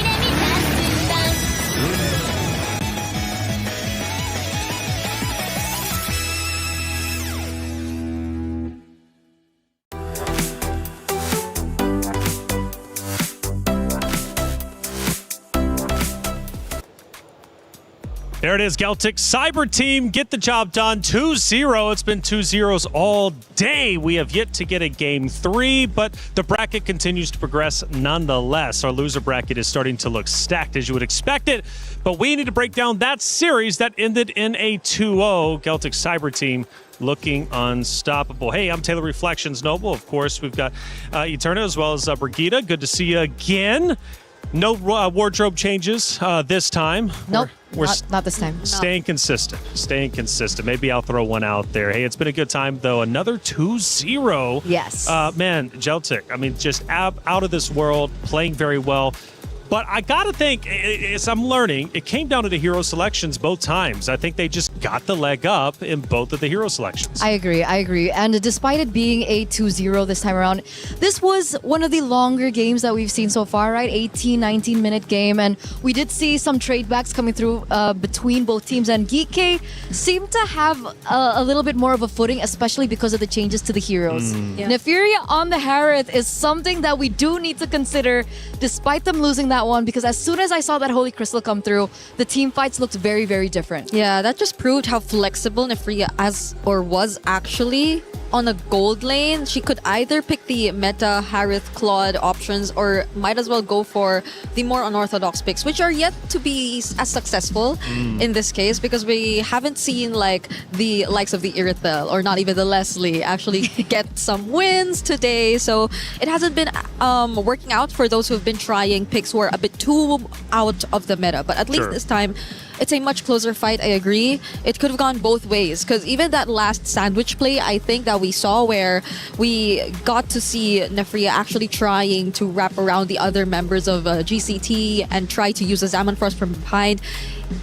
It also could have went their way. It just so happened that they were, or at least for GCT, their targeting was very, very on point. They got to burst down the necessary heroes before that team fight actually even favored PK. Well, we had a lot of great moments. Let's break down at least two of them, starting with moment number one that may have turned the tides a little bit, but maybe not so much. We take a look at it, Eterna. What are we looking at? I think they went in a little bit too deep here. Obviously, Kyoe is an interesting sort of player because she's really aggressive. Normally, we do see that the Hayabusa goes in for finishers instead, but this time, we see that she initiates a lot. And in regards to this is what I was talking about, right? Nefuria hitting her power spike, ultimately able to turn that game completely around, that team fight completely around, and so they were unable to end it there. And then they needed to respect the timings a little bit more coming in from Geltec, but in the end, Geltec still did come out on top. Yes, they did, and they also came on top because this moment here, Bree, walk me through it, because clearly Geltec, right, Cyber Team coming out, proving why they deserve to be moving forward. If I'm not mistaken, was this the drive-by? It wasn't the drive-by. All right, so this was one of the latter and quote-unquote messier team fights that our casters were actually pointing out, simply because of, again, I think there was a slight miscoordination in regards to that particular team fight, because it came to a point where they just had to individually do what they can to at least get trades or clean up after what was initially the unsuccessful result of the team fight. Because I think it happened a couple times, especially on Alyssa. Alyssa, a lot of times on the Paquito, had to come in quite late, understandably so. There is a way around the Paquito wherein you just opt for the late entries, especially if you're building around damage and just trying to go for cleanups. But in this scenario, against a lineup who had equally the same, if not better mobility overall, because again, you were trying to chase up against the Hayabusa, a Valentina who had dashes herself, and even then Esmeralda, it wasn't as easy of a task for Alyssa. It felt like she had too much to accomplish by herself, and it's not like she could just completely rely on the high loss either. It was a very, I think, an individual assignment that Alyssa had to do as the EXP lane, as the Paquito. Yeah, I felt game one was just a blowout, right? I mean, it was Geltec Cyber Team doing incredibly well from the very start, getting the early kills, getting the two turtles, ultimately going to the Lord, and then winning the round. But then I didn't look at game number two, and honestly, I felt Geek played a little bit better. You know, a little bit of a longer round, showed a bit more life, which is positive heading into the loser bracket. Absolutely. It should give them a little bit more confidence, and obviously something that they can take away from this game for them to learn in their next match ahead. It's an interesting notion to look at them this particular game, because obviously we do see a little bit more confidence coming in from Electa, especially with the drive-by that she was able to get. That Lord Steal really came into clutch, prolonged their lives in this game just a little bit longer. But again, Electa on the Baxia. We've seen a few Baxias today. It still begs the question, is Baxia still a viable pick in this current meta? We've seen the Bucks kind of fall short when it comes down to the rotations, despite Electa being able to get that retribution down. Yeah. The best thing we can say about the Bucks right now is that it's still reliable. But will it get you to the places you want it the way that the Bucks used to do? Because the rotations aren't as fast. The clear isn't as great. And when you lose that early game in this current meta, it feels like it's very hard to come back. Yeah, the emotions running high on the stage. How could they not? After all, you're on one of the biggest stages. It's MWI, and everybody on that stage wants to win. And man, just it hurts me sometimes to see the anguish, the pain in the ladies' faces across the board, right, whenever it comes to EWC, because when you lose, you are that much closer to having your key crushed. It's not a guarantee, though. Again, this is double elimination. There is a loser bracket. And these ladies can absolutely come back, and they are going to fight to do so. We'll be watching their matches, I believe, tomorrow or the next day after that. We've got 5 days here in the Allianz Vault after all. Again, like I said, heartbreak, elation. You're going to see it all throughout the Esports World Cup on that very stage for MWI. But I tell you what, one thing is for certain, you're never going to be disappointed. GK Esports, Geltec Cyber Team has concluded. That was a 2-0. On our Stream B, Twisted Minds getting a 2-0 themselves against Virtus Pro. They will also move forward, which sets up our winner bracket to be quite stacked. It's going to be Twisted Minds now going against Geltec Cyber Team, which is going to be a brutal matchup. You're actually quite excited about it, it seems. If you asked us who we would be predicting for, I think we will take a bit of time before we get to decide. Okay. I think we need to review. Oh, well, we get to see it in person now. Oh, that's I was great. about to That's say, great. Yeah. I think I would really need to review what exactly happened in that. 1-1? Man. That's a signature 1-1 pick on Chinchao, but it's a very unorthodox pick too. Yeah, I know it's signature and I know it's comfort, but we've been always debating on whether or not comfort can get you as far in this current meta, but they've made it work. Even getting the Mathilda in their hands, not entirely sure how the draft went, but that looked like a lot of comfort for Twisted Minds. And if I'm not mistaken, Sa too, I think there's a lot at stake for her. She's been very emotional in the previous MWI. She definitely wanted to win it there. She was so close. And now it's great to see her back with, I think, a lineup that they're very comfortable with. Just look at them, all smiles. For sure. How could you not? You just 2-0'd your opponents. You were up, 22 kills to 14. They played incredibly well. We're seeing some heavy hitters for sure. Ultimately, though, these 2-0s, they can't continue, right? We've got to get at least one Game 3. I'm sure it's going to be coming up relatively soon. Let's take a look at our bracket because I was breaking down at least one of the matches. Let's get an overall understanding of what's happening not only in the uppers, but also in our decider matches down below. We've watched now all the opening matches, basically. We move forward now. Geltec Cyber Team going against Twisted Minds. It's going to be Seda Esports versus Team Ray Young. The drums are out. It's starting to get loud out here for Team Vitality. I can't wait to get this next matchup, which is going to be coming up next, as I said. But for the loser bracket, it's Falcons Indonesia, Aurora Gaming, our first decider match that's going to be taking place. And of course, we wait for GK Esports. Who's going to be playing against them? Well, it's either going to be Vitality or MIBR Loss. Curious who it's going to be, but let's start talking about this matchup in just a little bit. I think we actually do have an interview with one of the Geltec players after their win. Let's hear what they had to say. Hey guys, Rose here. Right now I am with the Geltec Cyber Team Kuwejo right after their win up against GK in a 2-0. Hello Kuwejo, how are you? Hello, I'm nice. Okay, now congratulations on that win, and I do have a few questions for you. Maybe we could start off with, how did you guys actually prepare for your matchup today? Наш аналитик готовился к ЕКАям, смотрел их игры, подготавливал драфты и, конечно, привыкали к телефонам немного, поэтому было немного сложновато. Our analyst prepared well. He analyzed and screened all the Geekai matches, so we did our homework well, so to say. But also, it took us time to get used to the phones. Let's say it was a challenge, but we were ready to face it. Now, speaking about your analysts being very prepared onto this, so I have a question. Were you guys surprised with the Faramis pick?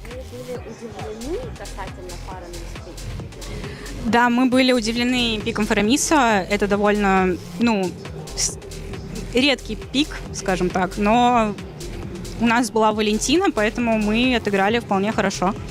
Yes, indeed. Indeed, we were very surprised. It is just a very rare peak of such an occasion. Nevertheless, we had Valentina in our team, and we felt like we did well. I agree, you guys did amazing. But I think another question to ask would be, how did you guys remain composed and, chill throughout the game, especially knowing that GK was slowly starting to gain momentum and could potentially even come back that second game?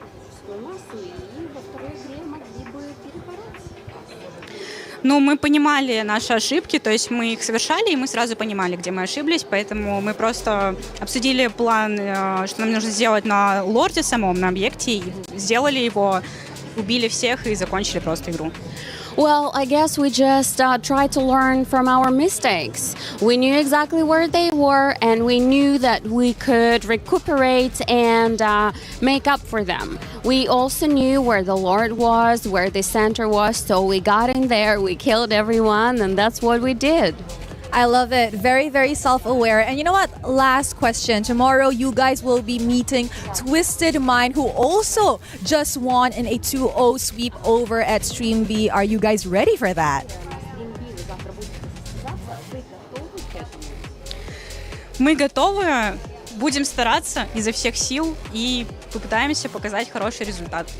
We are so ready. We will do our best to win, and we will try to demonstrate the best results we can. I love it. So much girl empowerment over here at MWI. Thank you very much, Kuejo. Thank you.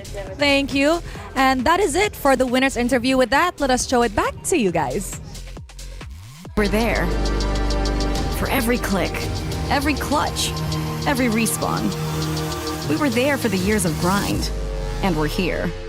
Now, the proud founding partner of EWC, powering the biggest event in gaming, shoulder to shoulder with the world's best, making history. Greatness deserves a stage.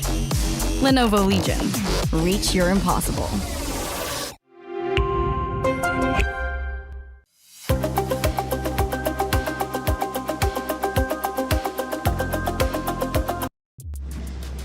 Thank you, Rose, for all the coverage out there. A great interview overall, getting more insight into these ladies that are competing in the MWI. We're going to keep them coming all day long. Hey, check it out. Next matchup. What a matchup it is. It's Vitality, MIBR loss. The drums are out. The flags are also flying high. This is going to be a matchup you do not want to miss. And South America's New Hope joins the hunt. Now, this is the question. Can anyone close the gap? For the longest time, Vitality has been at the top of the food chain, winning, 33 total events in the span of just a couple of years, 3 out of the last 4. When it comes to MWIs, they're back-to-back. You've got the queen of the tanks, Vivian. Now, she is vocal, and I love her energy, especially in that grand finals interview. And speaking of interview, we got Rose to break it down before the match. Hey guys, Rose here. Right now, we are with Vivian from Team Vitality, the mother of tanks in MWI. Hi, Vivian. How are you? Hello, I'm fine. Wow. Okay, so right now I actually have a few questions for Vivian right before we get into the game. Now, Vivian, as the defending champions of MWI, how are you feeling going up against MIBR loss on your opening match? I'm feeling good and enthusiastic. Enthusiastic, excited? Excited, enthusiastic, and membara. Oh, she's very, very energized. Chill. No. Chill. Chill. She's not membara, she's just chill. Now, Vivian, before you have previously mentioned that no team has been able to close the gap with Team Vitality since last year. Why do you think so? Last year, yeah. Because I know what the problem when we get hard game. Yeah, the problem is in be myself. Anjay, bener nggak? Di diri kita gitu kesalahannya. Jadi kalau misalnya kita sampai nggak tahu, aduh kenapa kok kalah, kok susah, itu baru kayak wow banget lawannya gitu kan, ya kayak gitu sih. Okay, so what Vivian is trying to say is that it's not that the team that they were going up against were extremely good or strong, but it was more to the fact that they actually knew what they were doing wrong as to when the games were actually starting to become hard for the side of Team Vitality. They were self-aware, which kind of makes them stronger in a sense. Now, Vivian, the last question is, France is the home ground for Team Vitality. We know that you mentioned last year back in Riyadh, it was mostly Team Falcons fan. So this time in France, Paris, do you think that you get the home ground buff, the advantage to secure your 4th MWI championship? Sangat memberikan energi lah. Terus ya berharap semoga penonton Vitality-nya juga banyak gitu. Jadi belum tahu juga kan pertama kali. Cuma kita tahu ini di Perancis pasti supporternya lebih banyak daripada waktu di Riyadh kan. Kayak gitu. She said, although it is the first match and she hasn't seen the crowd for Team Vitality in MWI, she knows that the turn up will definitely be more compared to Riyadh last year. And of course, she says she's very much energized. And I think this girl is already buffed for the match. Thank you so much, Vivian. Yeah. Terima kasih. Makasih Kak. Makasih. With that, guys, let us throw it back to the studio.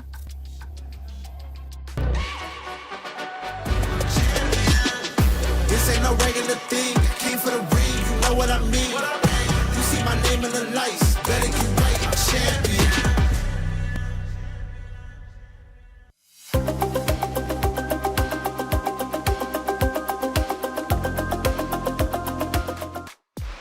The venue is getting loud, and rightly so, because Vitality starts to take the stage to play against MIBR Loss, a series that is going to be guaranteed to be great. We've had 2-0s, but this one somehow feels like it's going the distance. I think we're going to game 3 because bringing it in, MIBR Loss, Brazil's dream team, right?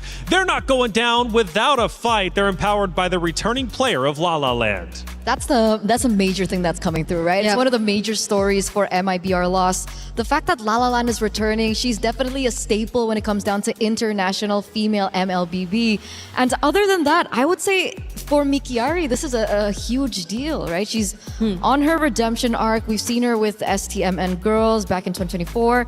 She was a part of Corinthians as well in 2025. And the thing that really hurts me the most is the fact that we got a fun fact in that she wanted to quit after that. Oh, that's tough. Yeah, it is. And hopefully this becomes a much better experience for her, because it's not just her who's returning since 2024. That's also La La Land, who's also last seen during MWI 2024. I believe she was part of Dream Max Girls, and I think that's another staple name in terms of the international organizations you commonly see when it comes to the world stage. But this time around, they're under a different banner and they're with different teammates who I feel have already established their chemistry in a sense, because their gameplay reflected some really good aggression, but it's not being reckless for the sake of it. So I think that's one thing we have to look forward to, because whether or not they achieve that is going to be a challenge up against Vitality. Yeah, to piggyback off that, High OB is the one we're watching out for.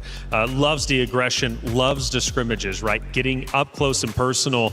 Now, that was something we did witness with Falcons Indonesia. It ended up backfiring. They were taking the fights. They were aggressive in the face of Seda, but hey, it didn't pay off. And you're absolutely right. For Vitality, they're probably going to be ready for that. Now, Vitality, of course, as I mentioned before, back-to-back champions. 3 out of the last 4 MWIs they have won. 33 events with the majority of this roster have been won. I mean, they are a powerhouse team.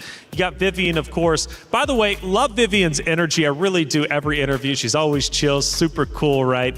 But vicious out there on the battlefield, the mother of tanks, okay? So she's going to be bringing the energy and bringing the heat in this series for sure. Now, fun fact, looking towards the future, we could have a potential rematch with Na'Vi, the 2024 Grand Final rematch, or it could be Galaxy Phoenix if both of those teams end up making it through all the way. Let's start taking a look at our hero selection. All right, here we go. It's looking to be a bit different this time. the Paquito gets taken out alongside the Freya, but the Akai is respected for Vival. I think when it comes to Team Vitality, it's just so tough to run out of options when it comes to hero pool, so might as well just go for the very standard and safe bans on the blue side if you know that they are on the red side. I'm wondering what the priority is going to be like for MIBR Lost though, because currently based on what we've been seeing, there have been very, I think, few instances wherein we see like mid lane, so it's more on the jungle gold that's prioritized right now. Because the problem is the mid laners get banned in the first phase, right? Eve, that's exactly on cue, by the way. Eve, Jushin gets no time at all. The only time we see the Jushin is 0% win rate so far, so that's only 1 out of 1. Not really sure how things are going for the Jushin, especially after the nerfs towards her range of her second skill or the Lantern Flare. So we'll see exactly how this pans out. Do we expect something along the lines of another Jushin ban, or do we think that maybe the Claude will be respected in that regard? I think Marcel was one of the heroes that we usually see being banned out, coming out in the first phase, and the Marcel does come through here. MIBR Lost this time around are going to be on blue side, so now they have the chance to pick up something for themselves early on. I think a safe Claude. Still, I don't know why the meta really didn't shift for the gold laners. Yeah, now it's Justin that they prioritize too, though, not paying attention to that slight nerf that you got to see from her in terms of her skill number 2, and it is only one of the few times that you actually get to see her open, so understandably so. Pandina is likely also having other options still under her belt, because she's been playing MLBB since 2016, but she's very new to the professional scene, that's for sure. But then you can't take away the fact that she's been playing this game for so long, for multiple years. She's been through how many seasons now? 2016 was the first year that MLBB came out. Who would have thought? Who would have thought? And we're all the way here. So quick response coming from Vitality. They are going to go for the throat here, going for the meta picks. Atlas, again, another hero that we've seen still being so popular. Even before Wildcard, still a very staple pick. Really great when it comes down to, mid rotations. Not as great when it comes to clear, but Atlas really makes up for it with the passive, right? The constant freeze that goes through. It's really annoying, especially when you get to poke the enemy. Especially in the hands of the mother of tanks. It's going to be Vivian getting a hold of the Atlas, one of the most meta roam picks that we currently have. You're right. Right? So what better way to actually see its highest level or ceiling when it comes to what it's capable of doing across the map. But MIBR Lost, right now, I think they... Okay, interesting. They go for the carry option priority. Understandably so now that they show us the Alice. They definitely would want to limit the potential counters to that. At the same time, I think the carry has had a fairly okay time in laning up against the Claude, even compared to the Harith, which I feel like has had its moments earlier today. And it also could be, giving a signal to Team Vitality, right? It's like if you want to pick something a little tanky in the jungle, it is going to be a problem. I wonder if they still want to go for that. I think, though, Vival particularly has an array of heroes that she can utilize. I want to see her back on her assassins. I do. I want to see that too. Right? We haven't seen it in quite some time. We saw it, I think, back in the first MWI. We see the Guinevere come through, and because of the Atlas, it shouldn't be a flex pick. This is a Guinevere in the jungle that MIBR now need to think about. Just when we were asking for an assassin. But this works. You know what? This works. I want to see the Chun-Li skin too, if ever we get to see that. And honestly, the way that they're able to layer it, this is just very Vitality. You can expect them to just steadily tighten the game towards winning it out. And I, for a fact, think that this would be an okay jungle regardless of what kind of roam pick could eventually come out, because we still are yet to figure out what the roam is going to be for Ray, whether it's going to be a heavy on invades type of roamer, because as of the moment they're just really banning out the Belleric. And I feel like this is also a tell of what Team Vitality actually want to accomplish. They just want to go like straight for the aggressive plays, just want to go for the commit and the dives with the spatial migrations and the fatal links, and they don't want something or any hero that's necessarily going to stop them. So I think maybe a hero that we should be looking at for MIBR loss would be the Gatot Kaca. Like I think match number 1, we saw the synergy between the Alice and the Gatot Kaca, the Thorn of Ruin into the AOG. It was a symphony of skills that really worked out when it came down to team fights. They don't actually deny that away just yet, as they do see the prioritization of the Matilda ban instead before we get to that. So it's still an option for MIBR loss to utilize. Meanwhile, for MIBR, very, very heavy signal onto Cine, right? We do see the Gore, the Kimi being banned out. And remember, for the past few tournaments that they've been in for Vitality, it has been Cine that has picked up the finals MVP. Oh. And I think this is a great start for Cine as well, because you get to pick up a mid lane that's equally aggressive. You could pair it up with the Atlas and just be as annoying and the mid duo up against, as of the moment, it's just the Juicin. So you could just really go for the reach. And MIBR loss, what are they planning to go for in the roam? Is it going to be a proactive type of a roam for Ray? Are they willing to do that and risk that up against a lineup with a utility like a Guinevere, who's just not the best target to go for if you want to go for reach? So other options if they want to like keep it safe? Yeah, that's why I think Gatot. Gatot is going to be one of the main. Really good counter engage in case Guinevere jumps in. If they want to follow it up, I think Gatot Kaca would be a really good pick here. Oh, they go for Grok. Yeah. In a way, I feel like you could still layer it in a sense with the Alice. Like there still can be a potential tech charge into the Throne of Ruin or vice versa.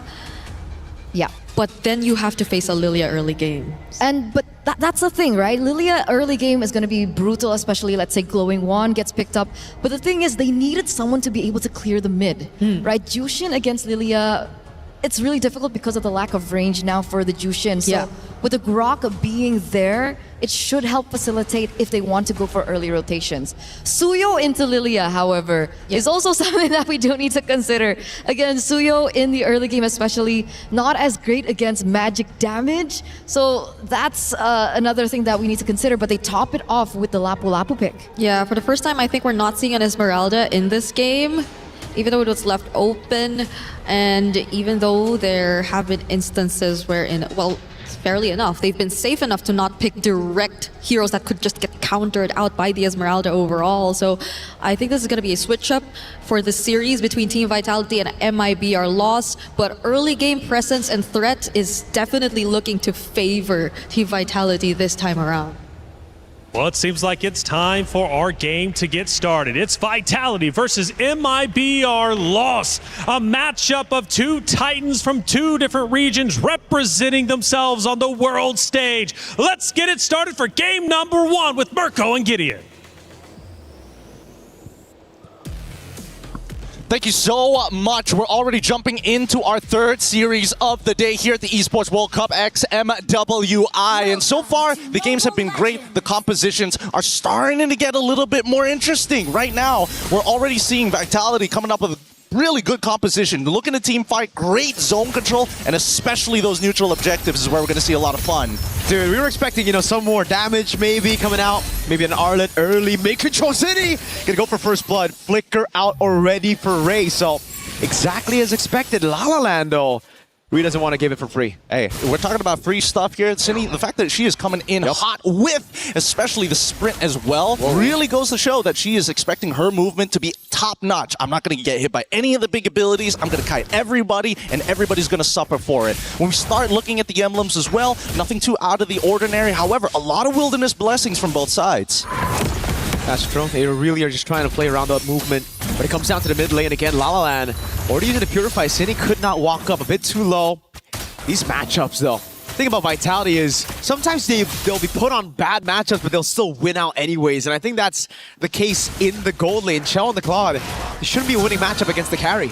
I mean, it's doing well. At least now they can play the traditional strong side, weak side, right? We were already talking about the fact that Lapu wasn't going to get much done in the lane itself. Maybe at level 4, that's where they're going to take advantage of it. But they also need Vivian to be level 4 too.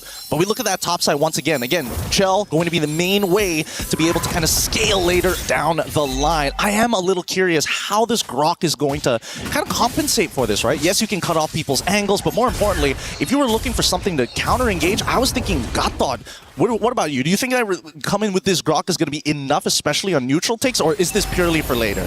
I think it's purely for later. They're just going to play the late game later on. I mean, maybe the mid game. They know they're going to lose out in tempo anyways after seeing the Lilia. There's no real reason for them to force out these neutral objectives, especially considering they were thinking about the Suyo. So you're already going to have to delay the skirmishes from happening. Mieko with great zoning. Oh, even the Flicker baited out high up. Gets away in time against Counter. The perfect match. Now it's an all-in. First blood for Fumieko. The Throne of Ruin lands on 3. Vivo able to get away just in time as La La Land pops in Crimson Beacon, and the rest of the team now corralling over Ray. It's a Lantern Flare to get Vivo low down by La La Land. Ray getting away just in time as Vivian is forced away with a perfect match. And that's going to be 2 junglers traded out for each other and no neutral take for either side. The score is still 1-1 as Shell already put down low. We've seen a lot of upsets today. We saw just one earlier, a Titan falling in their opening match against a newer region. Could it be the same here? Vitality. Usually with a lead like that in tempo, when they're winning these lanes, when they get to the neutral objective first, it usually just ends up with them steamrolling through. Unfortunate. Hit with the first tech pause already, but hey, I will say that Stream A so far, all the games have been going 2-0 all the way through, and these are not like, overwhelming victories. Some maybe, but most of the time, it's pretty even, and I like the ideas these women are coming up with. Great picks overall, with solid ideas. Some may say that they've got maybe more progressive ideas than some of the main events. I concur. You concur. I concur. That's all you got to say about that. That's all I got to say about that, right? I respect that. I respect that. But overall, I do think that right now, as we are, waiting for the games to continue, it's a good time to start talking about the mid lanes here, because Lilia has been shown up more times than I would have liked to see, and even looking over at Stream B, it seems to be the same case. Yeah, the mid lane is just all about Juice and Eve. Even after the nerfs, dude, like, how long has Juicin been meta? 2 years? A whole 2 years. No, it can't be 2 years at this point. Did she come out last year? Oh, she did. You're right. It is 2 years. It's about to be 2 years of a whole, like, Juicin Prio meta. It was always first picked at M6. It was always first picked at MSC 2025. It's always first pick even now or banned, which is crazy. Even after the nerf to her range, which I thought was really going to hurt her. Eve's a good old, though. She's been meta for like 4 years. So at this point, the mid lane's getting a little bit stale. Just want to say, just a little bit stale, because it's just the same picks all over. It's either you get the Juicin, the Eve, then you have the Kimmies, or then it's finally an open mid lane. An open mid lane? I don't think we're ever going to get to that. Mid lane's just way too important, especially in the meta now, connecting every single lane into one. All roads lead back into the mid, and so far, based on the jungle pathing that we are seeing, they will end up on the correct sides of the map if they want to contest for this. Lost have the opportunity to maybe, give up this neutral and maybe attack the top side, but it looks like after what happened on the first initiation, they want to get some revenge and get that turtle now. Fumieko with the walk-up Vivian. Perfect match onto Ray, just a bit of freeze. Ray's holding the tectonic charge. The combo is going to be massive. Tech charge! And a flicker onto Vivo. That's a spatial migration landing with a Battle Requiem as well. They go with the Retribution and City, who secures it. Now with the Black Shoes coming out as Mikiari is able to get the kill. Vivian caught all alone. Fatal Links on 3, but there's no one to follow it up. It's just Vivian with the flicker out and the perfect match as Vitality traded Turtle for kill. Really nicely played by Fumieko, right? Making sure to just zone out the enemy jungler. Make sure they don't come remotely close. And I think Ray also had a pretty good idea as well. However, they didn't synchronize the attack. The Throne Ruin came just a little bit later and didn't get the priority targets that they were looking for. And unfortunately, they weren't able to control that space well enough. For the upcoming initiations, it's about that timing, synchronization to make sure that there are no more openings. And especially when you're playing up against Vitality, they will take advantage of those openings. And we could see that it could have been a mistake had it not been for Cine. Every single one of those openings usually will be punished out, but so far I feel like it's Vitality leaving those openings for MIBR loss. They've been the one capitalizing around a lot of these mistakes from Vitality. Maybe overconfidence coming into this. Maybe, again, them feeling like, hey, this is home turf. We got the crowd supporting us. We can go all in, all out, even with a semi-late game composition. That wouldn't be a bad idea if we saw them actually aggress. And that's what I want to see, right? Vitality, despite the fact that they were able to get at least one turtle, they're still technically, when we're coming down to the gold, a little bit behind, right? My guess for their main force of attack, they're just going to keep on, hey, we don't need the lanes. We don't need to affect them. We're already winning them from all across the board, right? We just need to get these neutrals, and by mid-game, this should be done.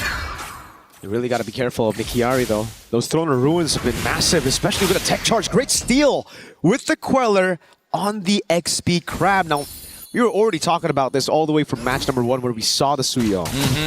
it ain't that good of a pick against a lot of the magic damage that Vitality has. But so far, a level ahead of Vival, despite not even getting the neutral objective. Probably the best scenario, especially since he's got a pretty good clear in comparison to the Guinevere. But now they are starting to take the space, and I like seeing this because Vitality initiate. Fatal Links, Tectonic Charge. Oh, it's the all-in. Vival picks the kill. Now Cini, no Black Shoes, able to cut away with a sprint already as they go all in again. Those Raging Slashes taking Pandemia down. The Blazing Duet out to La La Land under turret. Now that's the Vitality we were expecting as Vivian stays alive with a flicker out of the tier 1 in the mid lane, and Vival will snatch that purple buff away. If I were Leo, I would say that's Grand Theft Purple. That's class. That is real class coming out from Vitality. Again, great initiation, but most importantly, the fact that he understood what needed to be done. We're not only going to raid, but most importantly, we're going to put the enemy behind. All right, sure, you're already level 8, 1 ahead. Look now, 2-2, already 1 level ahead, and now looking to go even further with their advantage. There were so many whiffs. While we were talking about it, you do not want to leave these openings against Vitality. Possibly the best women's MLBB team that has ever existed. I don't even need to say possibly. I think that's de facto at this point. And that's what happened. Ray lost a bit of that composure. Tectonic Charge just to react to that Fatal Links combo. And a lot of whiffs. Turret again for Vitality. The objective conversion is Vival tries to get a sneaky little spatial migration on MIBR. Losses La La Land. They got to take their time here. Loss. They need to play some really good defense right now because so far Vitality have been the aggressors. Loss should expect Vitality to be making those first moves. My guess now that bot side is already destroyed, you know that they're going to head to that top side. They got to control that tri-brush area, but right now, as you can see, Vitality 1 step ahead. Look at the punish. Spatial migration with a valid Requiem Ray. This time, no tech charge. Straight to a kill.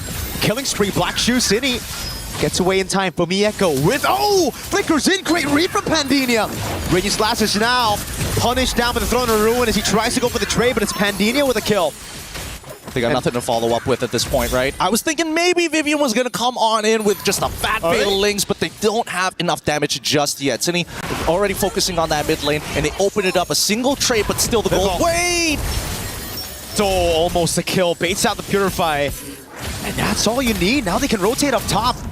But even then, we saw, they went in, they whiffed the initiation, it's A-okay, it's instantly, what objectives can I get around the map? 4 Fumi Echo's death, and Cini spotted it, that vision into the mid, gets to tier 1, goes back up top now, trying to get that tier 1 up top to really just force MIBR to play away from the Lord. I love it. I love it. Not only are they looking to play tall, but they're also to go wide, right? Finding as many openings as possible. And Lost, the defense is good when it's against the tall, but against the wide, they have to be a little bit more aware. Now with Lord already in play, you can see that Lost is going in a sweeping motion from mid to clear up as much area as possible from Vitality as they are trading cooldowns against each other. Vitality first onto the neutral objective. The story of the game so far. 2 turtles. We didn't get to see 3. It was such a delayed turtle 1 that we only get to see 2 turtles this game, and they're blitzing it. No response from a MIBR loss. I think at this point they know they've lost the tempo. They're just going to play it safe and look for the defense against this Lord. It's understandable. It's 22.5k to 25.9k with a 3.3k lead coming in from Vitality's side. They're already half of a component against MIBR's loss. At least for Medina, she'll be able to break that tier 1 off top side. And look at the coverage coming in from Alice, from Ikari as well, to ensure she's not going to get flanked. It's going to be traded though, however. Chell's onto the bottom lane, tier 2. Conceal from Ray. Vivian opens up with a perfect match, zones them away from his tier 2, and it'll be free. Throwing a ruin to the flanker. Onto Vival, tech charge as well. Everything thrown onto Vival. The Val Requiem gets around space migration as well. Vivian goes in for the Fatal Links. That was high up, taken low, but not down just yet. Cini takes her down with the Black Shoes, gets away. Vivian, a sliver of HP, taken out by Pandemia. As Fumi Echo looks to go over to tier 2 up top. And a tier 2 in the mid lane, dealt with by the Lord and Cini. Now it's Chell with his own onto La La Land. It's all on Pandemia to clear this one out.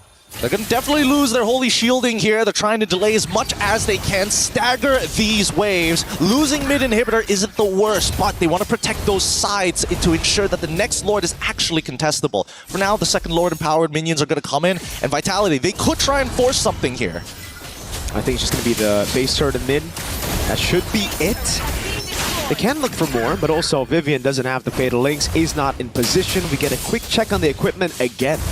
Real nice here from Vitality's side. Now, Winter Crown already complete, as well as the concentrated energy from Vival, now looking to get into more tankier items later down the line. Suyo, however, does not have the War Axe. So again, probably why we see once Suyo gets hit, hey, I gotta back out, and I just have to say no to the fight entirely. I can't heal back up in time to re-engage. I honestly feel like the Sky Piercer is a big...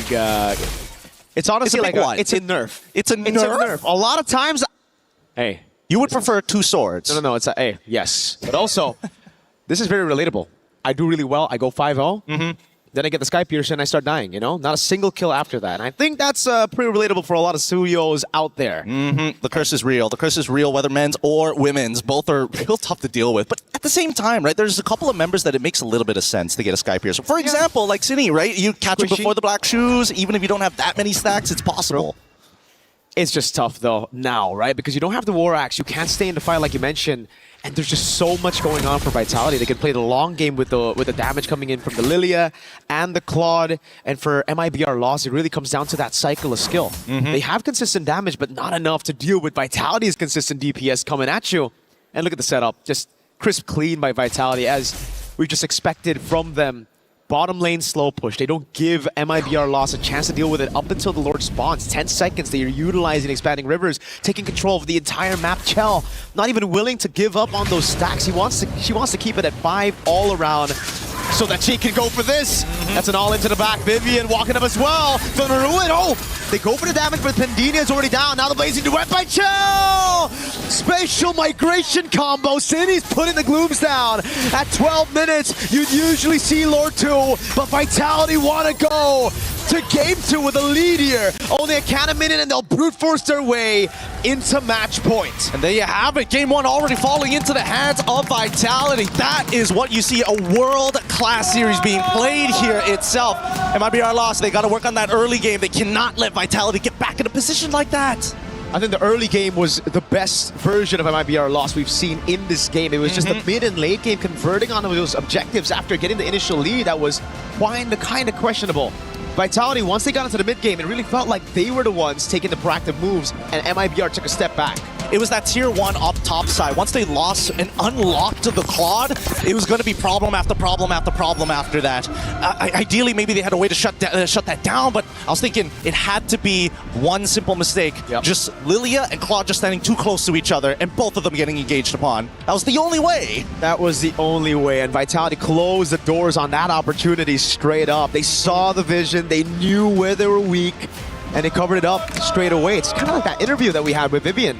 She said, we learned from our mistakes. Yes, we had some vulnerable performances, but after that, we just learned no one's strong. We're just making mistakes. And I like the self-awareness, right? Because it really goes to show they are taking it more serious than a majority of people. And ideally, hopefully, enough of our competitors are ready to match that type of energy. I certainly hope so, man. MWI last year was a blast. We got to see crazy upsets, and we've already opened up with a massive one today. Feels like a continuation. With that being said, we're going to be throwing it over to our quick break. When we come back, more MLBB action.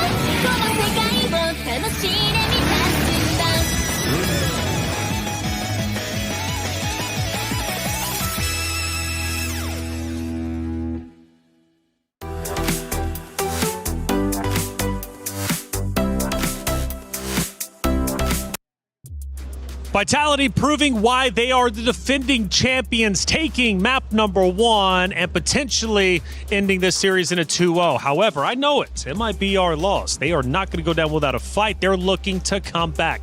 Hey, welcome back into our studio, I should say. I'm Taylor Reflections Noble, Eterna, Brigida. Good to see you both. Great game number 1. The fans going nuts. The drums are out there. The flags are flying high. Vitality looking great.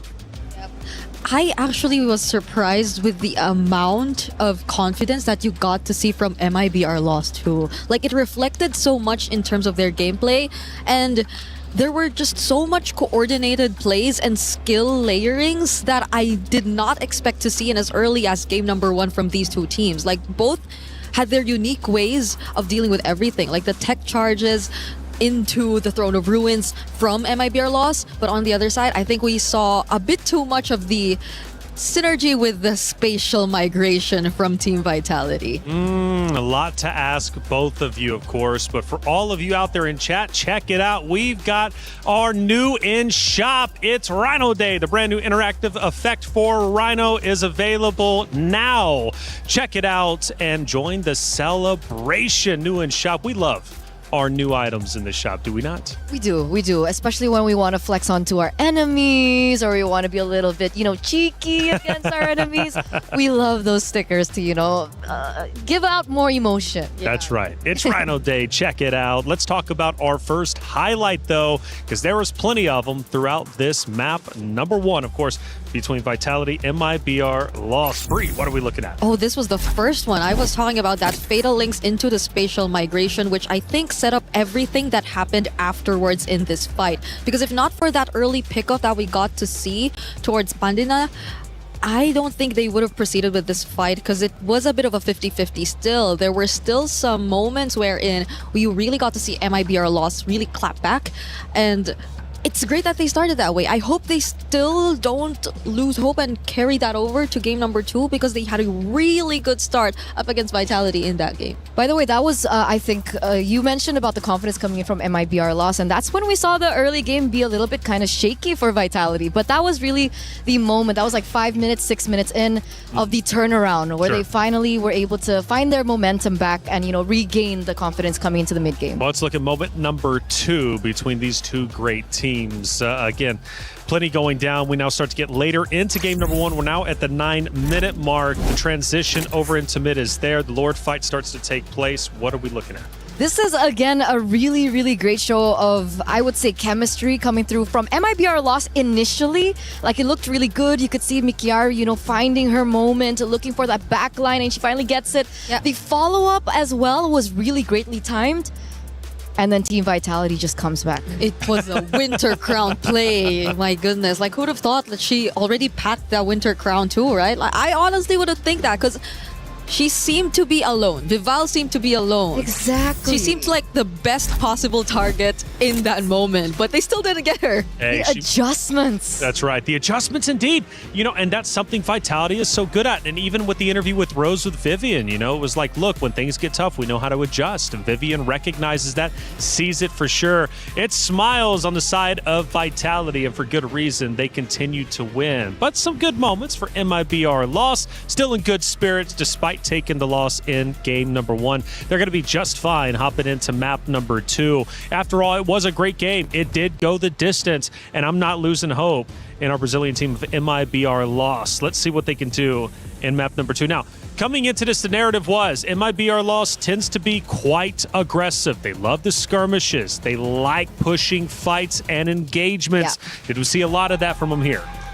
So maybe get a draft that can facilitate that, right? Because we did mention about the Suyo in the drafts, the fact that the Suyo is very susceptible to early game magic damage, and they picked up a Suyo into the Guinevere. Like, we were already saying that up against the Lilia, it's already going to be so tough, but up against a Guinevere as well, it's tricky.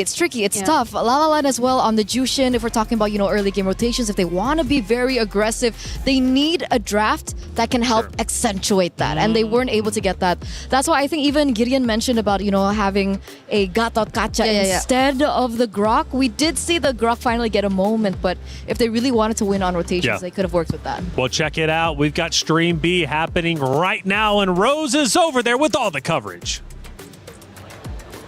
Hey guys, Rose here, live to you from Stream B, and as of now, an upset and a shock has just occurred after Galaxy Phoenix actually managed to take Game 1 from Na'Vi in a 14-minute game. Now, as we prepare and enter Game 2, I wonder what will actually happen. Will Na'Vi be able to bounce back and fix the mistakes that has occurred in Game 1, or will Galaxy Phoenix continue surprising and shocking the world? That is it from us from Stream B. Throwing it back to you guys. To move. Not trapped at a desk in one singular posture for 12 hours a day. It's time your chair evolved. This is Secret Lab Titan Evo. Ergonomically engineered for you, gamers, hybrid workers, artists, backing your every move. A big update indeed from Stream B. Thank you, Rose. Na'Vi down 0-1. You know, one of the implications of this matchup was the fact that we talked about it. We were like, hey, can Na'Vi win? Will we get that rematch? I don't know if we will, because Galaxy is looking great. This just proves the point that while we have 2 mics right now, yes. Do you want 3? Do I look that shocked? I don't know how to process everything, you know, but this just proves the fact that Cambodia, indeed, in general, as a region, everyone else seems to be stepping up. It's not just their men's division that we're suddenly seeing skyrocket in terms of competitive gameplay. Na'Vi, I think we need to review that, you know? Like, I think that's the first thing I'm doing after we end Stream A. Yeah, I don't know about you, but I'm doing that. Sure, go back and watch it. Yeah. And you know what? I think it is worth the watch for sure, because again, Na'Vi, a powerhouse team that we're expecting to make a deep run, not only in our groups, but also going forward in the knockout stage. I mean, a contender for sure. We talked about our contenders to potentially beat out the likes of Vitality. Well, maybe this will be the one. Who knows? Na'Vi's going to have to step it up against Galaxy Phoenix. Hey, check it out. 2 champions, 1 game. My Champions Pick event is now live. From July 27th, submit your predictions for the MSC and MWI champions for a chance to win 50,000 in-game diamonds and MSC 2021-2025 tournament skins. Don't forget to leave your picks under at MLBB Esports Post for even more chances to win. Lock in your champions now and cheer for your favorite teams. Hey, matchup 2, map 2 about to be underway. It's Vitality versus MIBR Lost. The returning champions take the stage to the drums and the flags, and they're not hesitating to at least take down their competition. I shouldn't say dominate, but at least take them down. They looked great. Now, going into the hero selection, I really appreciate what Eterna said. Look, if MIBR Lost wants to be an aggressive team, forced to skirmishes, forced to engagements, well, let your hero selection represent that. Don't start slow. Go back to your bread and butter of what you're good at. And I don't think you can afford to play slow against a team like Vitality, because they'll just constantly ramp up the pace until you cannot recover from being behind up against a team like this. So it's a must that they stick with really what works with them or for them, and what really brought them here, which again is very systematic and aggressive gameplay that is deceivingly reckless but is actually not. So I hope we get to see that from MIBR Lost heading into draft number 2, because was that broken walls that we're seeing? I believe so. It's time for Johnson. So tell me about the aura of Vitality, because, I mean, winning just nearly everything, when you go against them, what do you think the competitors feel? The aura, exactly as you mentioned. Like, it's something that inevitably gets to them in one way or another, but hopefully not much to a point where they tend to overthink and just react to whatever Vitality is doing. And I think it's great. MIBR Lost didn't seem like the team to be like that. They weren't as reactive to just whatever Vitality was doing. They were trying to do things by themselves. And I think that got them some small wins across the map a couple times. So as of the moment, I think we're seeing a very similar trend in terms of the bans so far. Likely to see another Marcel taken out alongside the Eve, and maybe another mid lane, either the Eve or the Juicid. Yeah, we're waiting on that right now. If they want to go for a little bit more respect, or do they want to go for the Akai ban as well? it's still something that's still so up in the air. Like, is the Akai still a viable choice? Is the Baxia still a viable choice? Is the Fredrin still a viable choice? I think we only saw the Fredrin banned once, and other than that, it was left open completely, and nobody really picked it up. It's always been just like the Herrera. I wonder if the Nolan will come to light this time around. Yeah. And obviously, it's an interesting question about the gold lane matchup as well. Carry and the Claude. Last game, we did see that the Claude was able to be a little bit more versatile when it comes down to the team fights because of the mobility, the BMI, and so on and so forth. But when it comes down to laning, like, is it worth it to go for a carry early? I think it's not that they just wanted to pick the carry into the laning for the Claude. It's more of them picking the carry alongside the Alice that they also prioritize in the first phase. Because if they actually... No, actually, it's not that they had to do that too. Because I believe Claude was actually first pick, right? It was Zushin, Atlas, Claude, and then the carry pick. Right. Wait, so they got the Juicin first, and then the Atlas Claude was revealed already, right? So they didn't necessarily have to do that. So yes, I think that was the mindset. So it's not really more of a safe option for them. I don't know if it had something to do with comfort, because again, there were multiple other gold lane options still available, like the Harith, like the Harith for Pandina. But let's see if there are some certain adjustments that come into play this time. Because again, the Esmeralda was never really touched upon in game number 1. Not sure if they have it in their kit or if it was just something they disregarded because of the nature of their lineup. But as of the moment, Vitality has no Atlas to prioritize, and the Akai you mentioned. Wow. It's a power pick. It is. It's a hero that we saw last year, actually, at MWI. One of the heroes that really gained popularity. And obviously, Team Vitality were one of the teams to be able to utilize it properly as well, especially in the hands of Vival. Now, is this a flex pick is what I'm wondering. Because there's also a Mathilda that's still available if they wanted to like pair it up with the Akai in case that it does get left open for them. Because MIBR loss, I think that was one of the bans that Vitality actually used against them in the previous game. But that was towards second phase because there were a lot of other priorities first. And speaking of, the Claude is also still available. Oh, they go Kimmy Grok this time for their first 2 picks. I'm so used to seeing like the prio of a Kimmy Gatot in terms of like the combo in mid, but now it seems like MIBR Lost just really want to stick with the Grok, I guess. At this point, I think it's comfort. Yeah. Right? Either comfort or power, but either or they're prioritizing the Grok once again in a situation where it perhaps doesn't need it just yet. But now we know a little bit more about MIBR Lost, so that says something. And of course, the Kimmy is a strong pick considering that the... Wait a second. Yiv and Jushin are still up and they go Kimmy. So that's also quite peculiar. And they don't consider it for Team Vitality either. So they just lock in the Valentina, which obviously, as a response to the Grok, will be one of the better options in the mid lane. And the Claude we earlier mentioned for MIBR Loss is now taken by Vitality. It seems like slowly we're getting to understand what the comforts are and what the priorities are for MIBR Loss. It's not like they really are after the most meta in the gold lane, even if they're given the opportunity. They're more comfortable with the likes of the Grok and another Suyo game, which they're seeing right now. And this time around, it's not as bad, I think, right? I mean, the Suyo does farm quick, right? And this time it's up against a Valentina. So depending on how Cine plays it, it also will share how much of a threat that magic damage will actually give over. I'm still wondering if this Akai is flex. Yeah.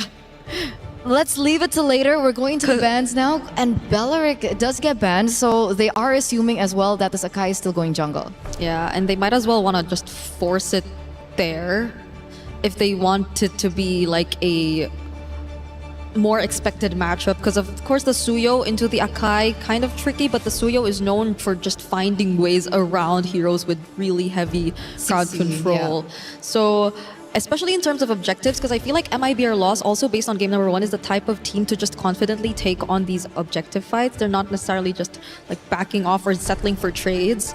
But the Esmeralda finally gets taken out. Ooh, what could this mean? And Arlan actually does too. That's actually a really good call, I think, for MIBR Loss. just really recognizing the power of the displacement coming from the Akai and how it synergizes well with the Arlet. It's again another thing that we saw from MWI 2025. Yeah, what could be the option for Fumi Echo this time if they took out the Esmeralda? Because the Paquito's gone, Freya's gone too. If they want Scepter, they can go for something like, you know, the Terizla. Or they want another Alice. That could also be possible. Because I think that backline would be... Oh, they ban it out themselves. Because backline, I think, remains a question mark for Team Vitality at this point. Not unless they just really want to go from front to back. And they're a very systematic team, so it's not surprising if they just want to stick with that.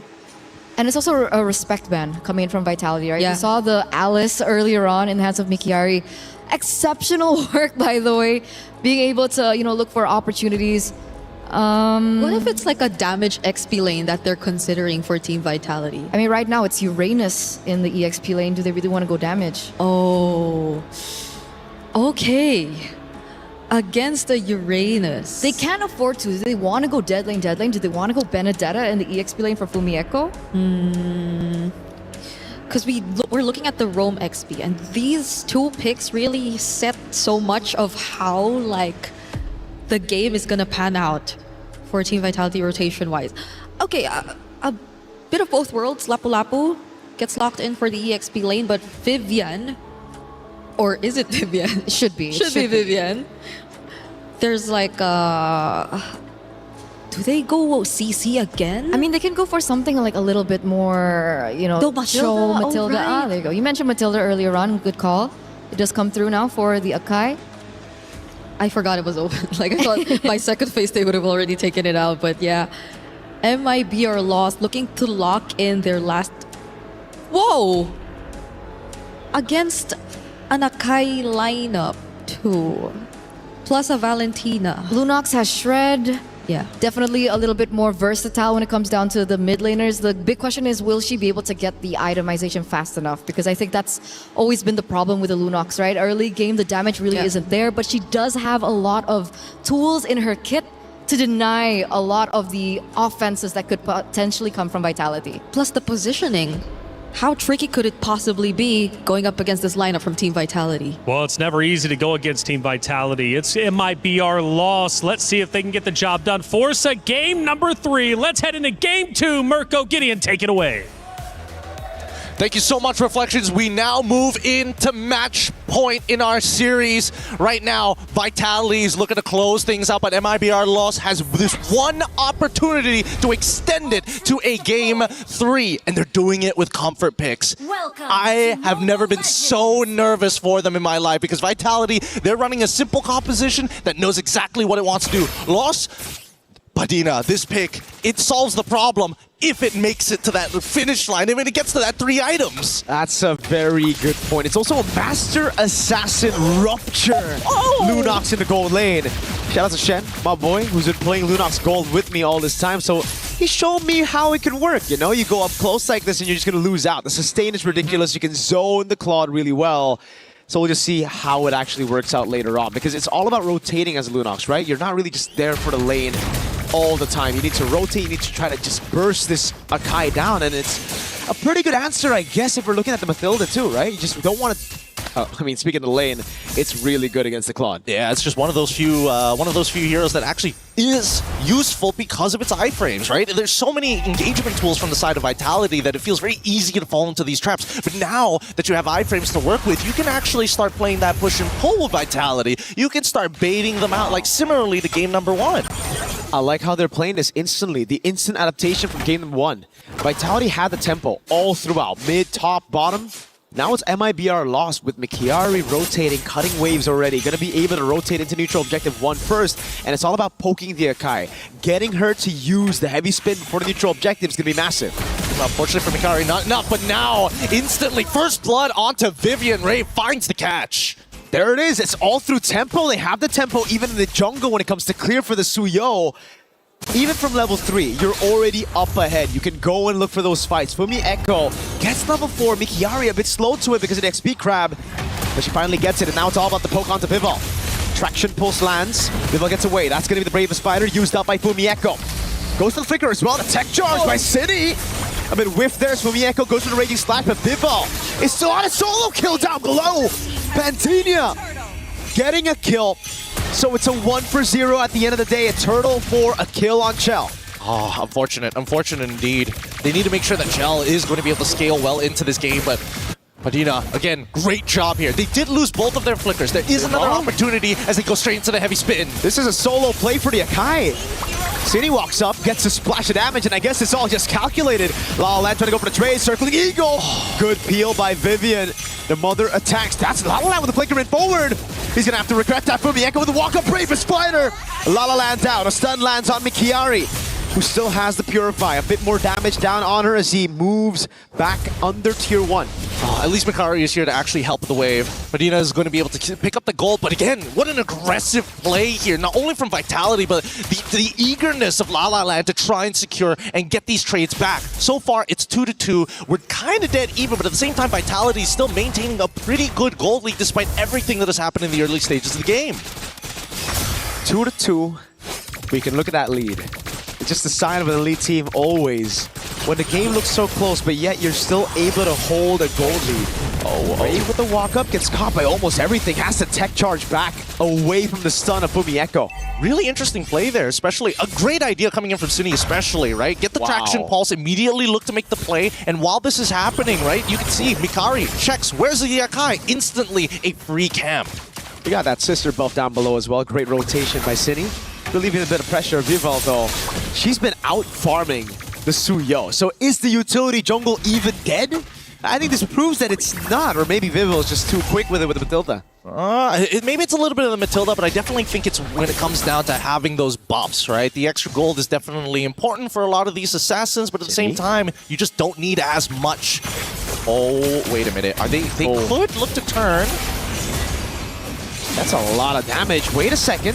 Blade Surge down, now the heavy spin. Good traction, pulse appeal, but Fumi Echo dives under turret. The Raging Slash is enough. Two-man stun. A tech charge lands on 2. Now it's all in coming in, but a good peel coming down from Vival's. Pandinia isn't able to get in. The Brilliance pop now. She tries to disengage with Chell.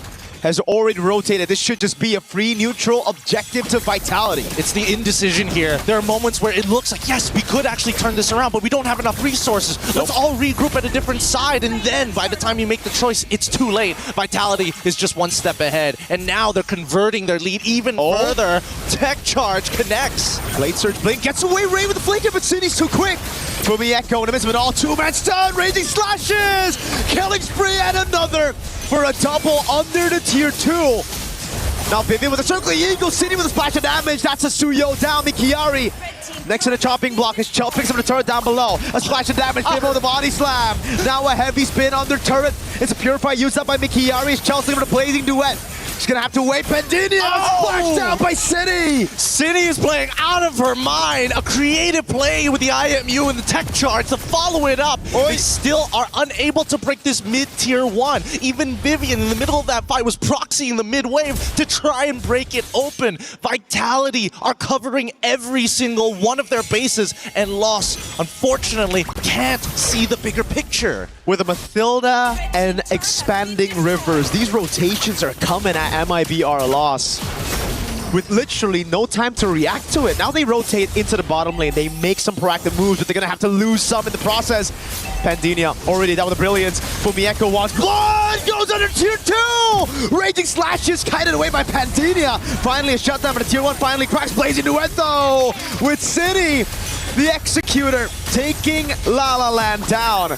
No more damage from Mikiari and Ray. They're just gonna have to back away. The synergy is looking really good from Vitality. Every single one of the members look like independent strongholds. And unfortunately for Lost, they need that command. They need this is the final call. And because of that time, Vitality, this 4.3k has been looking really good for them, but a majority of that lead is actually leaning onto Fumihiko 4-1-1, and as well as Vivian 0-1-8. That was a big shutdown. That was a big one given over by Fumi Echo. It was a very unnecessary dive as well, but it looked really cool, right? It did. It's style points, especially here with all the Vitality fans. Luckily, though, it's Mikiari who got the kill. Whoa, Circling Eagle coming out now onto La La Land, but they're, again, is this a punish finally? Nope, it's a stun, Raging Slashes as well. Just a bit of fun that they're doing right now. Good immobilization. Fumi Echo instantly with the response to body block the shots from La La Land. They get tempo down below, but Vitality have all the control to just get this for free. Absolutely no chance for Hayab to walk or rather even blink towards the Chell with a BMI forward. Oh, they're feeling it, Gideon. Oh yeah, they're getting real disrespectful and they're going even further beyond, right? Look on the opposite side of the map as Mikari is trying to make sure to get some kind of space for her team to kind of open up this map even more. And they've already netted the bottom tier 1. They're now looking for the mid tier 2 at the same time. This should give enough time for the jungler to actually clear that bottom side here, unless... Does Lost have enough wave clear? They should have, right? I mean, if they proxy one of the waves, then maybe, but it's starting to look a little tough. Uh-oh, Brilliance used up. Traction Pulse lands on Vival. Fumieko sent down below to clear out the wave against Mikiari. She's gonna have to deal with another wave, and this gives tempo over to MIBR Lost. A flank from Mikiari. Not much you can do though, not a lot of initiation tools. Pops into Consecration, great read by Vitality. They just go and isolate Mikiari from the rest of the team. No way to respond it over. Why? Purify. And still, it's Vitality with the kill. Vitality with the kill, but more impressively, at the end of it all, I mean, Vitality, they've got some great... Oh, the tech charge from City catches 3! Uh-oh, tech charge back. Hayab gets her first kill of the game. A Queller. A bit of disrespect to go in for Mieko now. All the way, raging slashes. Taking her down, a stun as well, but Hayab gets a second of the Sky Piercer now with the Blaze into it. Guts on La La Land. That's Blade Surge and a triple for Hayab. Finally, Hayab. I got this War Axe. I've been stacking it up all this time. I'm just waiting for the wave to get a little bit closer. And again, honestly, considering everything that has happened, this is probably the best outcome for Los. And those are Sky Piercer kills, Gideon. Those are 3 big stacks that she just got. Huge stacks, in a matter of fact. Now, for this upcoming Lord, I think this is where... before, I thought Vitality has got this already, but now it's a different case. We get the DHS purchase coming in from La La Land as well. The Demon Hunter sword going to be dealing that max health damage. So, people like Val got to be careful. But let's look at this replay one more time, because it all started with the initial play from Fumieko, trying to force it forward even further after Cine goes for the engage. But immediately they realize, wait, our entire composition actually depends on actually having cooldowns in comparison to Kimmy, who can fight forever. And you can see the emotion already, man. Oh! Big fight of the Lord. Vivo just picks it up. MIBR Lost will give it away. They still have great clear. And I think it is the better choice right now to go for the defense, especially considering you have Mikiari who can actually just delay these side lanes from coming into the base. People start pulling attention here as they look for mid-tier 1. Oh. Cine, tech charge offensively, circling Eagle on the backliner. Tech charge from Ray! Vivian is taken low, gets away just with a sliver of HP thanks to the FOTO. Oh, man, that's got to be a little frustrating. Probably thinking about maybe getting Lethal Ignition next time, but, you know, this is going to be enough. That already sends the message, and now the Lord is coming from the top side. Now, the waves are definitely going to be a little interesting to deal with. I want to see whether Lost decides to give up at least one inhibitor here, or are they going to give up all their outer inhibitors? Sorry, outer turrets. Mikiari in the bottom lane, just holding that wave. Divine Glaive already completed for Pandinia. That's the reason she was able to get Fumieko that low for Hayab to get the execute on the Sky Piercer. And look at the way that they're dealing with these waves. One down below again. Mikiari doing a lot for MIBR Lost. Lord already at half HP. Traction Pulse comes around as well, and this is without... Oh, wait, is Pandinia has already used the ultimate earlier, so it's a tier 2 in the bottom lane, in the mid lane. Tier 2 in the bottom lane is the only one left standing now for MIBR Lost. And Mikiari's cutting waves inside of the base. Yes, beautiful. This is exactly what you want Uranus to do, so you don't have to deal with the pressure, but now they're fighting back. Tech charge, knocking people off there. Guiding Wind, not enough. Hayab, 40 stacks on the Sky Piercer now. This is a very dangerous...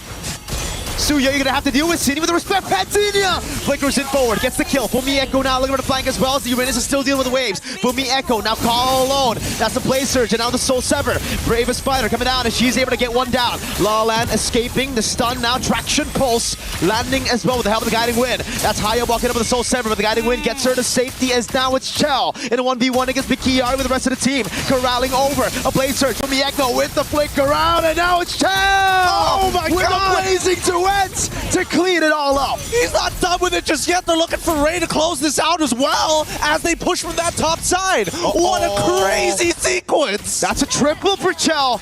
Unofficial, but it still counts down with a circling Eagle. Vivian takes it away. It's now just Pandinia. Spawns back in the map.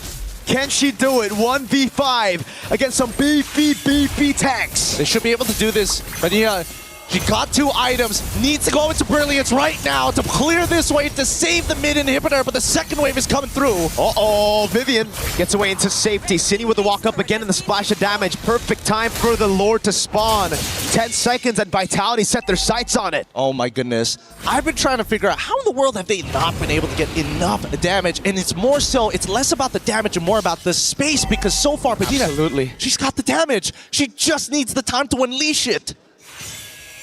That's where it gets difficult with so much coming at you. So much CC, pure damage as well. And it's a glass cannon build. Now without the brilliance, Mikiari's getting shredded down. Has to use the consecration. No purify for another 16 seconds. The waves are not in a good place as well. Lost has to make a choice. Either you force it now or you give up this Lord and focus on clearing those waves. They're dealing with bot side. There need to be some attention towards that top. And you can see here, Vitality, they're backing off. They know they've got that huge wave top. Mikiari, no consecration. They're going to go all in on her. Purify. So they bait out the consecration, the first initiation. Now it's the Purify down. And the wave is massive for Vitality. Oh yeah, they're about to lose an inhibitor here, and Vitality, they know it. They know it. They back away. Honestly, they just need Ray, because if they pull the Lord too far out, they can use that wall to actually reset the Lord, and force it to actually start moving back into position. But with this missing inhibitor, Lost, it's now or never. Vitality want to play it chill. La La Land already taken very low. Mikiari now. No Purify, they're gonna go all in on her with no Purify. It's an easy pin down. And City picks up a kill in the backlines. Vivian, who goes bad for bad and gets a mid later from Mieko. A stun with a Raging Slash, now goes in all the way. Forcing a flicker out from Pandinia. Stolen Brilliance by Cine, and look at the 2 members, Chell and Vival, who set their sights on the Lord. And that's another objective taken by Vitality. That's what we call in the biz a perfect chokehold situation, right? You're just trying to get slip the hand under the neck and just close off blood flow to the brain.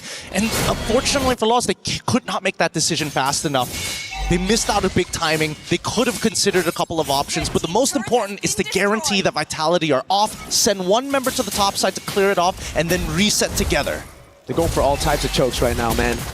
It's not just the rear naked, it's all everything. I mean, I think the triangle might be a little bit too hard here, because Lost, they've been playing a lot as 5. We haven't seen them gone for the big interceptions just yet. And I got to give it to Vitality. They've been way more aware about the positions of the Lost members. Even Mikari showing up for half a second between Tier 1 and Tier 2 was enough information for Vitality to play the defense. One thing's for sure, though, they're just going to try to go for the finish right here. Lord of the mid lane already. That's a base turret taken down, up top, down below. MIBR lost, holding on to the resources now to clear it out. For Mieko, the Raging Sands, or sorry, just the Brave Spider. Now the Raging Slashes. Wait. Already Ray walks up, Tectonic Charge! Oh! Turns it around, high up with a double. And Vitality can't close it out. Now they're running for the hills, high up with the walk-up. That's a winner crown already used up at Chinny. Tries to peel for her. For Mieko in the midst of it all. The tech charge to get away, but high up's gonna walk up as well. That's the flicker out the safety as Vival's trying to provide enough peel to get away. High with walk up again, gets it.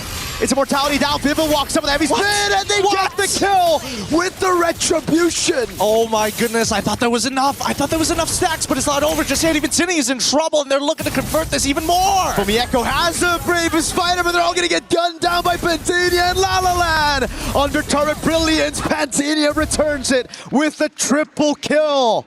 Pandinia finally scaled. They finally scaled. They have the members defending the base. No inhibitors left, but this is their moment if they can find a huge set again from Ray. 3-man knockup, 3 members dead. Yes, it may not be the correct targets, but at the same time, it's better than nothing, especially 16 minutes into this game. The death timers are so long. That's a desperate haymaker you need to land at the finishing rounds here coming into it. 60 minutes with a Lord with all the base turrets taken down. It really just looked like it was all in or nothing. MIBR, they had 1 shot. They took it, they got it, and it all started with Ray. What a fantastic tech charge, but also Vitality a bit too greedy, going in again with such low health bars. Yeah, I mean, it is, at the end of the day, it's a very delayed wipeout, but it works out well for Lost. At this point, is that next Lord, because in most situations, when you don't have an inhibitor, when you don't have enough wave control in 3 different lanes, is where it gets difficult. Purify.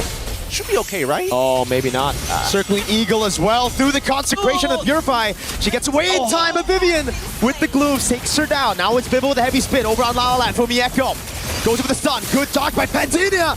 Baits in everybody. Goes up with Brilliance as well as Vivian walks up without Chell. Plays into one of the flicker onto Pantinia. Oh, they're still going. They're still going hard. Vivo needs to hold strong. Oh my goodness. Ayom. Timing it right. Soul Sever just cuts her down. Now it's Vivian trying to run away. Hayab just needs to land a Soul Sever. What? The Flask of the Oasis saves her and it saves the game for Vitality. God, that's got to be so annoying. But at the same time, somebody's got to go back and clear these waves. Every single move we see coming out from Lost, they are winning fights, but they can't get into a position to end this game just yet. They need that Lord. They need it bad. 63 maxed out already. That is massive. No wonder she's been tearing people apart. Every single Blade Surge Soul Sever combo takes you down instantly. Chell might need a Wind of Nature. But even then, I don't even know. There's just too much magic damage. Yeah, there's a lot to work with here. The Circling Eagle is going to get thrown out to try and delay this, but where's the jungler? Uh-oh. Vivian has just baited out those big abilities. Tech Charge already down. Hayab. Oh no, 24,000 HP on the Lord. Vivo will take control of it, and they don't have the waves to play around it. Oh no, they just didn't have enough damage. They didn't have enough sustained damage to do this. Fumieko instantly with the zone. Hayab's gonna have to choose. She chooses to back away. That's a heavy spin that confirms it. Cine caught in the bad spot. Is able to splash the damage, and that's Hayab with a walk up. Forces out the flicker. The evolved Lordo taken by Vitality. Oh my goodness. Is there a world they could have got it? I felt like they could have potentially forced it, or they should have just 50-50'd, I think, at that point. I don't know. It's either, I would say that the safest option probably would to be, you know, find a pick, stagger the entire team for the side of Vitality, and then maybe 50-50. Now they find Vivian and they're looking for more. Mikari, you can't afford to die here. Vitality. Evolved Lord of Vivian opening up bushes she shouldn't have to. This gives MIB our loss a big chance to come back again. 30,000 HP on the Lord. It gives you damage reduction, but you've only got 4 members. We're going to wait to see whether or not this tech charge is going to hit 3 members like last time. And the setup is already here as Mikari is ready to open up the map to follow the rest of the team. Fumieko with a flicker out. Tech charge! Ray! Turns it all around again. Vivo, gets caught by the wall. Pins her down to Brilliance now. So good. So good. These tech charges have been so great from right after the early ones where it's like, I'm assuming just, you know, getting used to it, getting comfortable on that stage. Now we're seeing a real game in the late game. This is a stalemate. Gideon, the fights are just going to Vitality, the neutral objectives because of the heavy spin, but it almost seems like the Lords don't matter. They clear it so quick. I agree. The Lords kind of don't matter, but at the same time, really, what they want is just the Lord-empowered minions and the Lord itself, and even the damage reduction. If they get hit like that, there's really not much you can really do about this. I think that even from the POV of Cine, who's supposed to kind of control the Grok, that anti-CC in the middle of that tech charge, you can't stop it once it's been unleashed. Chell? It should be okay here. Hell of a poke. I mean, it's one hell of a poke, but at least... Wait, do they have the Guardian Helmet? Let me just double check here on the item list. And it looks like, despite being full build, no Guardian Helmet here. Might need to consider that, but at the same time, anybody could just explode out of nowhere, right? There's just no vision to play across this map, and that's forcing Los to stick really close to each other. Mikari has no clue right now that Vival and Cine is there, and now the interception! This is greedy. Mikari has the Purify and the Consecration, but no one's there around to save her for now. That's a slow coming down. Mikiari gets away, and now it's a re-engage. Ray, brilliant position, gets the wall, tech charge, but it only lands on Vivo. Oh, they were trying to force something out here. Look at the wave down below, Gideon. Vitality want to keep them here. Yep, again, this is the same rear naked chokehold that Vitality will put you in when you have a scenario where you don't have your side inhibitors and the Lord available. It's atypical. Oh, wait, here. The minions are doing a lot of damage. Oh, it's not going to end the game at the very least. But it should be free, neutral, objective. It's still Hayop sent down. Hold on, desperate move, Pantinia! Tries to go with the haymaker from Mieko. Two-man stun, now with the radius slashes as well. La La Land able to cut away right now with the rest of the team. Just goes over to the Lord. Again, the cut coming out from Mikiari. Hayop picks up the assassination as Cine pops the brilliance. Lord taken again. Chell looking for the kill onto Ray with no tech charge. Mikiari, though, Did she stay a bit too long? I don't know. Again, not enough. Actually, should be enough mana to get like 2 more rotations here, but with that concentration. Heavy spin though. No, Purify up, and they know it. Mikiari a bit too much, then Chikachu, and now even her immortality is going to be popped down. That's with the Evolved Lord in the mid lane. They're dealing with it though. Yep. It's not enough. It's a 4v3 scenario, and Padina is coming back up in 13 seconds. They can delay this. They can easily delay this with the barrier. And you see the Nature's Barrier come out. Lord can't really go around it too easily. Buys them 1 second here as Padina is 3 off from coming back to life. It's a Holy Crystal. Will certainly help in for Endeavor to clear this one out. Pandinia back up. 4v4 in the base. Fumieko still pretty far away, 4 seconds. Ray goes in, tech charge as well, but Vivian pops in to circle Eagle now! It's City with the tech charge! Winner crown already by Pandinia, now with the Brilliance as well, gets away as they clear out the Evolved Lord. They still want to go for it though, with a Nature coming out as Hayo's going to get taken low, but now it's going to be Chell walking back again. Everybody can try to go for the base right now as Ray gets pulled away from it. Wave in the bottom lane, crashing down again as Chell gets a bit more healing with the photo. That's Pandinia with the Chaos, and now it's Hayob with a crazy move as MIB are lost. Stay alive! I don't know how they're defending this every single time, and honestly, Vitality walking into enemy territory, it could have been a savage if everybody just clumped up together to let this Suyo get the Sever down. Oh my goodness. But I think that the damage, majority of it, it's coming from La La Land as well as Padina. If we look at the damage ranking, yeah, that's what I thought.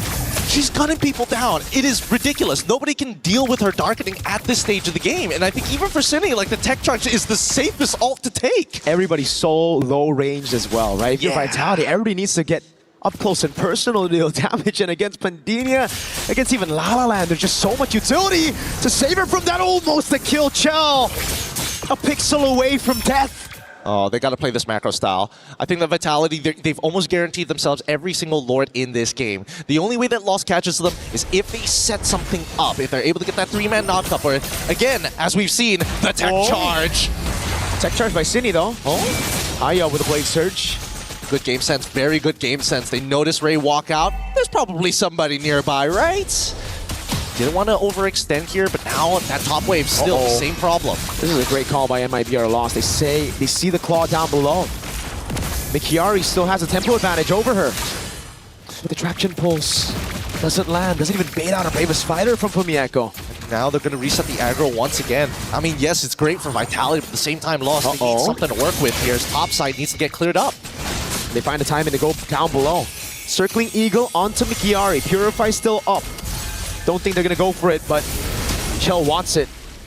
They're just going to shove the wave enough to create that slow push with the super minions. And it's only going to build up here.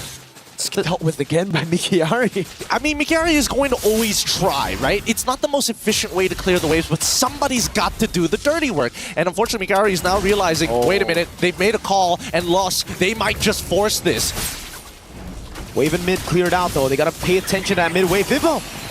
Heavy spin, baited out. That is a massive ability. City gets away with a guiding win. Look at the mid lane.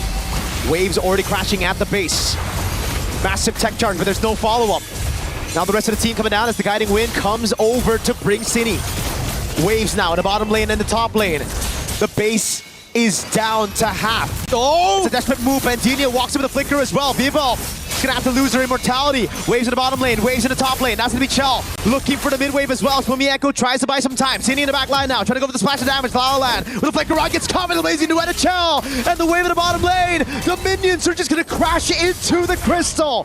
Cannon minions doing work. Pandinia with a recall, now clearing out the wave in time. But they've already lost 2 members. Chell on Mikiari, who's still able to survive for now. Now it's Ray with a flicker out of safety as Pandinia and Mikiari are sent to clear the waves. Oh, the experience is showing here as Vitality are looking to try and close this out. The Brilliance already for tech charge to 2.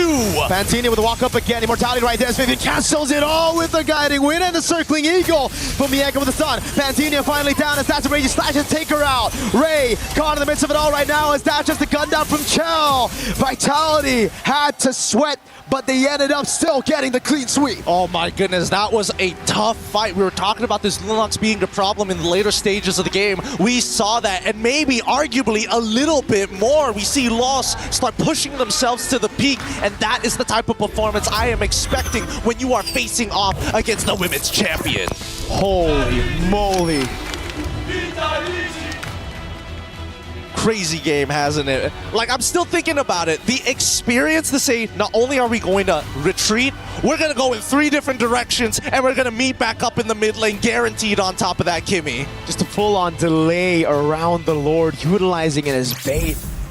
And it's just a forced error here. MIBR Lost had no other way but to bite on that bait. It's either they go for the all-in or the recall, and they concede the biggest objective in the game at 26 minutes. Yeah, I mean, obviously there were a couple of mistakes as well, like Vivian dying in the middle of a Lord push was obviously another reason why it dragged on even longer. But just look at the way that these fights are playing out from Vitality. So good overall. And most importantly, you see how they make the decisions. We need macro, and then we use micro to execute and implement our strategies. Great plays from either side. But with that being said, man, I can't wait to hear from Reflection as well as Eterna and Brigitte just in a little bit. We're going to be throwing it over. Thank you so much.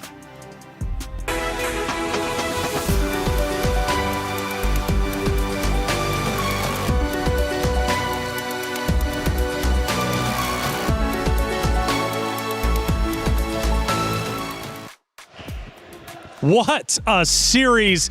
Now I can see why MLBB is so exciting. MWI is lighting up. The series ends in a 2-0. Yes, but it's not representative of what just went down. It was incredible. Let's talk about it, ladies, because my goodness, a 26-minute match. I think it took 6, 7, maybe 8 pushes on the base in order to finally get the win for Vitality. There's so much to unpack. Yeah, because he said 6, 7 pushes to the base. Stop it. Oh, I didn't even know. So we've had our moments today. Okay? We've had our moments, Yeah, man. But I'm still having a moment. You actually, I can't believe you still have a voice, Brie, because you were screaming I know. each and every defense. I don't know if I was screaming at the game or the fact that Navi lost 0-2. Well, that's true. That is something we also have to talk about as Two well. things were happening earlier. At the same time. At the same time. What a series, though, that just unfolded. I mean, MIBR lost. Yes, they did take an L. They will move down. However, did they look great defending and truly showcased resilience, composure, and the sheer willpower to not give up. Unbelievably impressed. So many great moments. I would love to take a look at a couple of them, man, because I don't even know where to start, quite honestly, because going back, again, you know, I'm thinking it's over with. They're pushing the base. It seems done with, but Brie, let's go back to the 4-minute mark. What are we looking at? This is the 4-minute work where I think it was still a bit close between both MIBR Loss and Vitality. Like, you could see how, I think this was the first few minutes where, honestly, I feel like this was enough to show us why they were very comfortable with the Grok. Yes. The setups with the Grok were exceptional. I think this was enough reason for us to just shut up whenever they prioritize the Grok and not say anything. We finally understand what the hype around the Grok was for, right? Because in game number 1, maybe they were adapting, right? Like the adaptations were coming through, you know, maybe they're getting used to the stage, the audience as well. I mean, everyone was cheering for Vitality. It's definitely gonna like hit you mentally a little. So we finally get to see that impeccable charge there, and it really was over and over and over again. Yeah, let's take a look at moment number 2. Let's see where we land. I'm pretty sure we're going to have a ton of highlights. 26 minutes to gain them. We now double the time. We're up to 8 minutes and 40 seconds. And Eterna, we start to look at, again, another great team fight, another great moment where Vitality starts to push MIBR back. Yeah, this is like one of those moments where Team Vitality are just looking for some highlights. Sure. All right? You're all just trying to lay out, pad the stats. Like, I understand that. They definitely didn't need to dive that deep. I think there were so many moments, especially in the early game and the mid game, where Fumi Echo went a little bit too deep behind enemy lines. So I felt like in the early game, there was a little bit of disrespect from from the team. Like Okay, there from were so many Vitality. pushes that they didn't really have to go for, and then it ultimately gave so many leads over back to MIBR loss. But obviously we can't deny the craziness coming in from MIBR loss from them as well, because they were able to capitalize over the mistakes of Vitality. Well, I'm hearing this next highlight is long, Bree. Let's take a look at it, because this has to be the push and pull fight for the base. We're now at 11 minutes, and this isn't going to be, I don't think, the base fight just yet, but we're definitely getting up to it. And we do have a couple of solos breaking away from Vitality, but it is going to be MIBR starting to take hold, to push in on them.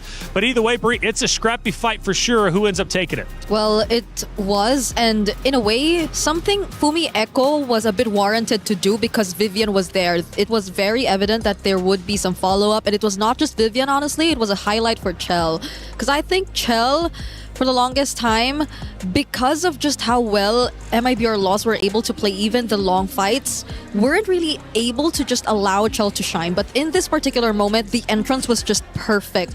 This was an unofficial Maniac, if only Vivian didn't steal away the 4th kill, but that was 4 kills you could definitely hand over to Chell. Yeah, Chell was, especially towards the beginning, middle, and even towards the late, we were like, or at least the commentators were screaming her name, man, because she was going ballistic for sure. But then I think we get deeper and deeper into the MIBR matchup, and then obviously the base is pushed forward. And you know what? And then it reaches a point where now I start to hear the narrative shift, okay? Pendinia, for example, an integral portion, or an integral player, I should say, protecting the base. Hayab also. Hayab was lighting it up. I want to say around the 18-minute mark to the 20-something minute mark. She was going insane. 2 players that we did highlight in the very beginning, and man, for good reason. That is the beauty of having a Sky Piercer, right? Suyo, in particular, you usually see 2 different kind of builds, right? One with Sky Piercer, one without. And usually, when you're on a roll in the early game, you pick up the Sky Piercer to kind of end the game as soon as possible. But in this retrospect, they kind of used the Sky Piercer in an opposite way. Yeah. They were kind of in a 50-50 matchup, but then they picked up the Sky Piercer, and that really turned that game around. And I think it's wise, because MIBR loss, I guess it kinda occurred to them that why is there a bit of disrespect in terms of like the last few team fights? And they knew that they could take advantage of this opportunity where Vitality tends to overextend, and truly enough, they did get a lot of kills off of these overextensions. So Bree, if you don't mind, talk to me about that overextension. Is it Na'Vi just feeling on top of the world, nothing or nobody can beat us? Are they maybe getting a bit too loose? Or is that just their play style and then they kind of figured out, you know what, this isn't working, let's go ahead and readjust? It is somewhat of their playstyle, but at the same time, a bit too much of their aggression, because it's very understandable if you want to keep the aggression, especially if you're playing with such a significant lead. But at that moment, it felt like they completely lost track of the fact that there was a Lunox on the other side, of the fact that there was a scaling lineup too that you had to respect, and that the Hayab actually got in a lot of Sky Piercer stacks on this Suyo. So there was scaling that you could just not disregard once you go up against this lineup of MIBR loss, but Vitality played the latter portions of the game as if that was non-existent. So I think it was a slight miscalculation too on their end, which fortunately they actually did resolve, and they started to, I think it started to eventually get to them. But now, as the casters mentioned too, a lot of the experience and veterancy also showed up during those last few crucial team fights. Okay, gotcha. Well, it seems like, man, Vitality still looking like the most dominant team out there. Don't know if they're going to get beat. I was even looking at chat a couple times. No, I shouldn't. I was looking at chat a couple times, and they were saying, man, they are looking great. They definitely are the best. But from what I'm hearing, we got an interview set up with the winners of Vitality. Let's hear what they had to say. Hey guys, Cindy here with me. Congratulations on that win. Thank you. Ooh, now I gotta ask you. It's not the usual dominating win coming from the side of Team Vitality. What happened today? What do you think about your performance? Well, maybe because we don't have a lot of data about them, so the Lunox is a bit unexpected. And painful. Very painful. Very painful. Now, Sini, you've mentioned the Lunox, and we all know coming into MWI this time, we have a new patch, a new hot fix being played. So I gotta ask you, what do you think about the current mid lane meta? Ooh, I think I like the current mid lane more. Because, I don't know, a lot of heroes that I like are being used now. So, let's see. Will you play Lunox? I might be. That is fun. I haven't seen Lunox in the pro scene. Honestly, it's been a hot minute. And of course, did you know that over at Stream B, Galaxy Phoenix just 2-0'd Navi? You just told me. That is crazy. That was really surprising. You weren't expecting that, right? No. So if I'm not mistaken, your next opponent could be Galaxy Phoenix coming from Cambodia. Once again, a team that is lesser known, lesser active, which means lesser data. So how are you guys preparing for that? Well, maybe just watch the games that just happened and learn from that. Do you think they will take you guys on a surprise tomorrow? Hopefully not. I want to play it safe. You want to play it safe. You know what? Thanks, Cindy. Congratulations on today's win. With that, let's throw it back to you guys.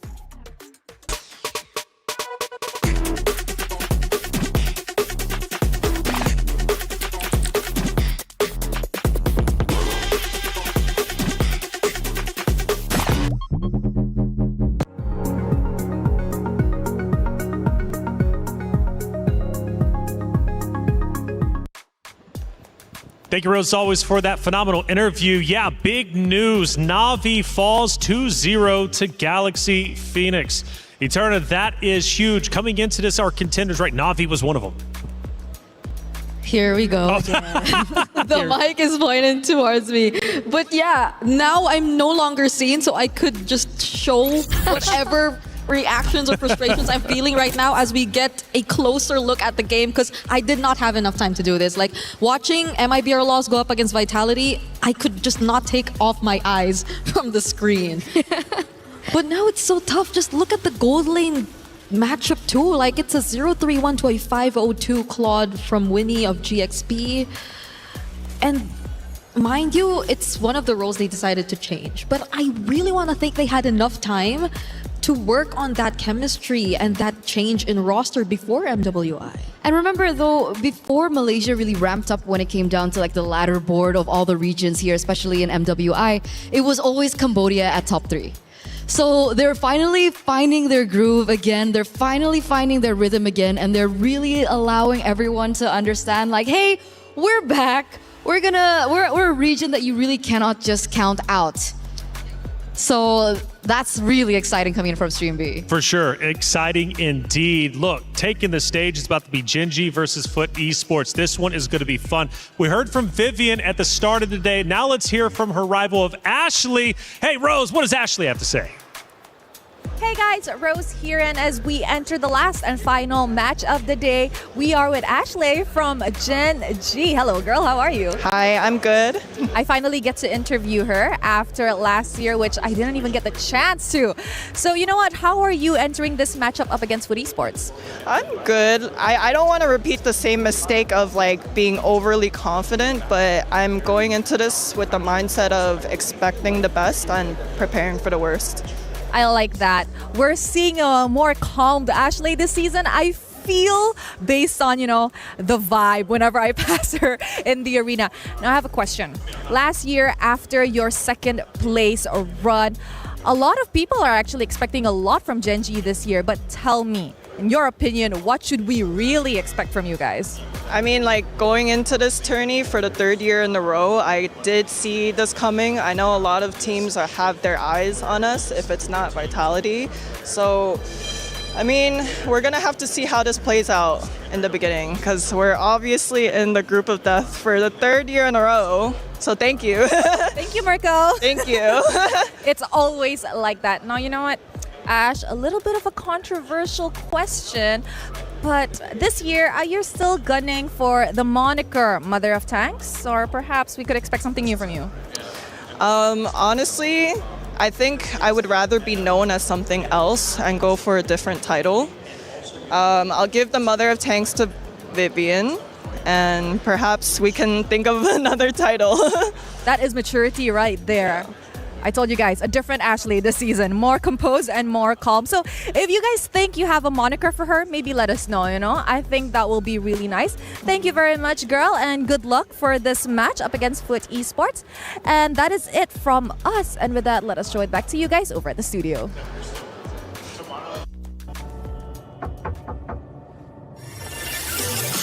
다 그 쓰는 다 말아 미는 진 겹치네 ドキドキしようよ準備快速早まだまだないこの世界を楽しんでみたんだ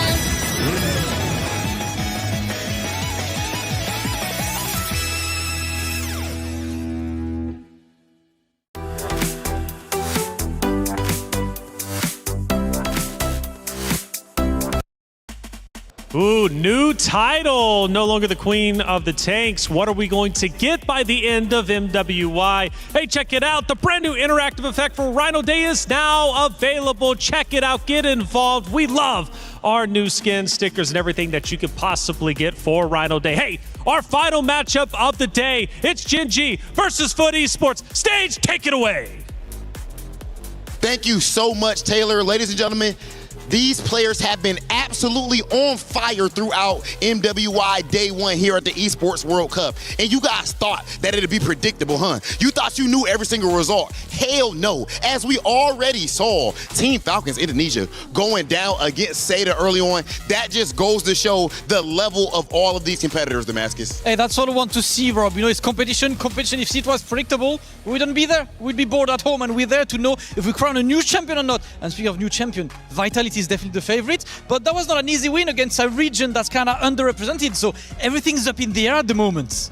That is absolutely right. Now, guys, those were just the first 3 matches. Next up, what we'll be seeing is 2 teams with international stage experience. And of course, both with a shiny new upgrade in the jungler department. Over on one hand, this is the first North American team to have ever made it to a grand final, period. And over on the other, that would be hosting our M8 over at Istanbul. And this will be the time for our women of Turkey to shine. National pride is on the line. Let's get to it. Back to you at the studio.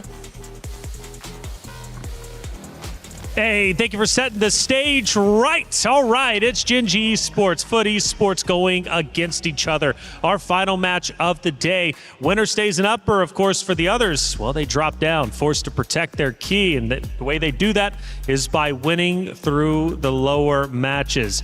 It's not easy, but it's never easy being a champion, is it? So Gen G joins it, are in a roster. Now, this roster ended up inheriting the core roster, of course, who finished up the runner-up last year's tournament. So the Revenge Tour is very real. They want to beat Vitality if they can. And by the way, 2 champions, 1 game. My Champions Pick event is now live. From July 27th, submit your predictions for the MSC and MWI champions for a chance to win 50,000 in-game diamonds and MSC 2021 to 2025 tournament skins. Don't forget to leave your picks under @MLBB Esports post for even more chances to win. Lock in your champions now and cheer for your favorite teams. North America, an underrepresented region. Gen G comes in. What do we think about their chances? That's the beautiful thing about this region, right? Because last year they came in as underdogs, eventually evolved into dark horses. Yeah. And somehow, some way, coming into this year, they are now contenders. Yep. It truly is a unimaginable storyline, I would say, for the North American region. And people call Gen G Esports now the North American dream. So can they keep that dream alive? That's going to be one of the main stories that we get through for Gen G. And like you mentioned, it was Gen G now was Gaming Gladiators before. So it was with Rui now, who, interestingly enough, I don't have as much info on because she wasn't playing in the qualifiers. Yeah, and that's mainly because she came in for MWI specifically. Now it's I think one of their most significant changes as well, because again, Rui, if there's anything we know that's not part of the qualifiers, it's the fact that she was part of Terror Queens last year's 3rd place.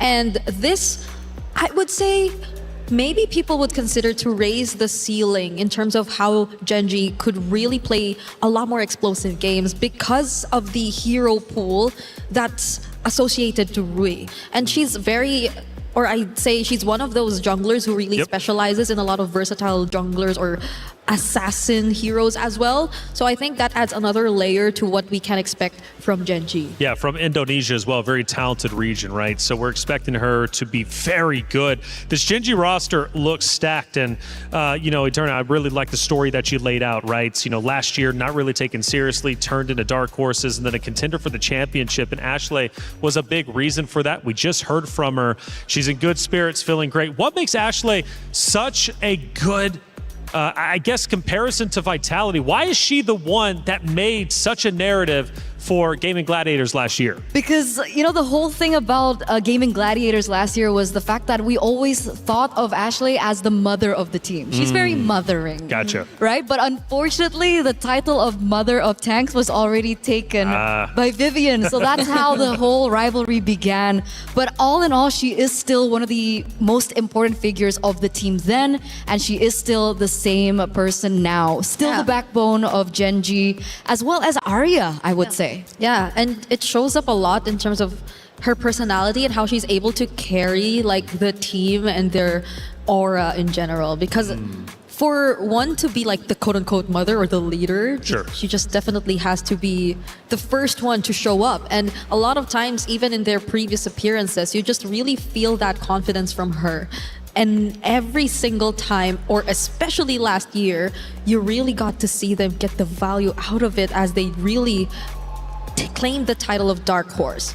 So now I think we're a few moments away from the draft, and that was Expanding Rivers we're seeing again. Expanding Rivers and Foot Esports, by the way, reached quarterfinals last year with virtually the same roster. So they are going to be a huge opponent to Genji Esports representing Turkey. This is going to be a big matchup. Now, as we get into it, I can't wait to see how this one's going to unfold. Genji desperately needs points for the club championship. I say desperately, I think that's a bit of an overstretch. It is only week 2 after all. So, we're still very early again. Okay. I like to ring the alarm bells. It's kind of my style. Everybody knows that. But, Genji, this is a big moment for them and truly, a true test, right? Their first test to show what they're going to bring to MWI this year in comparison to last year. Let's go through our pick of bands and see what we see. Okay, a lot of research done here by Genji. You could see it through their first ban on the Fanny.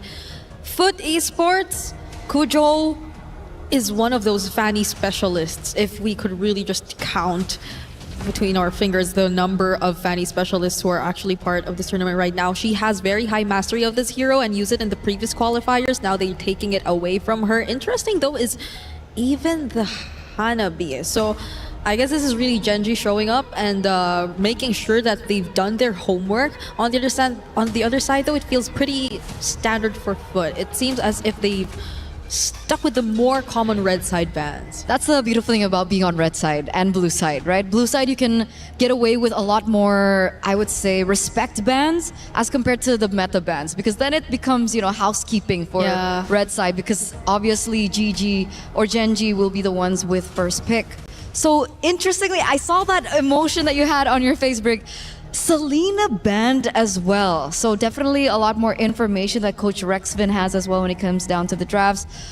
Understanding how Foot works. And by the way, we're going into this matchup and we forgot to mention it's basically the same story for both of these teams. Oh. New junglers. Oh, right.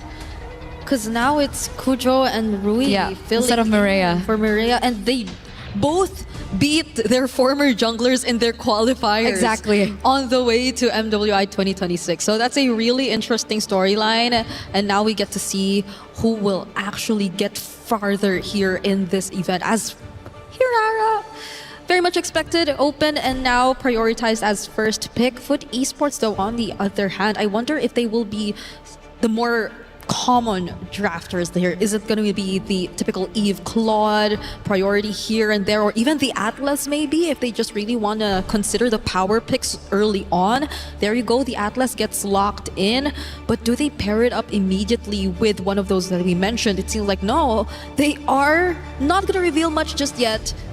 Going with the Guinevere, but at least we do know now that it's jungle Guinevere, right? Yeah, it should be. It should be jungle Guinevere. An interesting matchup. We haven't seen the Hirara up against the Guinevere just yet. Oh yeah. So I wonder how that's actually going to pan out. Who's going to be able to, clear a lot faster? Who's going to rotate quicker as well? We'll see that all unfold here in game number 1 in this matchup. But we do see the instant response coming in from Genji, Valentina, and the Esmeralda. So already a very strong lane in the EXP lane. A really good way of showing how they want to play, especially when it comes down to that early stage of the game. Yeah, regardless if they do pick up the Eve, which is actually still available, not even the Ju Sin is actually still open to this point for Foot Esports. So they have a wide array of mid lane options still out there if they do want to reveal it now, but they go for their XP lane. It's a Phoveus into the Esmeralda, which I'd say is an interesting choice here for Foot Esports. We did see it earlier though. 50-50, right? Yeah.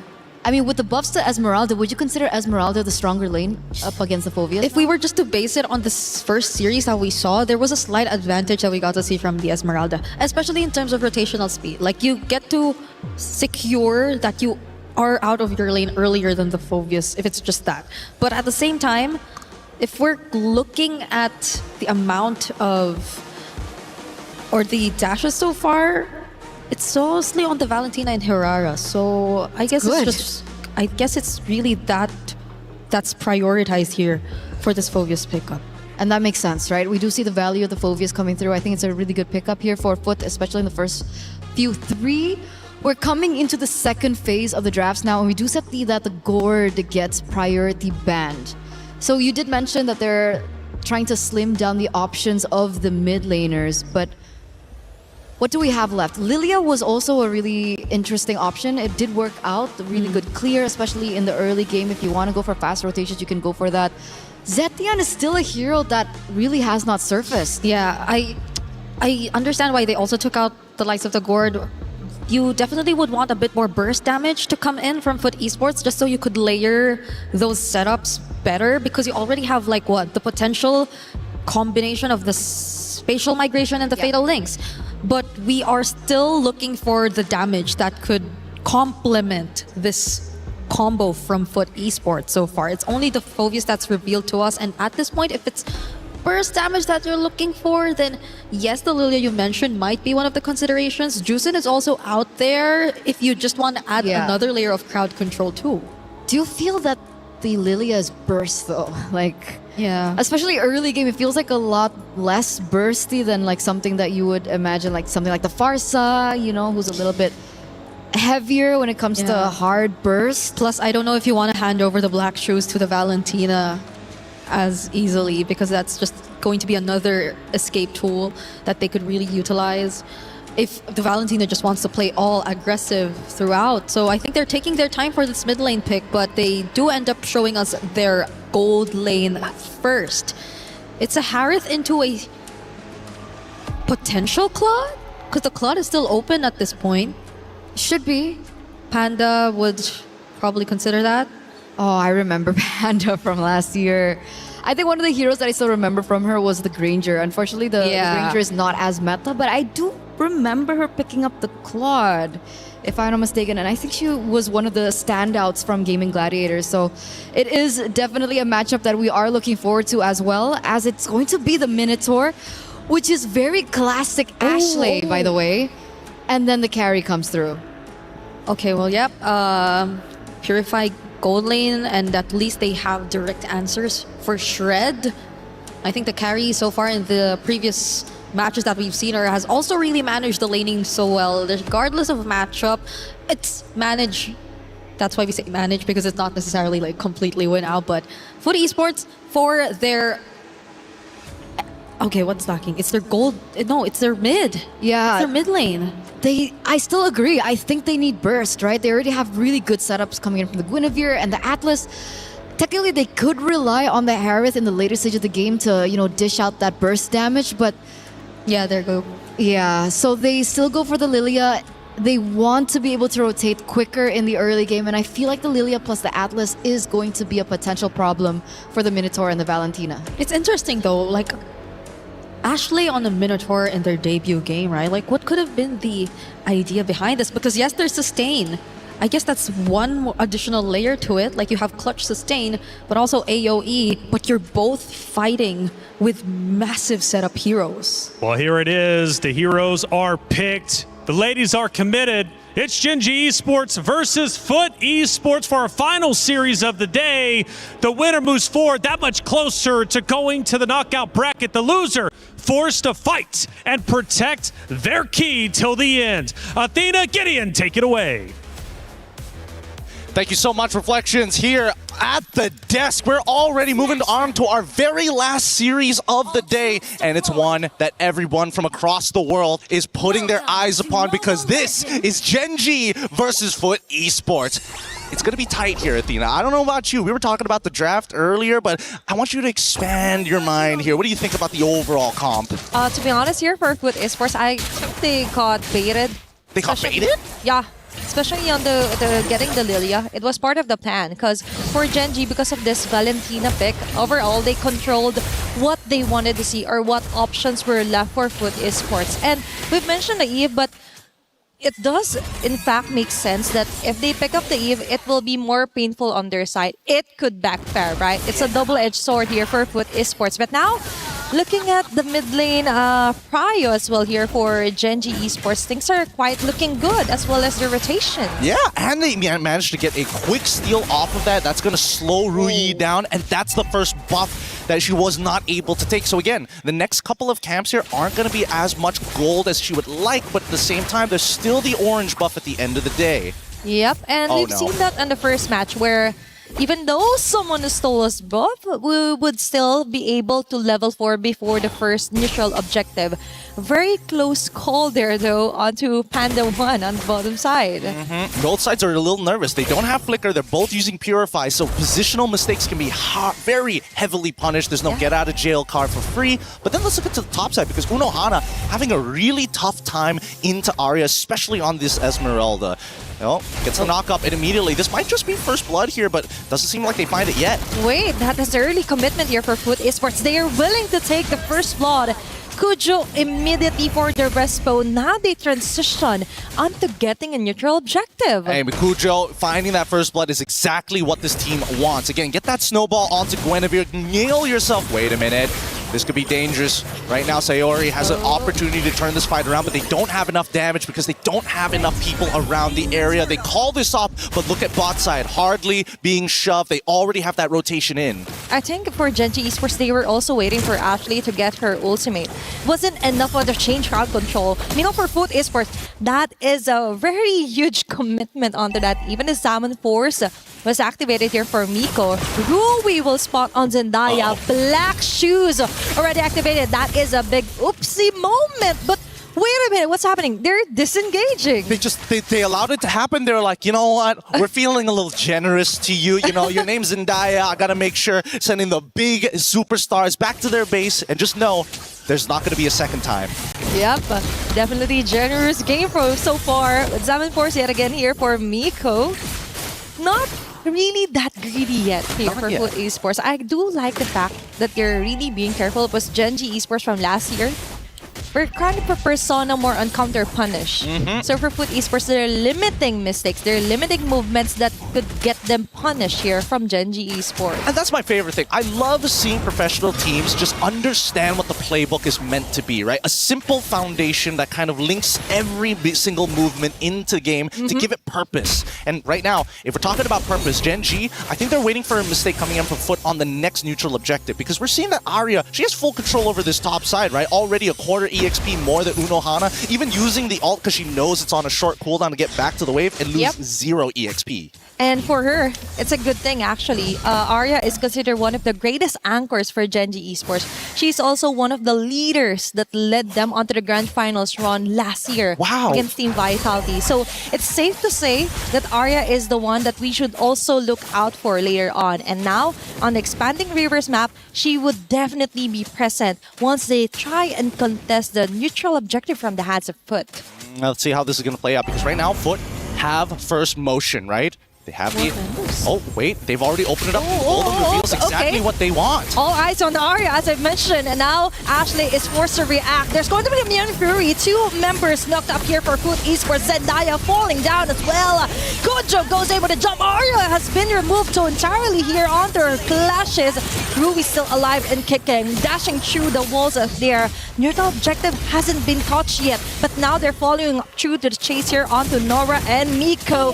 They won't succeed onto taking them down. It looks like Genji has a very great punish there on the Foot Esports. And they're good for it. A lot of battle spells had to be used here, unfortunately. Even Rui losing out on her retribution is going to be a bit of a hard take here. They need a reset. If not, there's an opportunity for Kujo to steal this again. And look at Genji. Instantly reset. Let's move towards that mid lane and then re-engage when we have our cooldowns back up. That is exactly what you want. Observe first before you take action. And now we're observing Arya getting onto the front lines here for Foot Esports. Rui has her retry ready. Now they disengage or slowly disengage. They engage the situation. Objective first before a takedown. Sayori and Arya being careful as well, even though they have multiple escapes. And Genji Esports is on a new level of discipline here against Foot. Yeah, I gotta admit, Genji, they know the conditions that they're looking to play for. And honestly, it might bite them later in the game as Panda breaks the tier 1. They should be okay. And there you go, the Minoan Fury to disengage. Okay, that's also a savior for Ashley. They're trying to prevent their gold laner being taken down this early. Unohana, they're for a pursuit. But Sayori on their hand, copied. Going on the dark way. Wait, stop that. Hey. Okay, disengage. That's it. They just have to breathe. And while all this is happening, at least they're not missing out on important EXP as well as gold. Rui covering not only mid, but goes straight to the top side, knowing, hey, Panda's going to be a little late there. You might as well take that wave and wait for the next one. Yep. Panda will eventually scale, so it's no big deal. They're making sure that any time they will be ready. So there isn't any idle farming moment for Rui, as you mentioned, and that will greatly benefit Panda 1 as well. As long as she isn't alone being the core damage leader, and all is good for Genji Esports. Foot Esports on the other hand, I do like the fact that among all the games that I've casted, this is one of the most balanced yet. 6 minutes into the game, there's not a single team that's really dominant, not really one-sided at all.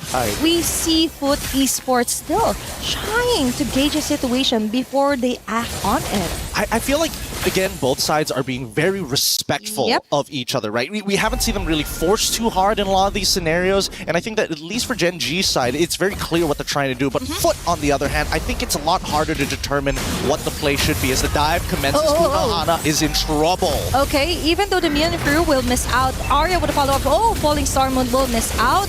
But most of the members of Foot Esports are ready to rumble. Okay, Frigid Bread already activated. But now they slowly back away. That's the strength of Genji Esports. They know when to stop. That's a huge discipline right here.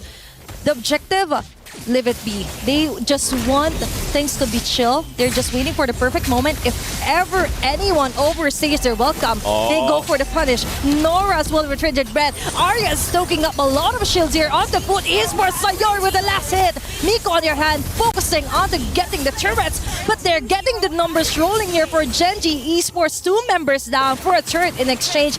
I think for Genji Esports, that is more fruitful. That's 2 members down, and they're looking for a third. The Black Shoes comes out just in time, but Zendaya, no way, hold this time. Arya takes him out, and now what used to be just 2 has turned into 3. Don't turn it into 4. Mako is going to try and play this out, but doesn't have vision. Gets flickered on and tries to get out. Okay. She will successfully back up, but Ashley on the other hand, I think that was so much of a overstaying on their part. It was a scramble. Yeah. But still. They still managed to make it work. Yeah. And at the end of it all, Kujo is still deathless. 2-0-0, now completing the Genius Wand. Zendaya, again, it's very difficult for her to maintain that position, especially when Flicker is on cooldown. But with all of these big cooldowns already down. And I would like to say the same for Gen G, but really, I think Arya is really fine with it. Even if she doesn't have to use her Purify and dies for it, the rest of the team is capable of cleaning up the mess. She's willing. Actually, she's willing to sacrifice her time as long as other lanes remain untouched, right? And that's the thing. She's keeping Miku at bay just so Sayori and other members of Gen G Esports could just have the time of their life, not really realizing that it greatly benefits Gen G Esports. Without the Harriet, the damage output just isn't enough for immediate takedown here for Foot Esports, and Arya knows that as well. Now they target even under the tower. They go in, or even with the fatal lace will go down. Unohara as well. Double kill here for Panda 1 under the turret. It's kind of a bit of greedy, but Rui will take that kill as well. Double kill. Will she make it a triple kill? No, sir. No can do. Miko slowly backs away. That's 4 members down here for Foot Esports. Calculated, controlled, and most importantly, Rui playing a hot game. Good iframe dodge at the end of it. There should be a Lord take, an instant conversion for the side of Genji. And finally, we see a tangible lead, right? Before this, this 5K was like, okay, sure, it started off pretty slow. They had a bit of a 4K lead, but now underneath the turret, utilizing the third item power spike to make sure that they can ram right through. And that's what Rui was looking for. Give me that third item, I guarantee you somebody's gonna go down. And definitely, we've seen it close on action here for Gen G Esports. This is what we're talking about. The Gen G Esports wants to take it another step further. From dark horse to contender, now they're one of the strongest teams that has a target painted on their back. Now they're back for vengeance, and Foot Esports is the one on the line right now. Oh my goodness. Okay, Arya is capitalizing all the shields that she's absorbing here from Foot Esports. She will get away. Deathless as well here for Gen G Esports. Lord will actually be able to pop up those holy shields. Let's see. Okay, it's going to set Foot. That indeed is a great advantage now for Gen G Esports. Now they slowly transition onto getting a turret. A great move and discipline action here for them. Yep, I need to see Gen G really press the advantage here. They know for a fact that Nora doesn't have the fatal links, and they go for it! Oh, Ashley yet again with a powerful set of a Minnow Fury. Foot Esports on the other hand, scrambling to get onto a kill. Shutdown here for Kujo, but on the other hand, it's going to be a trade-off for her life. Rui onto the base.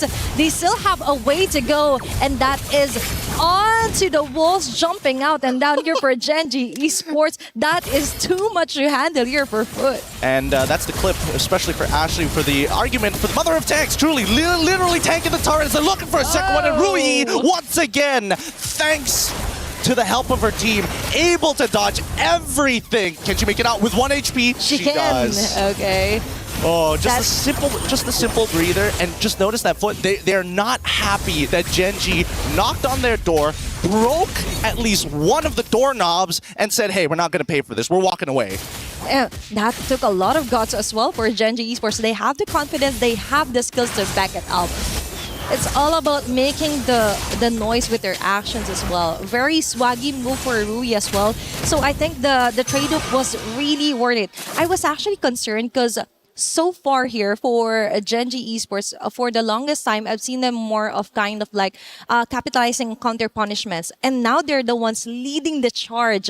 All throughout the round, I've mentioned on the 6-minute mark that it was more of a balanced type of game compared to the games that we've casted. But now, heading on to the 13th-minute mark, now we see the dominance being asserted by Gen G Esports. Now we see them being the top dogs against Foot. And I think a lot of it just comes down to the fact that Arya has been absolutely crushing it. Look at that difference, 8.3k to 5.5 on the opposite side against Unohana. And to be fair, there were a lot of ganks towards Unohana's lane in a losing matchup in itself. So 3-level difference is not too surprising in this current state. But Mako finally getting that third item. Some relevant damage. Not enough to take out Arya, but definitely Rui and Sayori. They got to be careful if they fall into the Zaman Force. And as well as she's really maximizing this low CD cooldown here for the ultimate. So that is another additional for Gen G Esports. We've talked about this on the panel that even our experts are expecting the Esmeralda to really top off the charts after the Paquito Lapu from the wildcard. Now we're back on an Esmeralda.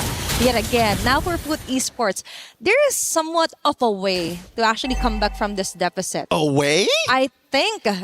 What's the theory here? What's the theory here before the Lord makes it to the inhibitors? I just think that Cujo and Nora just needs wonderful connection when it comes to Fatal Links and the spatial migration value for him.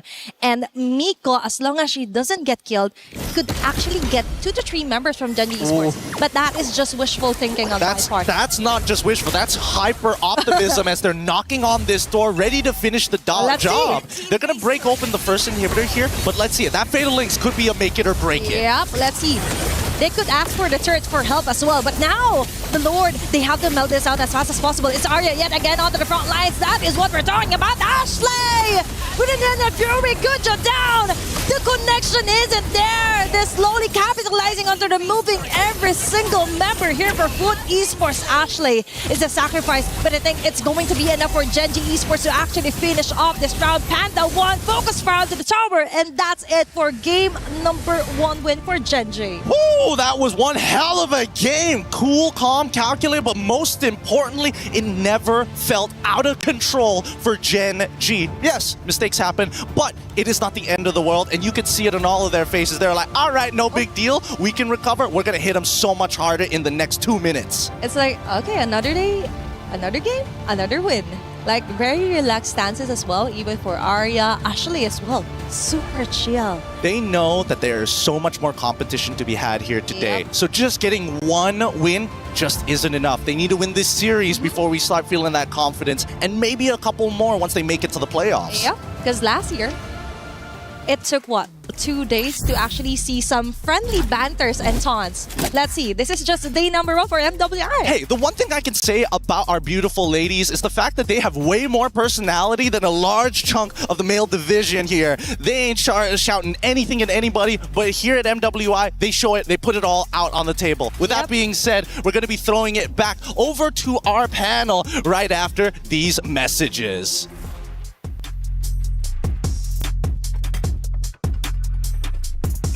Is in our DNA. Whenever we let it out, it becomes our superpower. Now imagine an entire city being built to supercharge it. Kadir City, powered by play. Hey, welcome back, everybody, to our studio. I'm Taylor Reflection Snowball, joined by Eterna Brigida. Look, what a match it was. Gen G, though, pulling out, going big. The story behind them, second place last year. They're looking to go even further. They want to defeat whoever's in grand finals. Vitality doesn't matter. This is just one of those series, but they're looking great. And quite honestly, pretty much cruise through that round number 1. Yeah, and again, you were asking why is Ashley considered a contender for Mother of Tanks? She shows exactly That's right. why. Right? She posted one of her signature heroes from back in the day, the Minotaur, and I completely forgot how it worked, right? When the Minotaur showed up, we had like a little bit of a discussion about it. We were a little confused as well. But primarily, it's similar to the Gatot Kacha, right? As soon as the Minotaur, Minoan Fury hits in, it's a really good way to disengage. So whenever they want to go in for these team fights, it's either she initiates or she disengages really well after the Fatal Links hits, or even the Guinevere finds a pick. And I think that was really beautiful connection and beautiful cover coming in from Ashley. Yeah, and the fact that it's one of the heroes who really has a lot of knockups. It's not just relying on the Minoan Fury to find those knockups, because knockups are one of the best ways to just cancel whatever happens on the map. Either an ultimate that just requires knockup to cancel, or tempo. Like, it helps so much in just stopping or slowing down whatever tempo is being set by the opposing team. And I don't think we really got to see Foot Esports establish that of their own in that entire game. Yeah, not at all right. I mean, even from a perspective of Turtles, even from perspective of map control, they just simply didn't have anything all game. They didn't necessarily play bad, it's just Gen G played even better. Hey, we got Rose on site for a Stream B update. Who's playing over there? Hey guys, Rose here live from Stream B once again. And if we look at the back. Game 1 has just concluded.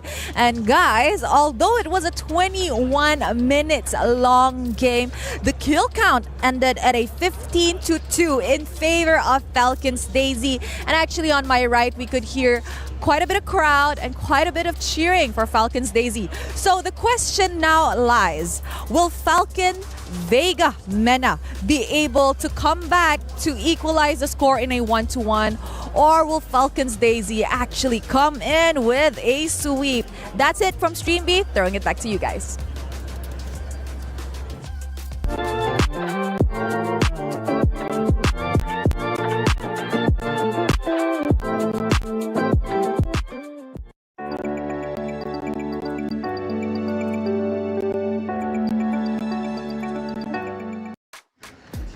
Thank you, Rose, for the update over there on Stream B. It's actually a massive update. So Falcons Mena currently down 0-1, where Falcon Daisies are up. Now, Falcon Daisies not attached to Falcons. Now, the thing about Falcons is we watched Falcons Indonesia lose a little bit earlier. They're 0-1, of course, still losers bracket, so they have a chance to come back. But now Falcons Mena running into issues as well. The club championship race, it's still early, being only week number 2.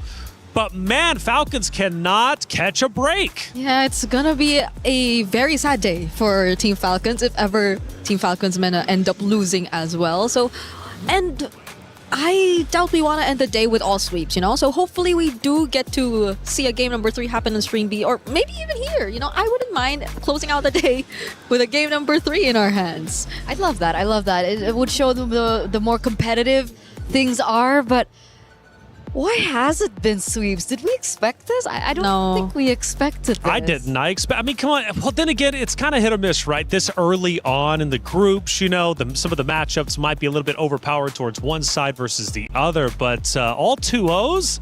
That's crazy. Granted, we're not done just yet. Stream B is still playing it out. We're also still having our series here between Gen G Esports and Foot Esports. So very much a case where we could, in fact, go to a game 3. We start to look at some of our highlights from, of course, this first map between Gen G Esports, Foot Esports. And you can tell by the stats, I mean, Gen G just dominating there on the left-hand side, not only when it comes to gold towers, but also, of course, even turtles, right? I mean, they never slowed down. Foot Esports, why couldn't they get a foot in the game? I mean, if you were Nora, who do you really go after, right? Like, who do you try to set up if, as an Atlas, you want either Pandawan, Sayori, but both are on Purify? And it felt like sometimes they didn't even have to use that because Ashley and her Minoan Fury is just enough to already force the opponents out or to keep her teammates safe. So a lot of times I feel like it was just too tough to find like the right targets, because basically if you take a look at their lineup, right, it's not like they had a marksman with them. So winning team fights was crucial for them to eventually convert into structures, and that became an issue for Foot Esports in this game. Yeah, there definitely was an argument to be made that for sure, it was a little bit more difficult, I would say, right, for Foot to execute their composition. Yeah. Because technically, you have the Guinevere, you also have the Atlas, and you should be able to utilize the layering of skills to kind of bait out the Purifies. Yeah. It's not as straightforward. It can be done, but it's difficult. Yeah. So they weren't really set up for success when it came down to the drafts. Even if we looked at the matchups alone, Phobius against the Esmeralda, it looked like Arya was having a splendid time. Yeah. Mid lane control wasn't as easy as I predicted. They didn't really utilize it to their advantage. And even in the gold lane, it didn't seem like they have that much of an advantage too. Well, let's find out even deeper, or go deeper, I should say, with the analysis. One more clip to show from map number 1. And this time we're a little bit deeper. We start to attack the home. And at this point, or our base, I should say, excuse me. And Gen G making great work, good headway pushing through. You can tell there is some resistance from Foot Esports, but it's only short-lived as they continue to push forward and ultimately, I believe, take the map number 1. Again, it wasn't really a long map number 1, was it? I mean, like around 14, 15 minutes. Gen G just simply dominating until the very end. They had control from start to finish. You know, I would have loved to have seen Foot Esports come back and develop maybe some type of a comeback, but it didn't happen. Good news is, though, we have a fresh map about to be before us, a fresh opportunity for them to potentially fight back. I mean, after all, Turkish representation, Foot Esports has a lot of pride behind them, especially regionally based, but they're going against Gen G, such a tightened roster. Again, second place from last year. It was never going to be easy, but if I learned anything from that MIBR loss comeback against Vitality just a little bit ago, even though they didn't win that round, I know it's not over till it's over. Absolutely, absolutely. I mean, they technically had the drafts to do so as well, right? They had the Harith. I'm not really sure at that 14th point, did the Harith already get the power spike? It would be nice to get a little bit more insight into the itemization, but it required a lot. There was it was a specific winning condition that they had the Harith. They could actually still be able to take it to the late game, and I think Athena even mentioned it. But the gap was so far. It was a 10,000 gold deficit at that stage. So it was a very difficult to come back from situation if you were to look at it from the perspective of Foot Esports.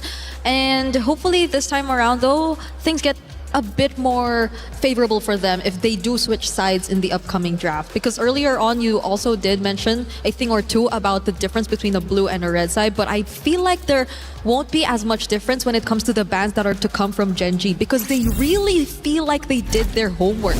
So much homework even. Barely a single meta ban that we saw from their side. They were all targeted specific bans towards the members of Foot Esports. That was the Fanny, that was the Selena, and if I'm not mistaken, one other ban which was the Hanabi, and that's, I think, not a ban you would really expect to see in the first place. Hanabi is one of the most vulnerable gold laners out there, and there's a reason why we, or more so now that the Esmeralda's been buffed up, right? Like, you would really wonder why the Hanabi was even an option, but it, again, we saw it in MIBR loss. It can happen again this time. Once you get a hold of your comforts, anything can happen. It's been fun today from the pick and bans, right? I think we've seen quite a bit of diversity, especially game number one. That kind of opened it up wide. The Hirara still coming into play, having a bit of an impact. We know that buff obviously had a tremendous impact as a whole. Esmeralda has been, I want to say, one of the more impactful heroes of the day, especially in terms of our narratives. I've had a good time learning about MLBB. The MWI has been truly phenomenal so far. And well, for Gen G, they're looking to close out today with a 2-0 series count, push forward into the brackets or their group respectively, and then ultimately make it into the knockout stage. They clap, supportive. For them, this is just one stop along the road to grand finals. That's where they want to be. That's where they want to go. Of course, Foot Esports does as well, but they've got to try and come back. And if they can do so, this series might get a little bit crazy. And speaking of crazy, I'm hearing Rose, Damascus, Hollywood, Rob TV were playing basketball or something. What were they doing? Let's check it out. Hey guys, Rose here. Right now we are at the basketball arena over at the Expo area in the EWC26, and right now I have 3 lads behind me and 1 beside me because they will be playing basketball. So they're gonna try to shoot one from the nearest, middle, and the longest shot. Everybody gets 3 tries, and we are gonna start with Hollywood Rob TV. Let's go, man. Okay, guys, how do we think this is gonna go? I mean, oh my god, it's not the best start, is it? I did better than him. That's not a good start. Okay, middle. Okay. Okay, not bad. So he got 1. And onto the longest shot. Let's go, Rob. What do you think? Oh, that was close. That was close. Okay, Trav is next. Do you think he's gonna do better than you, Rob? Yeah, I mean, I think he's at least not gonna miss this one. Okay. Now middle. But I think he misses the rest of these though. Maybe. Oh, really? The rest of it? Oh, okay. So now the longest shot. Will Trav get this? Let's go, Trav. Do you think he's gonna get it, Damascus? Nah, hell no. Hell no? Oh! Damn, that was clean. That was good, Trav. So of course, with that, it's Damascus' turn. Let's go, Damascus. Are we getting it? Do you think he's gonna beat your score? 3 out of 3. I mean, it's 1 for 3 so far, so he's not looking too bad. 1 for 3. On to the middle one. Let's go. Oh. Gotta hit it. All right. Onto the longest. Yeah. Can you do feet? I don't think you can do feet. Let's go, Damascus. Oh. That was close. So I think we have a winner. We have a winner, guys. It is Trav. Can I just say that the American of the group is losing? Bro, That's your national sport. That is your national sport, bro. The fact that I missed the first easiest shot is absolute insanity, bro. I'm disappointed. There's too much pressure to start off. That's all it was. I thought you were good, I was bro. representing all of America. Oh, damn. The pressure on his shoulder was too much. But you know what? Good try and good job, Trav. We have a winner. Thank you very much, boys. I hope you guys can try over the activities we have over at the Expo Arena. If you guys ever do come to EWC 2026, that is it from us, and throwing it back to you guys.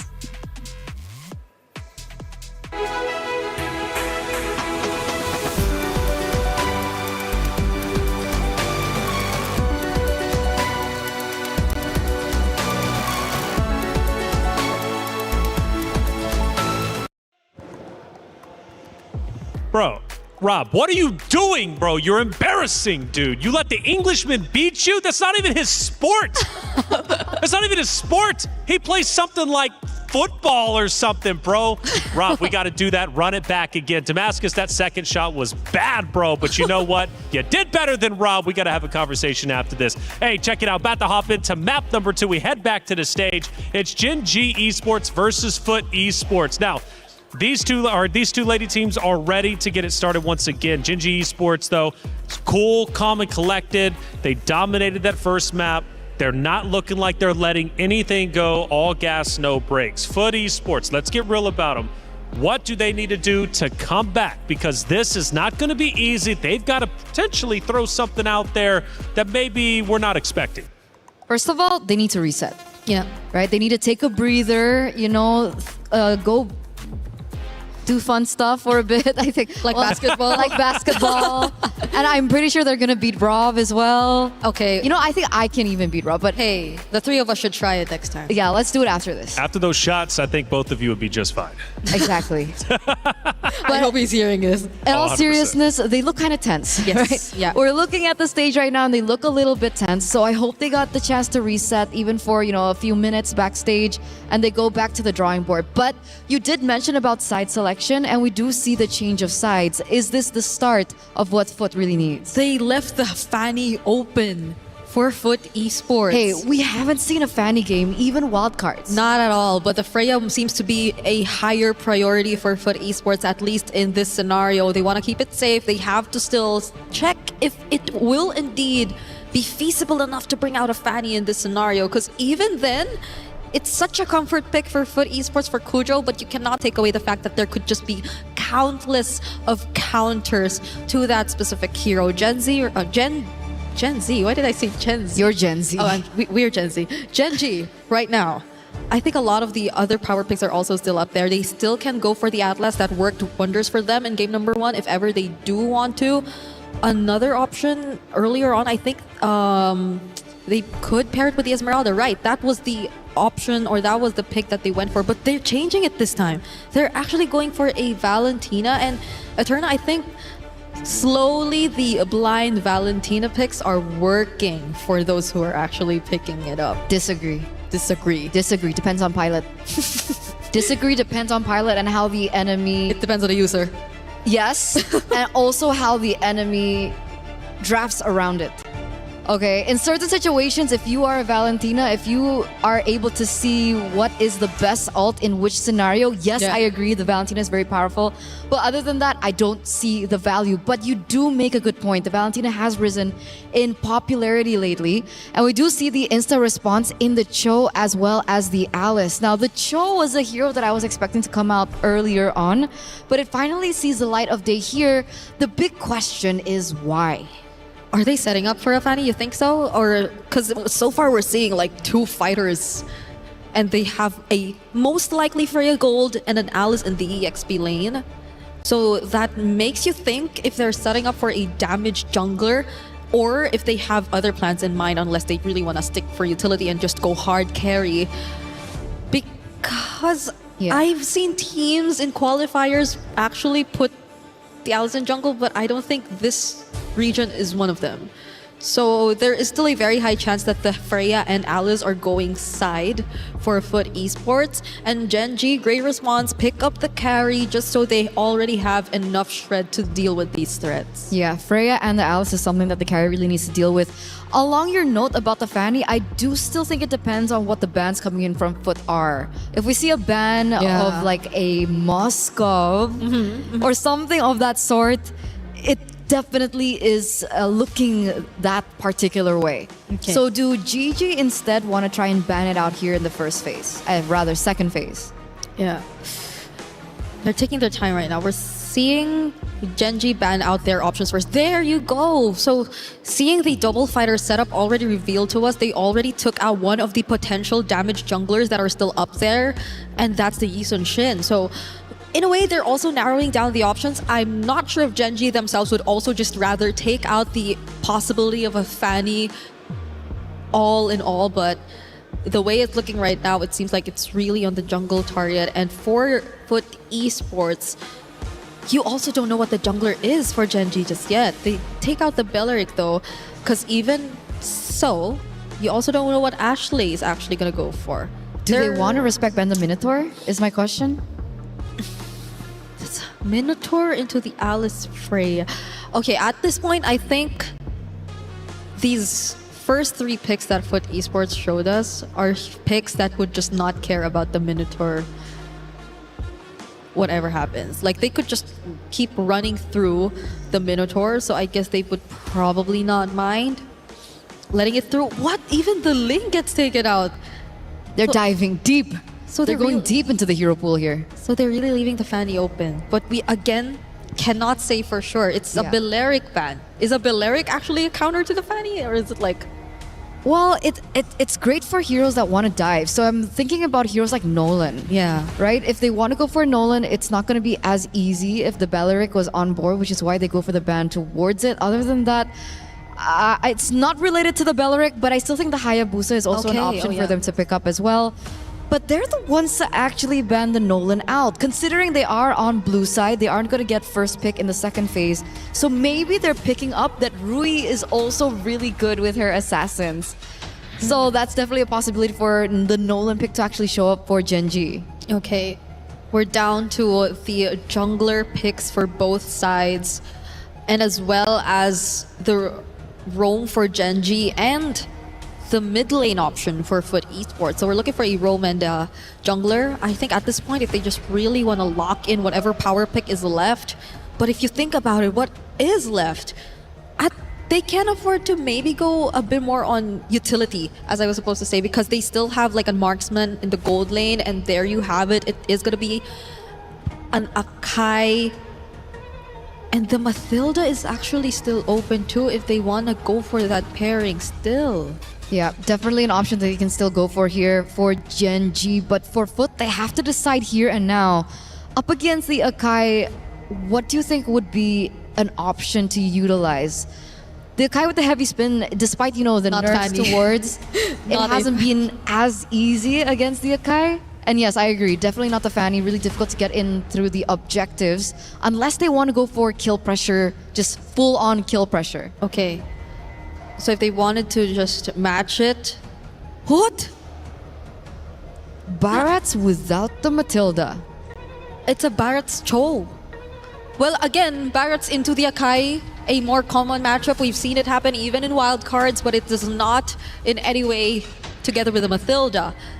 Okay, and the damage department. When it comes down to neutral objective takes, the Barats has kind of an upper edge because of his ult against the heavy spin, right? Yeah. It's just the minus is that it's really, really slow. A lot of them have crowd control. A lot of them can just keep running through the members of Genji, but how systematic can you get with this very brawly all-fighter composition that Foot Esports decided to field out? And Genji, not a Mathilda even on the list. It's a Minotaur comfort pick the second time around for Ashley. So just imagine how messy the team fights could be. These are all fighters we're looking at. All right, it's time to get map number 2 started between Gen.G Esports and Foot Esports. Will Foot Esports be able to come back, or will Gen.G Esports shut the door on them, move forward, and be that much closer to pushing into the knockout stages? Let's get map number 2 started with Athena and Gideon. Thank you so much, Reflections. Again, great analysis here, and all the points make a lot of sense coming into this matchup, but I have to say, Foot Esports, they're coming out of the gate swinging with a much better draft compared to game number 1, and they're pulling off the big stops. The Freyas are coming into the mix. The Alice is coming into the mix. I have never seen a composition that is screaming, I'm gonna dive you. Okay, and as well as they already activated Nora's specialty, the show as well. I've seen them use it on their Grand Finals qualifiers. That's a 4-0 they finish up. That's almost like 3 games with a show for Nora.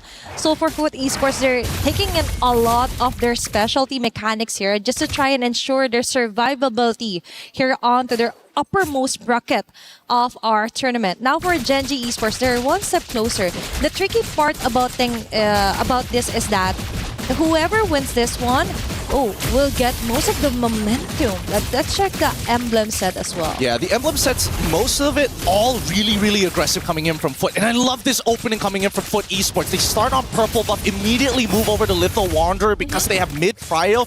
Try to attempt to steal the camp, but instead, they couldn't do it. So you know what? Let's take Litho and immediately move down. Foot is using a dive composition that's heavily centered around their mid trio. This Barats, this Kimmy, alongside with this Cho, are going to lead the team on how the movements across the map are going to look like. Without them, the opposite side is considered the weak side. Yep, now they move as a unit. They need to really put their foot down here against Gen.G Esports, considering the fact that they're most likely to be on your faces a kind of composition. You've mentioned the strength of Fujo's Barret as well against the Akai Fluid. So we might see some interesting counterplays when it comes to objectives. Speaking of which, neutral objective will spawn in a few seconds, and now is the time for Foot Esports to actually engage or somehow negate the position for Gen.G Esports. Now that we're talking, it just happened to make sense. Gen.G Esports already foresaw that happening, or foresaw the plan here for Foot Esports. I don't think they foresaw it. I think it was just a miss on the body slam, unfortunately. I mean, Nora was in mid-animation, but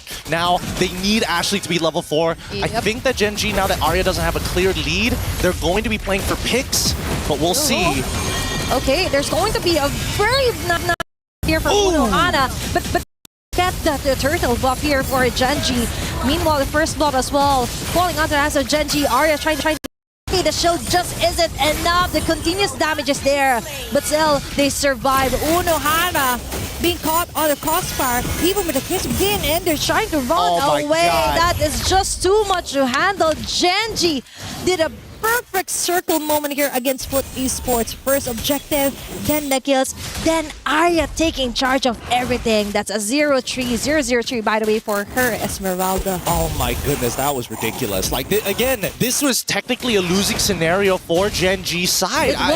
It was such a great engagement coming in from Unohana, already catching on to 4 of the members, but the composure from Rui to wait until the very last second to combine her heavy spin to break out of the crowd control and then get the retribution down, completely 180 the entire scenario. Now, not only did they win the team fight, they also get the turtle. And Gen.G, they're not scared to fight. Okay, now they commit the win here for Ashley. The team members caught on here with a Wave of Dragon connected onto Ashley. He likes that. She likes that attention. Now it alleviates some of those damages here for Gen.G Esports. There, the chase down is on Sayori onto Zendaya. She will not survive with a chase down here for Gen.G Esports. Now they change targets. Unohana yet again. But still for Gen.G, is it worth it to take the time to actually tore it down?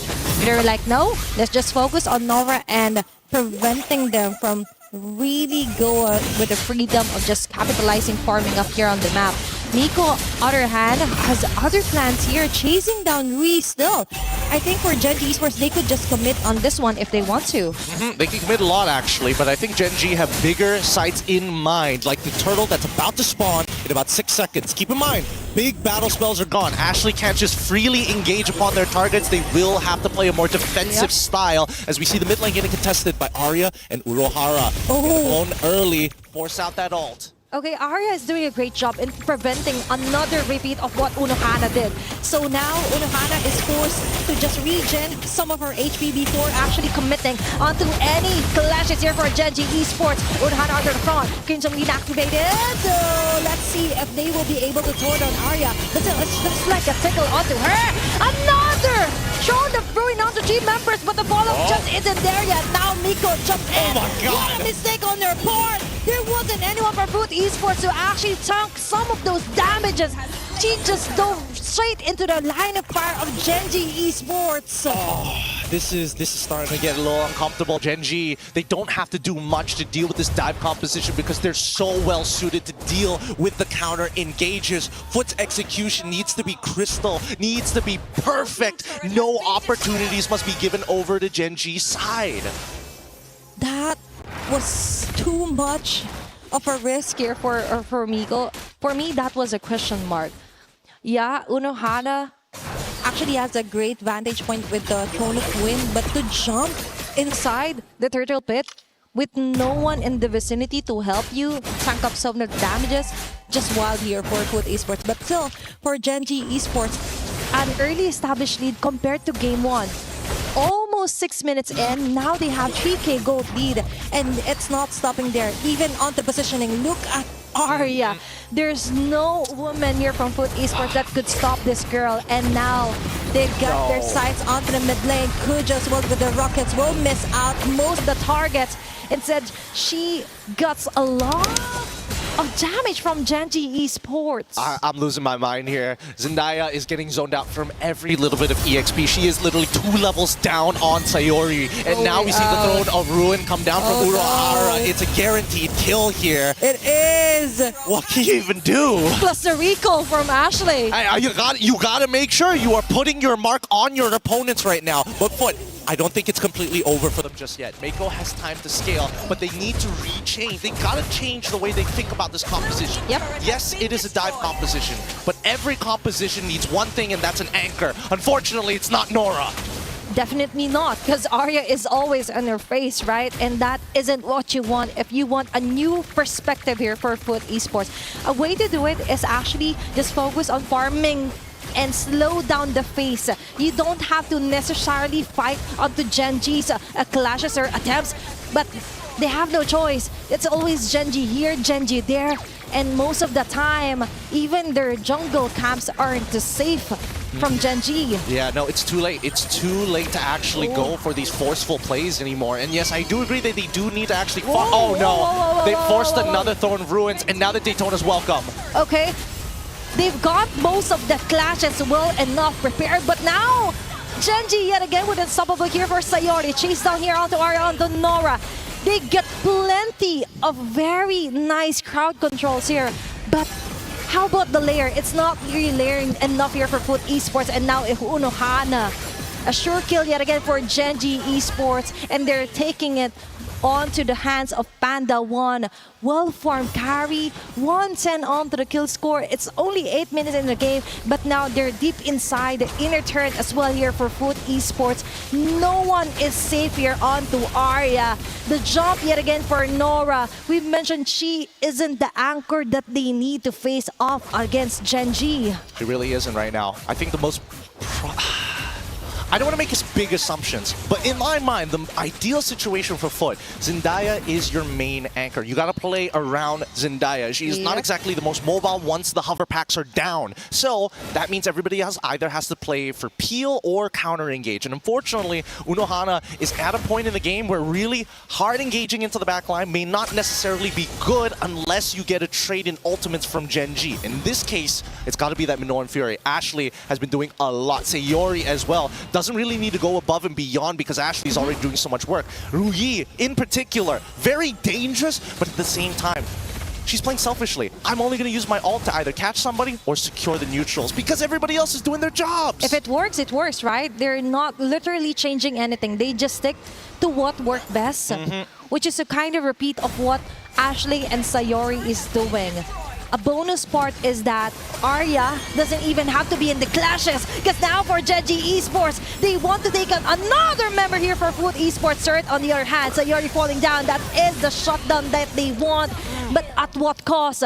That was an instant double kill here for Gen.G Esports. We mentioned Zendaya needs to take a better job at targeting members of Gen.G Esports, but that doesn't mean that you have to necessarily sacrifice some of your front runners here for Foot Esports. Nah, it's that early game. It's because of all the damage she took in the early to mid stages of the game that she's so slow to actually scale up. She's 3 levels down at this point, 2 levels, and finally gets the Divine Glaive. But I gotta give it to Gen.G. A lot of their setups are very high level here. They send their one member, they have the follow-up ready to go. They even know how to force scenarios underneath the turret while it is low, so it gives you a false sense of hope. Oh, we have a tower, but really it's just one auto away. Yep. And Sayori actually is doing a great job onto what ultimate should be copied, right? Just to try and complement what Rui or Ashley, vice versa, could start off with a clash. Now they've got a Lord. That was a fairly easy Lord to take here for Gen.G Esports, because what matters is that no one from Foot Esports is safe to actually farm up. Most of the time, the plan B is to just farm onto the other side of the map. But that isn't happening because every side of the map, there's an Arya always taking charge. That's 5 women chasing her down! But no one could actually peel off the layer, the shields here for Arya. It's too much. It's too much. That is just too much here for Foot Esports. I mean, even the Purify was well timed from Arya. She was waiting for that second half to activate, but decided, you know what? I'm going to do it early, because if you take that second half, we win the next coming fight. And with Lord knocking down at the base, Gen.G force! Ashley! Again with a very nice setup play here for Gen.G Esports. At what cost? It's okay, because now Arya gets a free hit on the members of Foot Esports. Rui as well. No, front runners are down. Nor the setter is alive. No, not indeed, because Gen.G Esports is locking their eyes onto the base. It's another 2-0 for today. Ooh, a day of sweeps here on Stream A, but Gen.G take another win. 2-0. Great game so far, and man, it is cool, calm, and calculated. We've seen every side of what Mobile Legends has to offer. Dive compositions, defensive counter-engage compositions, compositions that want to scale and play for early, all in one day. And imagine, looking at them, it's like cold, very cold treatment that Foot Esports received from Gen.G Esports. Now they smile. Of course, the match is finally over, but still, that was a very cold, calculated kills and setups well here for Ashley and Sayori. Definitely one for the books here for our opening day for MWI. Many things to consider. The draft as well was beautifully created here for the side of Gen.G Esports, and throughout our game, this was just Gen.G Esports dominating each and every minute of this round. It really is. And Gen.G, I got to give it over to their drafting as well. They understood the assignment. They make sure they take away the comfort picks here. They've done their research. They're looking to be champions this time around. They're not going to let it slip away ever again. 16-3 was that final score by the end of this game. So I can only imagine that it's just an upward trajectory for Gen.G. It's so crazy. With that being said, we're going to go on a short break, and when we come back, more Mobile Legends action.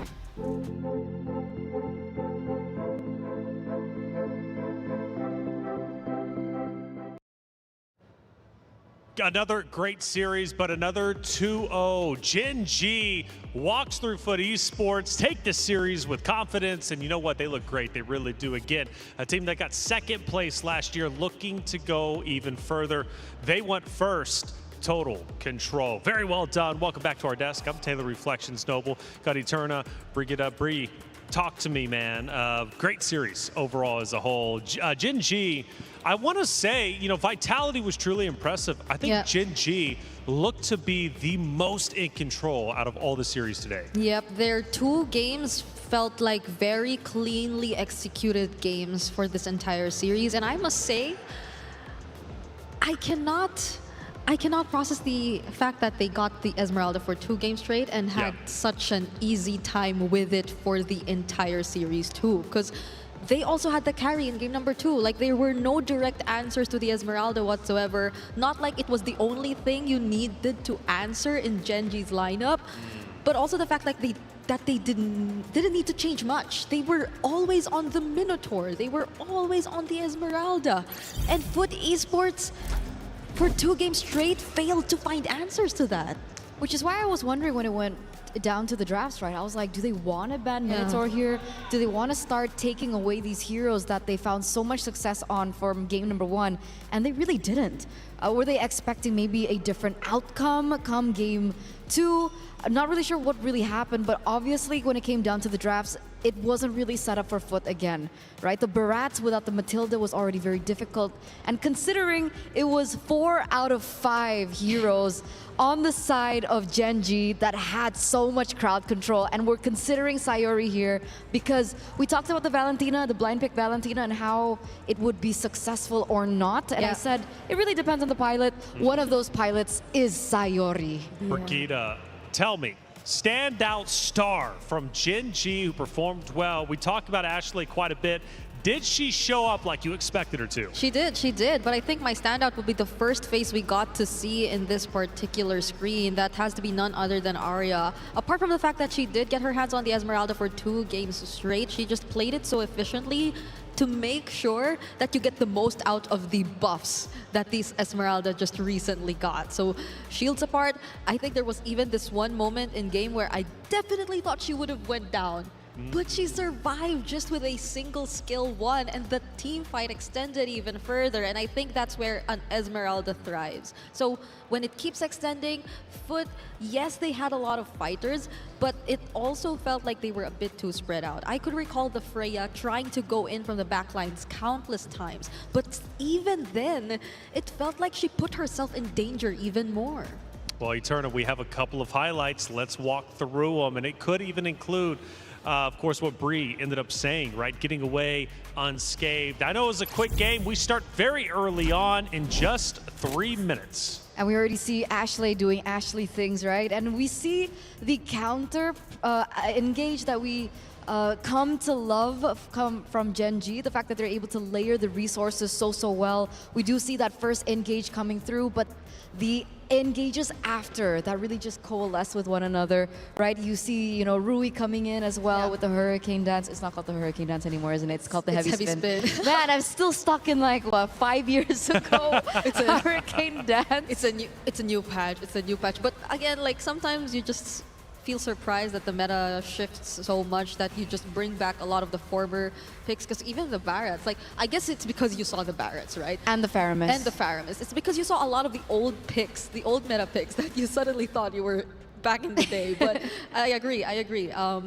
It's great to see that teams have, or at least the 2-0 teams have shown such great level of mastery. But hopefully for those who failed to get at least a game today, they do get to recover and just bounce back, because they're facing elimination matches the following day. Yeah, it's hard. That's when the pressure really starts to peak. And speaking of pressure, might have had all 2-0s on Stream A. Stream B, we finally go the distance. We're going Game 3, Falcon Daisies versus Falcons Minna. This is going to be a fun one, and I'm curious how this is going to end up unfolding.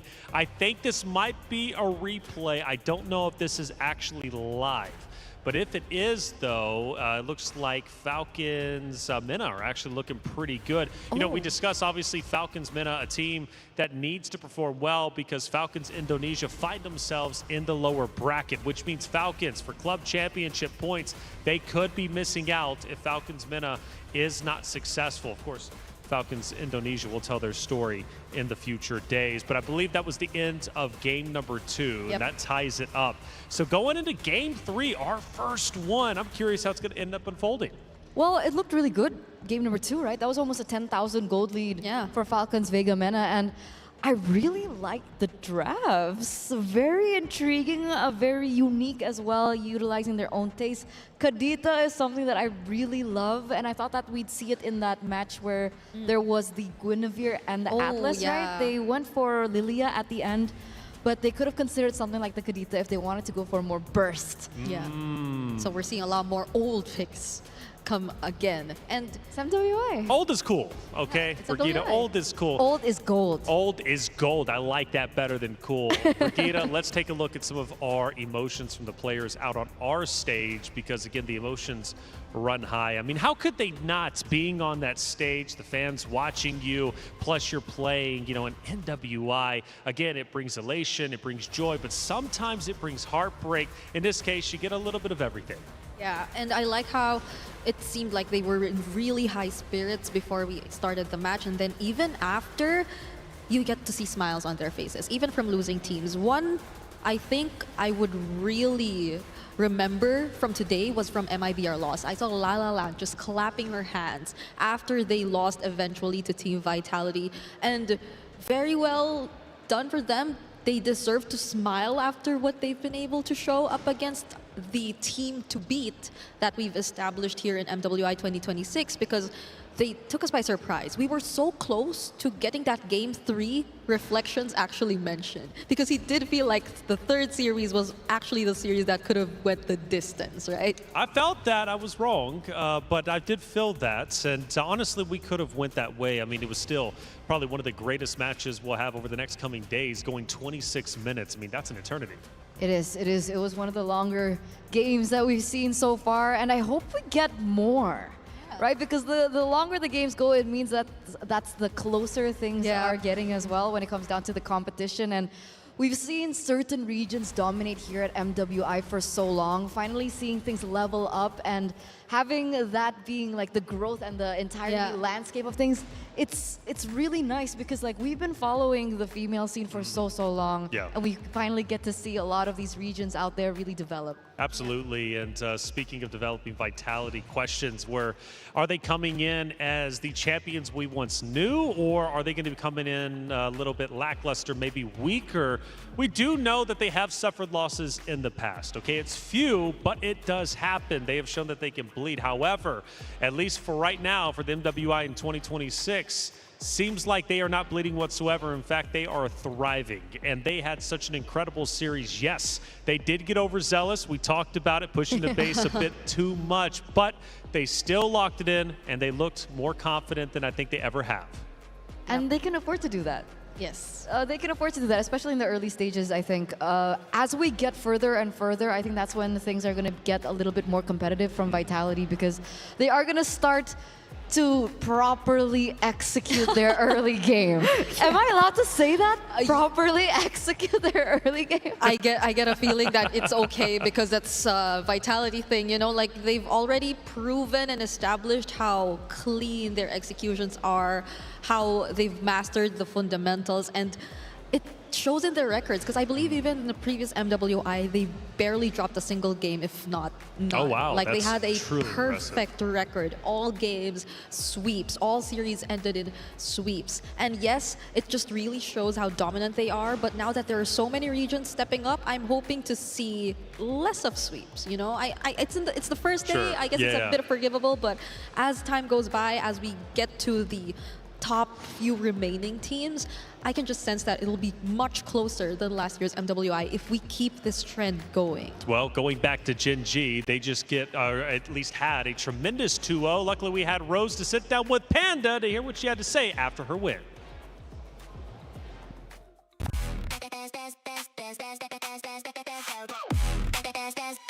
We booked Expo World Cup.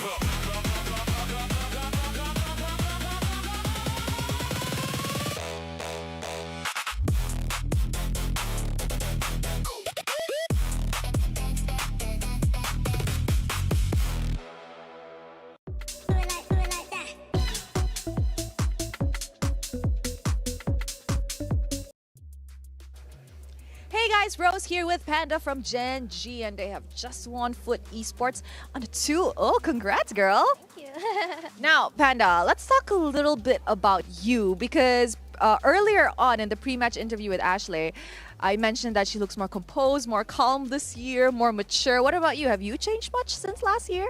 No, I feel just as excited and motivated to be here. Okay, now I know that you guys had your boot camp once again in Malaysia this year. Why do you guys keep going back there? What's with Malaysia that you guys like so much? I feel like Malaysia is more at home. We feel more comfortable there and we learn better when we're there. Oh, so you guys have much more fun. I see, I see. That's really nice. I think when you guys are having fun, then the gameplay definitely gets better. Yeah. Now, speaking about gameplay, you guys will be having a very early rematch with Team Vitality. And just now, Team Vitality was in a close call with MIBR loss. So how does that make you guys feel? I think regardless of how they played, we still feel the same confidence going into tomorrow's match. And we're actually very excited to have the rematch. Are you hungry for a revenge match, perhaps? Maybe. Oh. You know what, Panda? Thank you very much for chatting with me. Congratulations on that win, and I hope you feel better soon tomorrow. Thank you so much. I will see you on the next match. With that, back to you guys.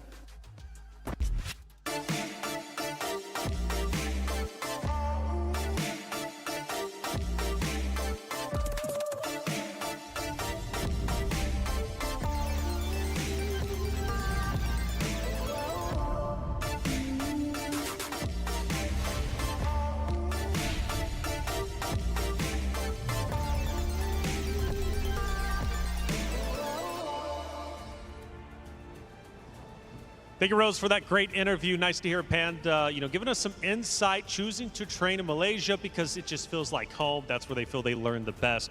But more importantly, Rose asked, Panda, do you still feel motivated like you did last year when you got second place to Vitality? And she says, well, even more so than before, right?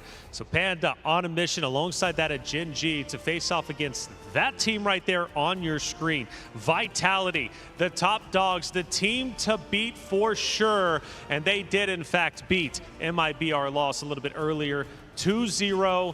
They managed to get the job done. We did have a 26-minute banger matchup in game number 2 between the two teams. However, it was Vitality getting the job done. Thinking they're looking great this year. And one thing I noticed about them is they were kind of all smiles. Even when things got tense, right, Bree? They were all smiles. Yep. I mean, you did say you liked their personality a lot. I absolutely do. Especially Vivian. And it's very important that she does be that person to always smile first because she is the roamer. She is, I think, technically one of the considerably leaders of the pack of the Team Vitality, and every single one of them have been together for so long that I feel like it's much easier for them. See, you're doing it now. Umi did it first. Okay. What is she doing? What'd she do? The 6-7. Oh, gosh. Oh my God. Is that going to be a Reflections is so terrible. Because I said at the beginning of the show, I feel like I'm the one responsible for this, or else you guys wouldn't even been thinking about it. Let's start walking through our bracket, starting with Group A. It was an exciting day for sure, and plenty of great matches ended up unfolding.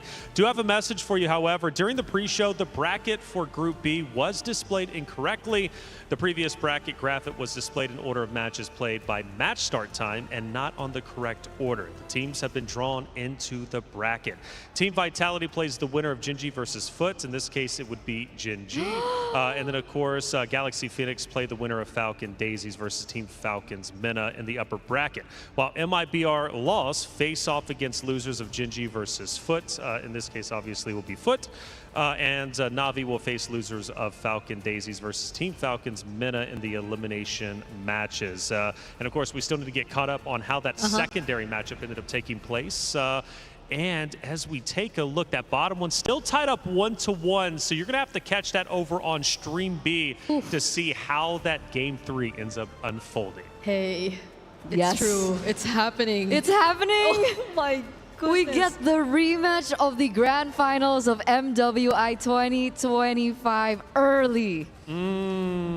Is this tomorrow or is this on Wednesday? Because I have to mentally prepare myself for wherever it is. We'll figure it out. We'll figure it out because today it's a relatively short day. I mean, after all, we had a lot of 2-0s. Again, Stream B is still live, okay? That matchup is still taking place. But what a start to MWI. Surprises and upsets already taking place, and it's not going to end here. We have 4 more days of action to get through. And as you take a look, obviously this is going to be that matchup taking place on Stream B. Falcon Daisies versus Falcons Mena. And right now it's at the start. We're just a couple minutes in, and it's pretty close. 2 minutes? Am I saying this right? It's just 2 minutes. And things are looking really close, as you would expect from a team that's drag the series all the way to game 3. Carmilla Jungle. Wait. So we saw a few Carmilla bands earlier on. Was it signifying Carmilla Jungle Band? No way. Because this was something I believe even Team Indonesia in the Asian Games qualifiers have been trying to pull off.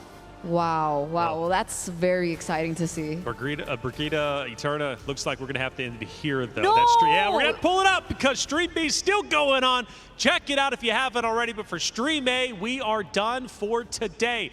But don't you worry, we're coming back tomorrow. Plenty of action to take place. The ladies will be kitted back up on that stage for MWI Day 2.